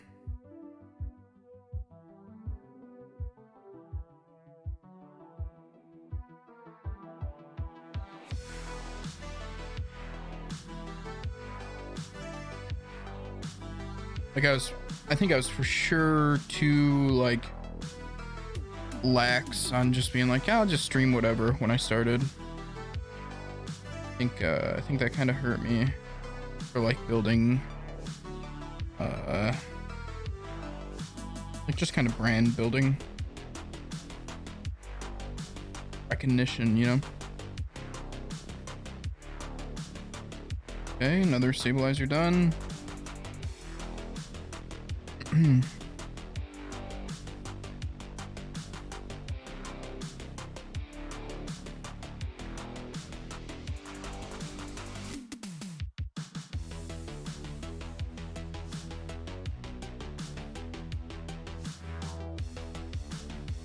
Okay, well that's way too much on there. Need to get some on the elbow. Shit.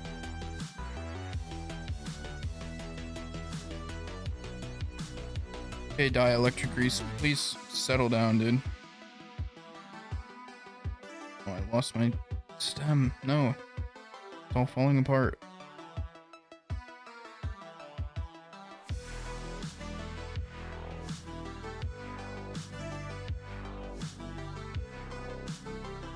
Okay. Almost done with this.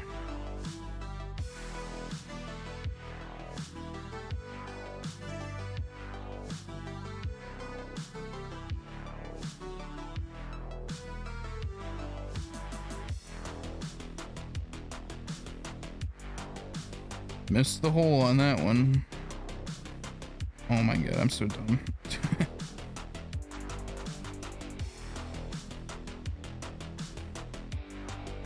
Okay, last one.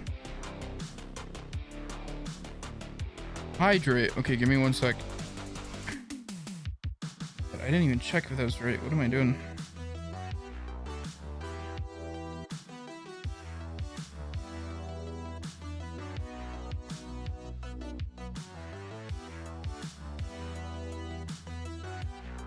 Oh, my hands are covered in lube.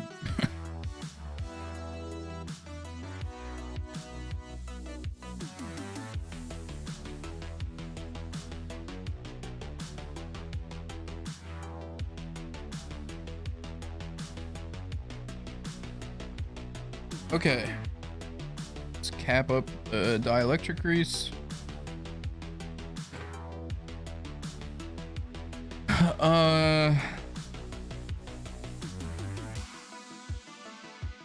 Try to get some of this grease off. I brought water and I haven't drank any of it. I was just drinking coffee the whole time.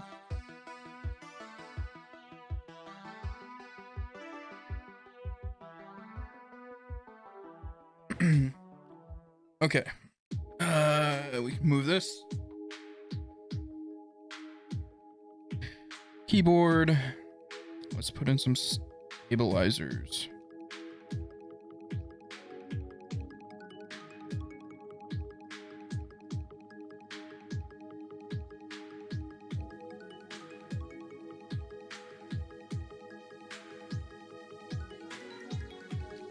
I don't remember how these go in.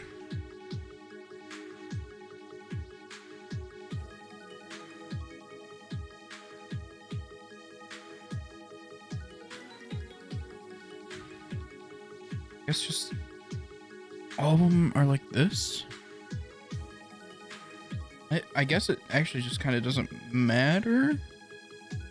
God, I hope not. I don't know. I never really use.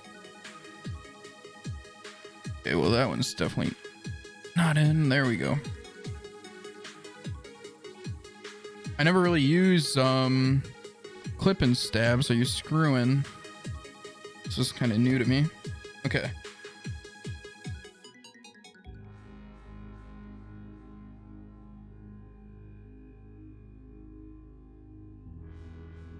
Yeah, it's gonna watch. It's gonna matter. Okay.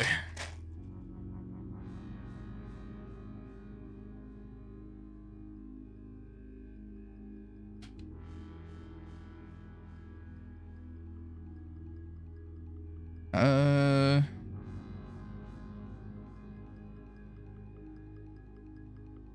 think that's in.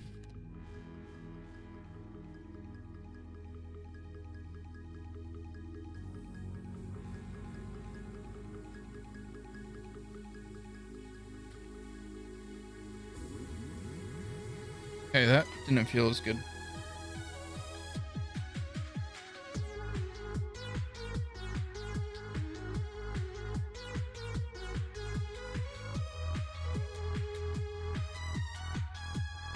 No, I think it went in fine.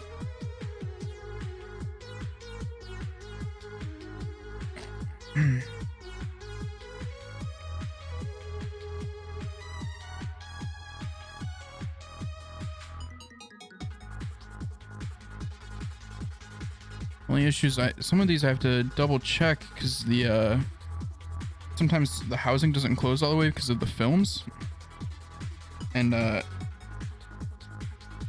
has to be closed all the way for them to fit in the plate, or else the little legs on the side that hold the housing together will prevent it from sticking in.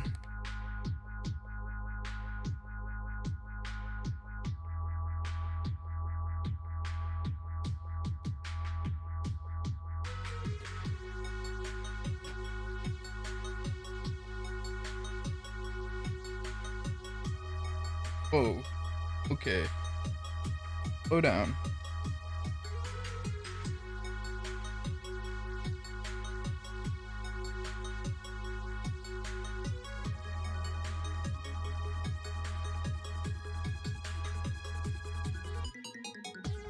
That's why I love these giant ceramic tweezers, because they work good as just regular tweezers. Also, they're really good at straightening out pins.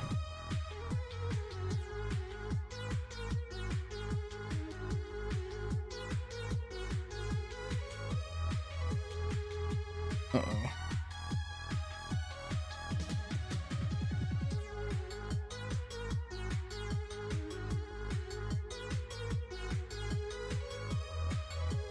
Okay, I went in fine.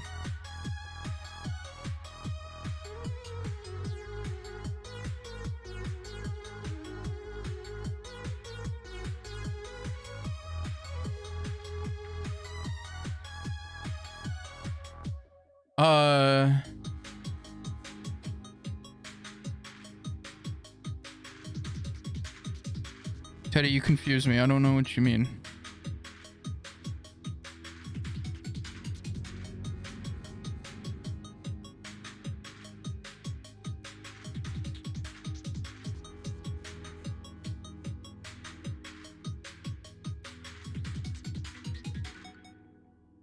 Man, this one's tight. It's because what I said happened. I didn't check it.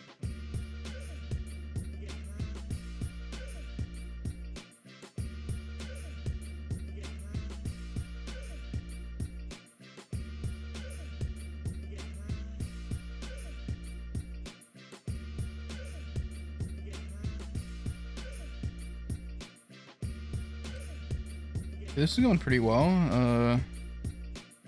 Guess we'll see how well I did once we go to check all the keys.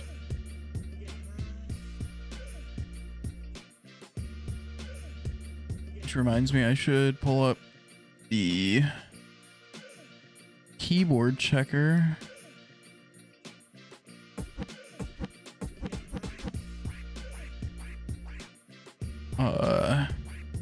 Is this the one I like? No. This is not the one I like. Go back. Come on. This is the one I like. Okay. That way we can switch over real quick once all these are put in and test them all before we put on switch or keycaps.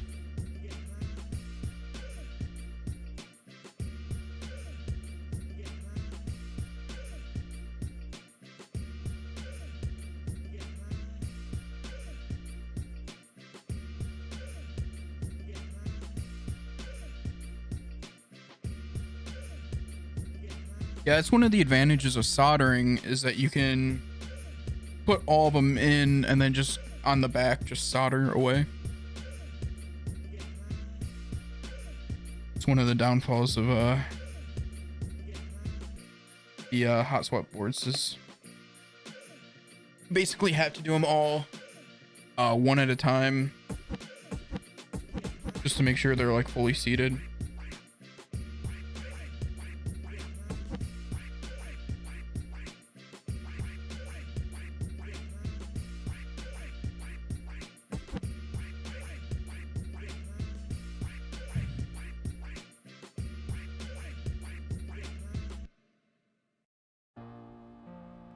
Yeah, you just kind of can't do that with like the closest you could get to that is like have them all in the plate already and then take the PCB and try to line it up. But the issue is you're gonna have so many bent pins doing that, like you're gonna probably end up having to do almost the same amount of work.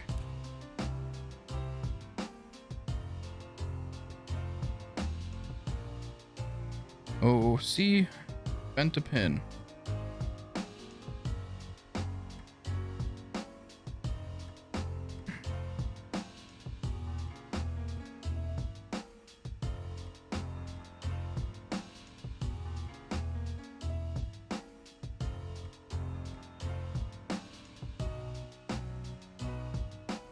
And this pin just keeps bending.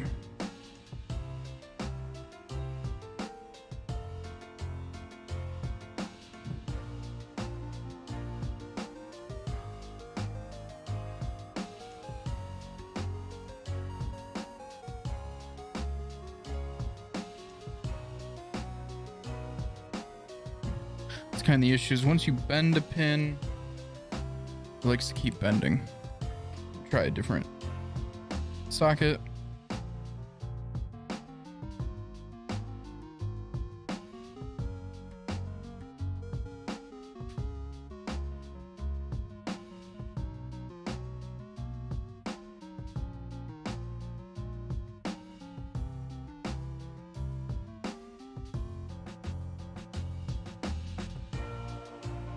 Okay, this switch film is off center. I think this is one that I tried to salvage that did not work out.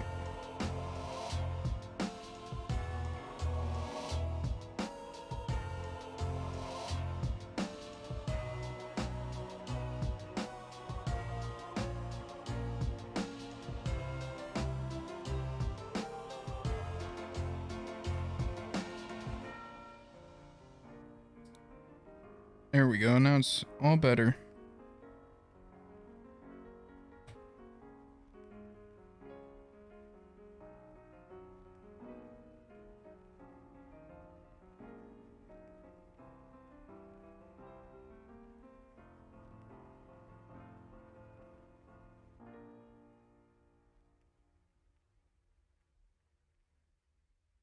That one's got me worried.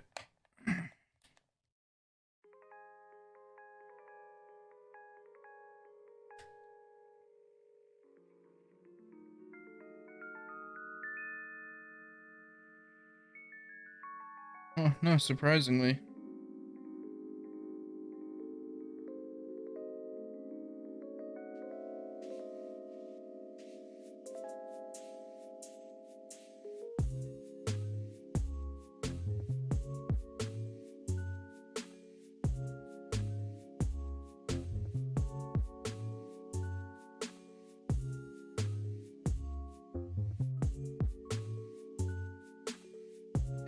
Sorry, I'm being kind of quiet. I'm trying to get this done relatively quickly.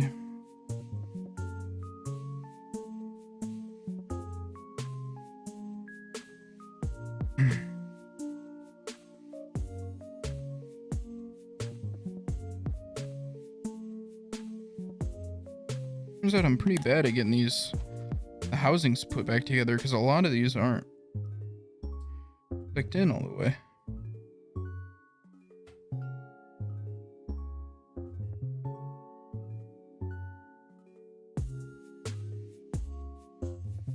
Which makes this step much harder.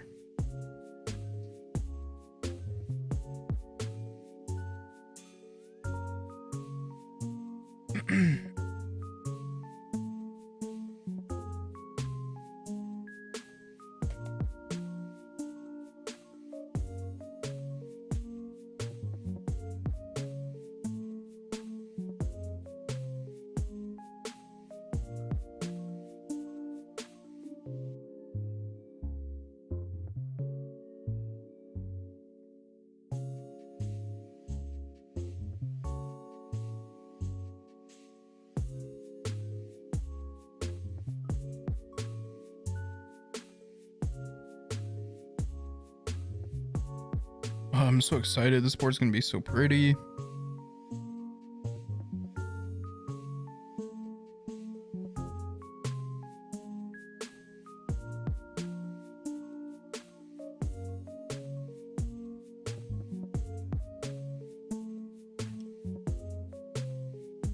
I just wish I have a bunch of C3 stabs that I like bought when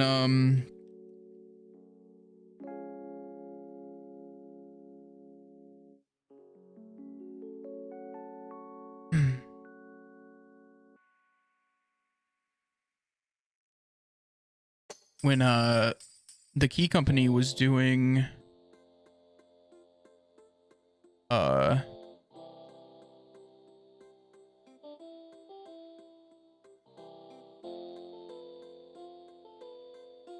they did their last stabilizer group, I bought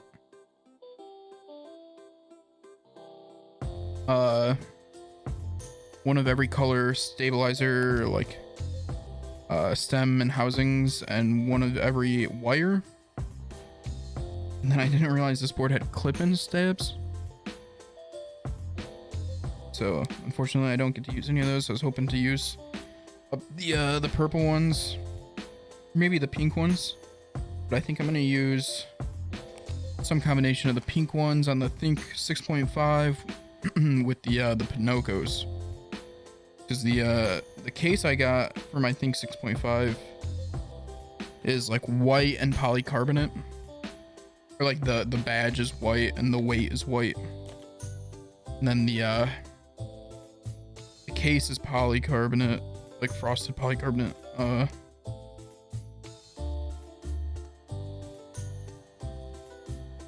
So I think that's gonna be like pink and white. Go with the Pinocchos. Yeah, this has RGB. It's backlit. You won't be able to see it very well because they are south facing. And also I'm using Kuro Shiro, which is not a shine through cap, so there'll be some light coming from behind the keys, but it'll be kind of like, see over here on this one, there's like a light behind, but it doesn't really shine through or anything spectacular. The I think 6.5 will be very or should be much more RGB-esque, because like this one, I guess this one will be too, because it is polycarbonate, so there'll be some. Actually, I don't know if there's any light that you'll get some shining through the side, but it has like dampening silicone in the base, so there's not going to be any like light shining down. I don't know, we'll see. I've seen it lit up without any switches. Also, these are smokehouse, or like the housing is a smoke color, so you know, a little less light will shine through them. Whereas like these have the housing is orange, so everything just kind of turns orange. These ones, everything will just be kind of dim.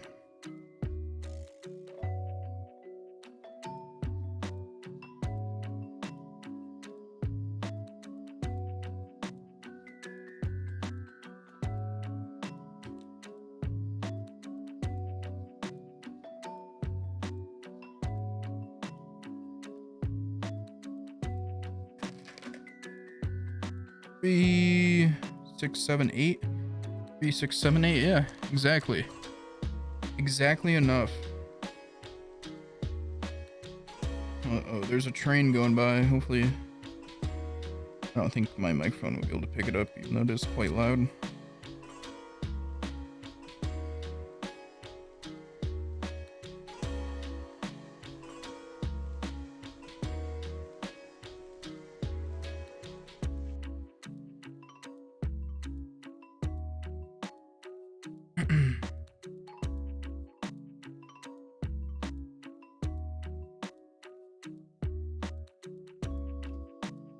Choo choo. Really is an easy clap, Teddy.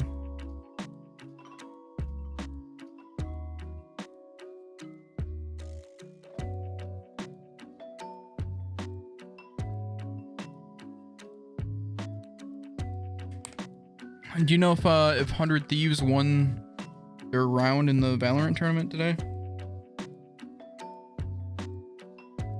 I guess I can have Twitter pulled up.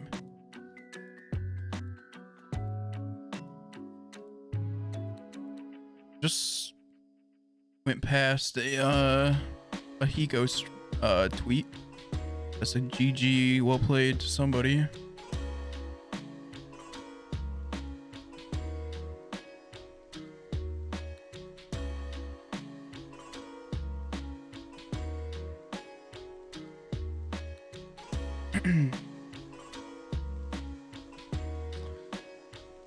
I didn't know there was a tournament today until watching I was watching Hiko's stream earlier, and he had mentioned that, at least I think it was Hiko's stream. I also watched Asano's stream for a bit.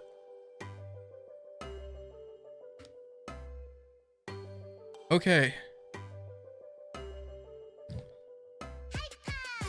They did win though. They beat the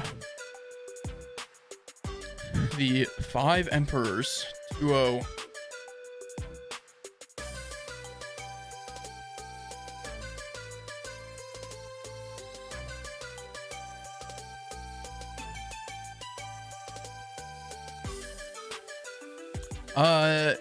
Yeah, I don't know what if you follow Nerd Street Gamers, they're like running all the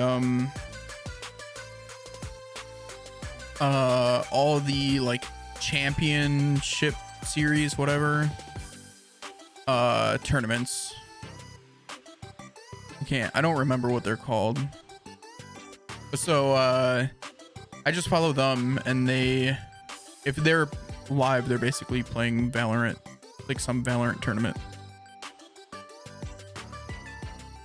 So it's kind of like ESL, not quite. It's not as specific. Okay.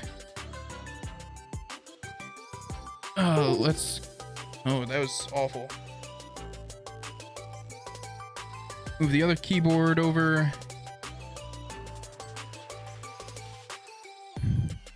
Uh-oh, my cord is wrapped around something.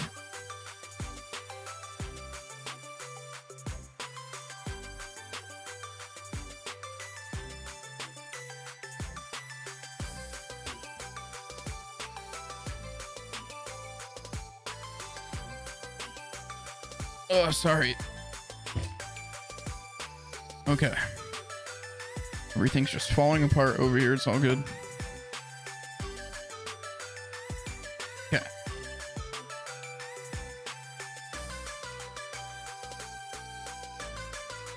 Okay, now we have a cord.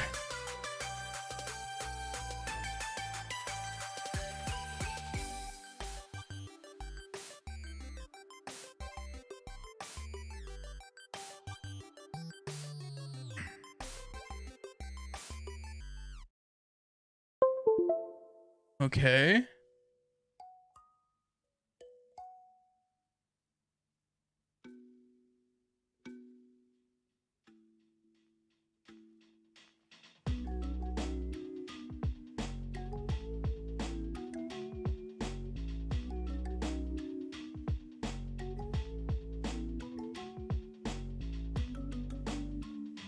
Oh, this is FN, of course.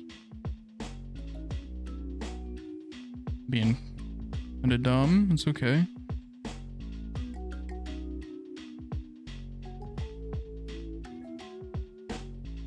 Oh, I gotta get all these.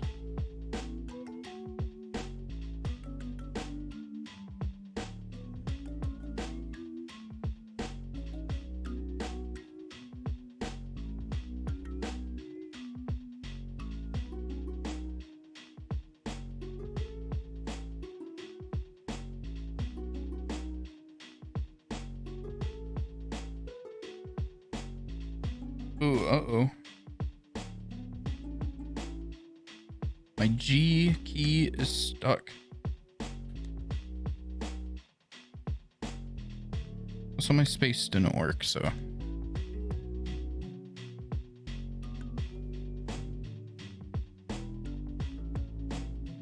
Man, this plate is so tight.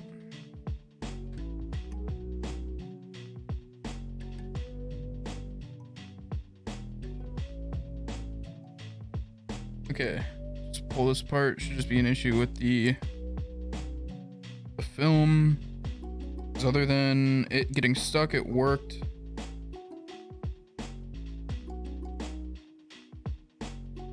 We'll just replace the film. Now the space not working is probably a bent pin.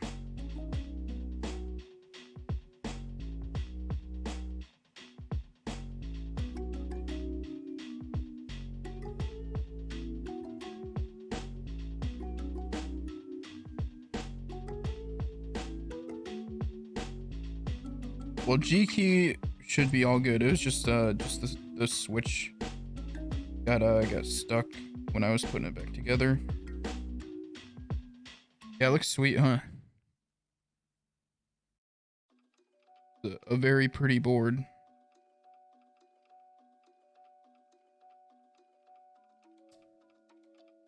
There we go. There we go. There we go. Now space not working.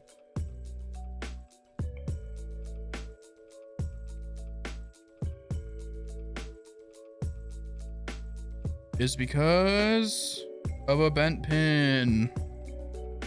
A really bent pin too. Well, I want to make sure. Whoops. Hit window key. Okay, cool. It's weird. Caps lock works. just doesn't pop up on my key checker for some reason. Well, it popped up once, but it doesn't pop up anymore, which is just kind of odd. Okay, try this again. There we go. Now it's working.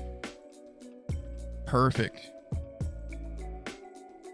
Don't worry, Teddy. That G was always going to work. Okay. Very last thing. We don't need any of this stuff no more.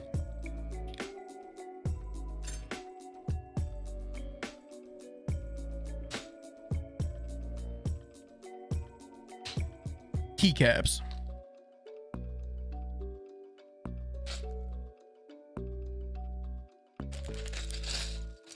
Should use up the majority of these. Oh, I threw the Gengar in here, I think, actually. Yeah, it's right here. It's gonna be our escape key.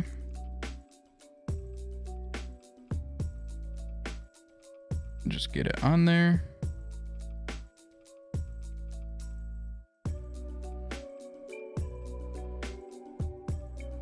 Man, that's kind of a tight fit. It's a little bigger than the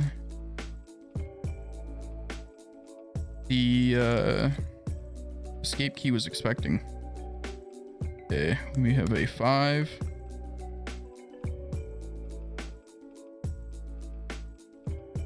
Three.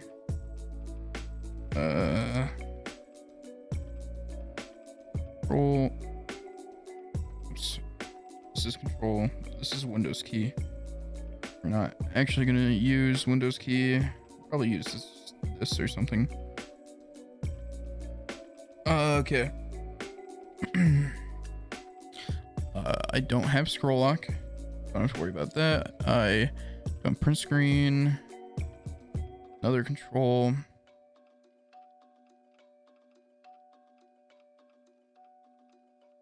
Don't have F keys.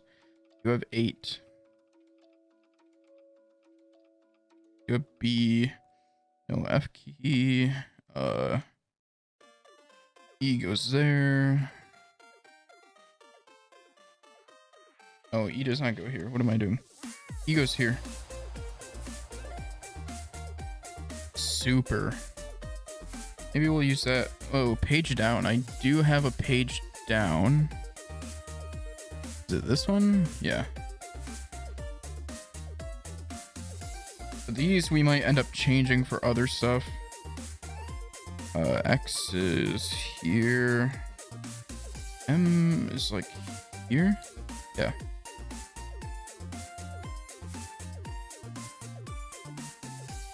Okay, how long did it take you to get all the stuff in for this keyboard? Okay, so this keyboard is kind of unique because these keycaps I bought secondhand from somebody on a there's a Reddit page that's really active for keyboards, like selling and buying pieces and parts and whatever. So that's where I got the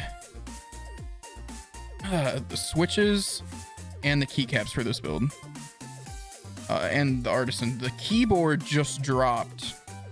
There's like a buy that you could do.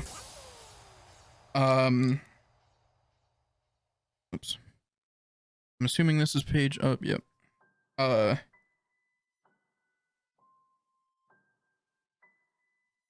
So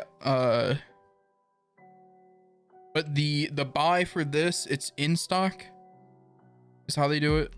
So like whatever they put up, they had on hand. So I bought it, I think it was Friday this dropped, and it was here by this Wednesday.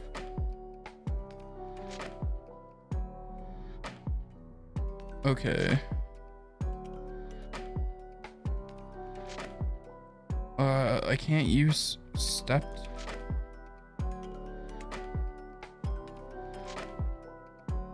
Oh.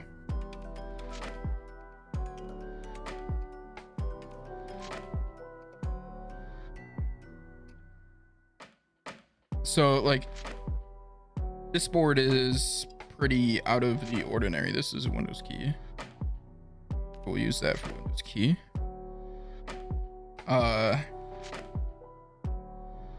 Because usually that doesn't happen. Usually it's,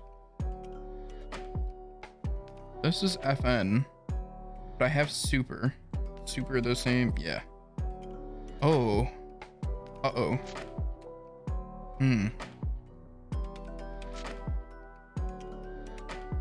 These buttons are too big. You may have ran into a slight issue. Do I have a home? Is this home? Yeah.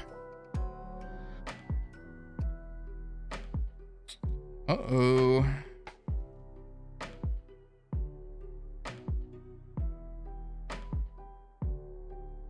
Oh, no, F keys, Alt.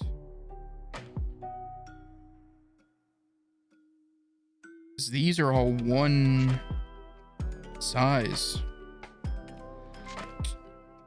Kind of awkward. Well, we have some different size keys in here, so hopefully we have something to use for all of those. We will see. End. This is end. But so like, for example, I have switches that came in today, my Pinocchos, that I ordered September of last year. I have a I have two keyboards I ordered last year. One in September, one in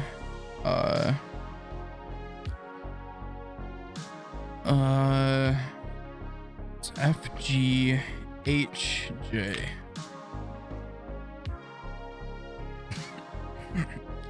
One in September, one in August, and neither of those have shipped yet. So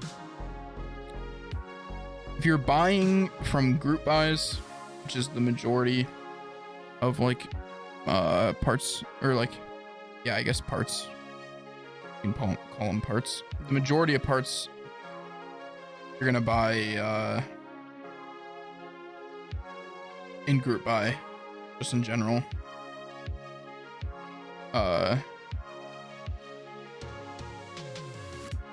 Oh, this board doesn't have a delete key?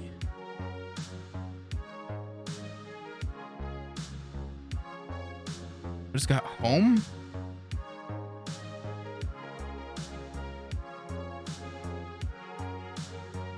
Weird. Very, very weird. Okay. Yes.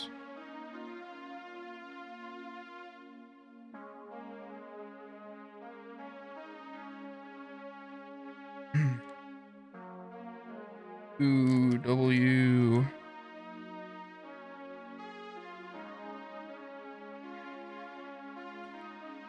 U. There's the 6. Okay, there's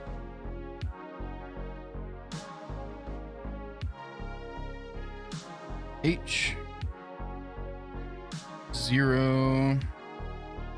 It's IOP.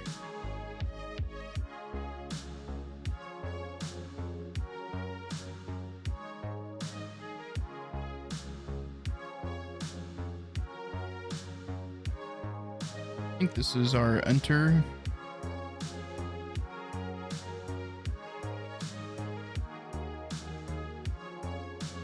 And this should be our backspace.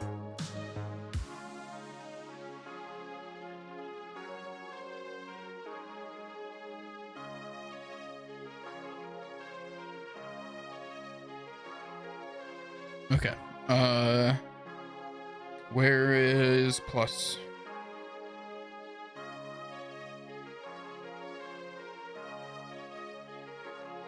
Where is... Oh, this is I. Where? Oh, here's a minus.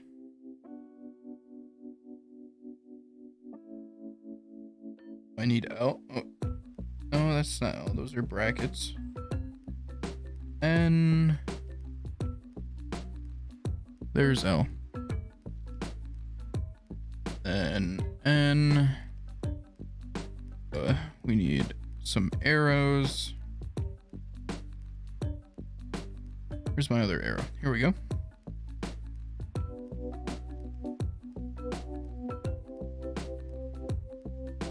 This goes here. Where's our colons?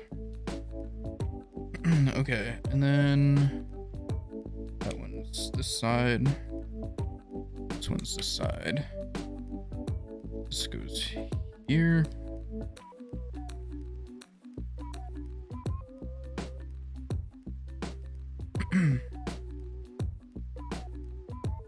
Okay. Oh, these are arrows. We do have some black arrows that we might want to do instead.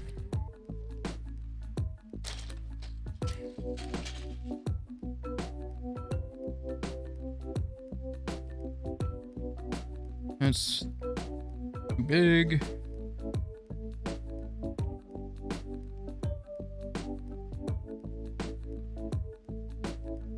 I think that's the right size, right? Yeah. Okay. We're gonna use the black arrows.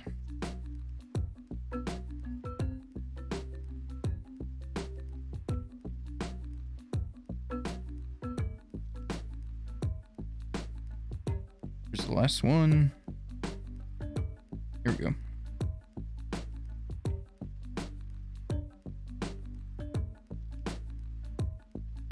Okay. Don't need that piece. Don't need this piece. Not gonna need any of these arrows. Now we just have to figure out. I need a shift. I need a small shift. I should have one somewhere.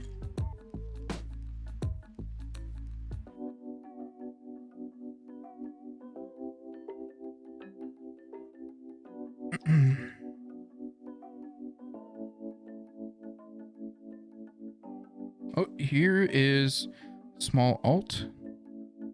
This is FN, so this is alt.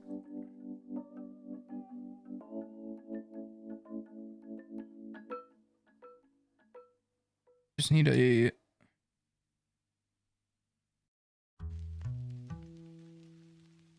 extra B. That's not what I need, but oh, small control.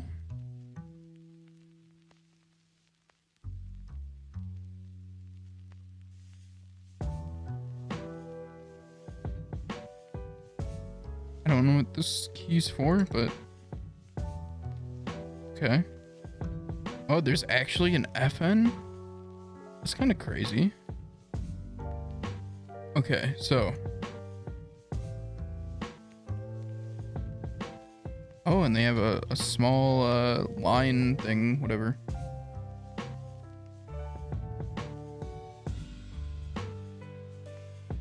Function. They have an actual function key. Okay, so you need tab, caps, and shift. 2 shifts, actually.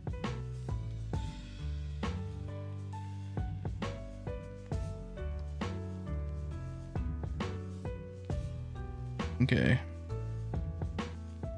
Need something. Tab. Need like a arrow pointing in. This. It's more like a backspace. Especially since it goes on this side of the board.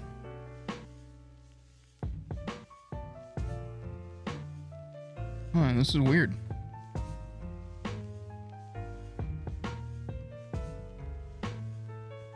I'm not seeing no, I saw a tab. Yeah, here's tab. Let's say I saw one. Yeah, it's so sweet.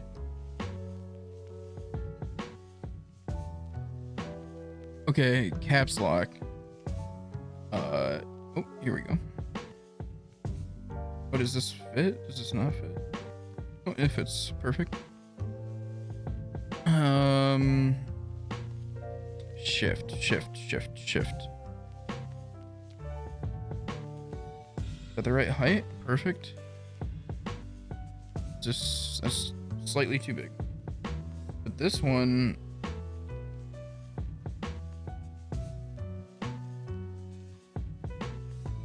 Okay, now.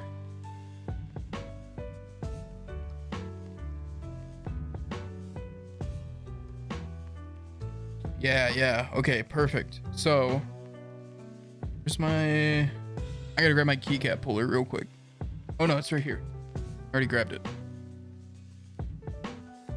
This has the right size for these buttons over here. Even though I think they're kind of in the wrong order.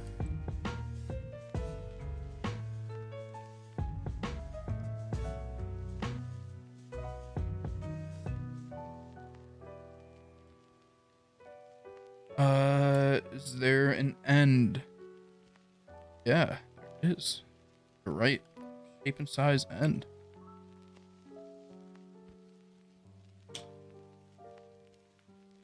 And then just need a... That is not the right shape and size end. I'm trolling. It's this one. Yep. And then...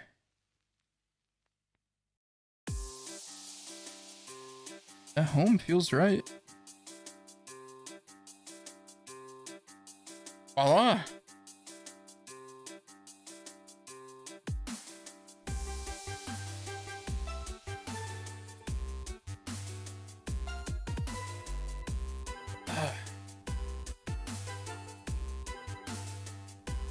Look at that combination.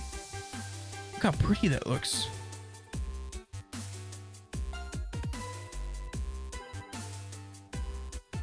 Hi. Oh, she's silky smooth too.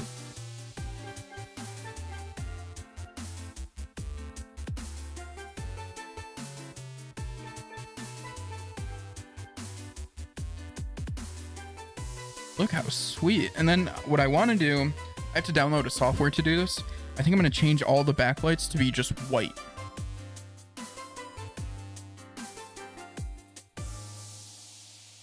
Really proud of how this turned out.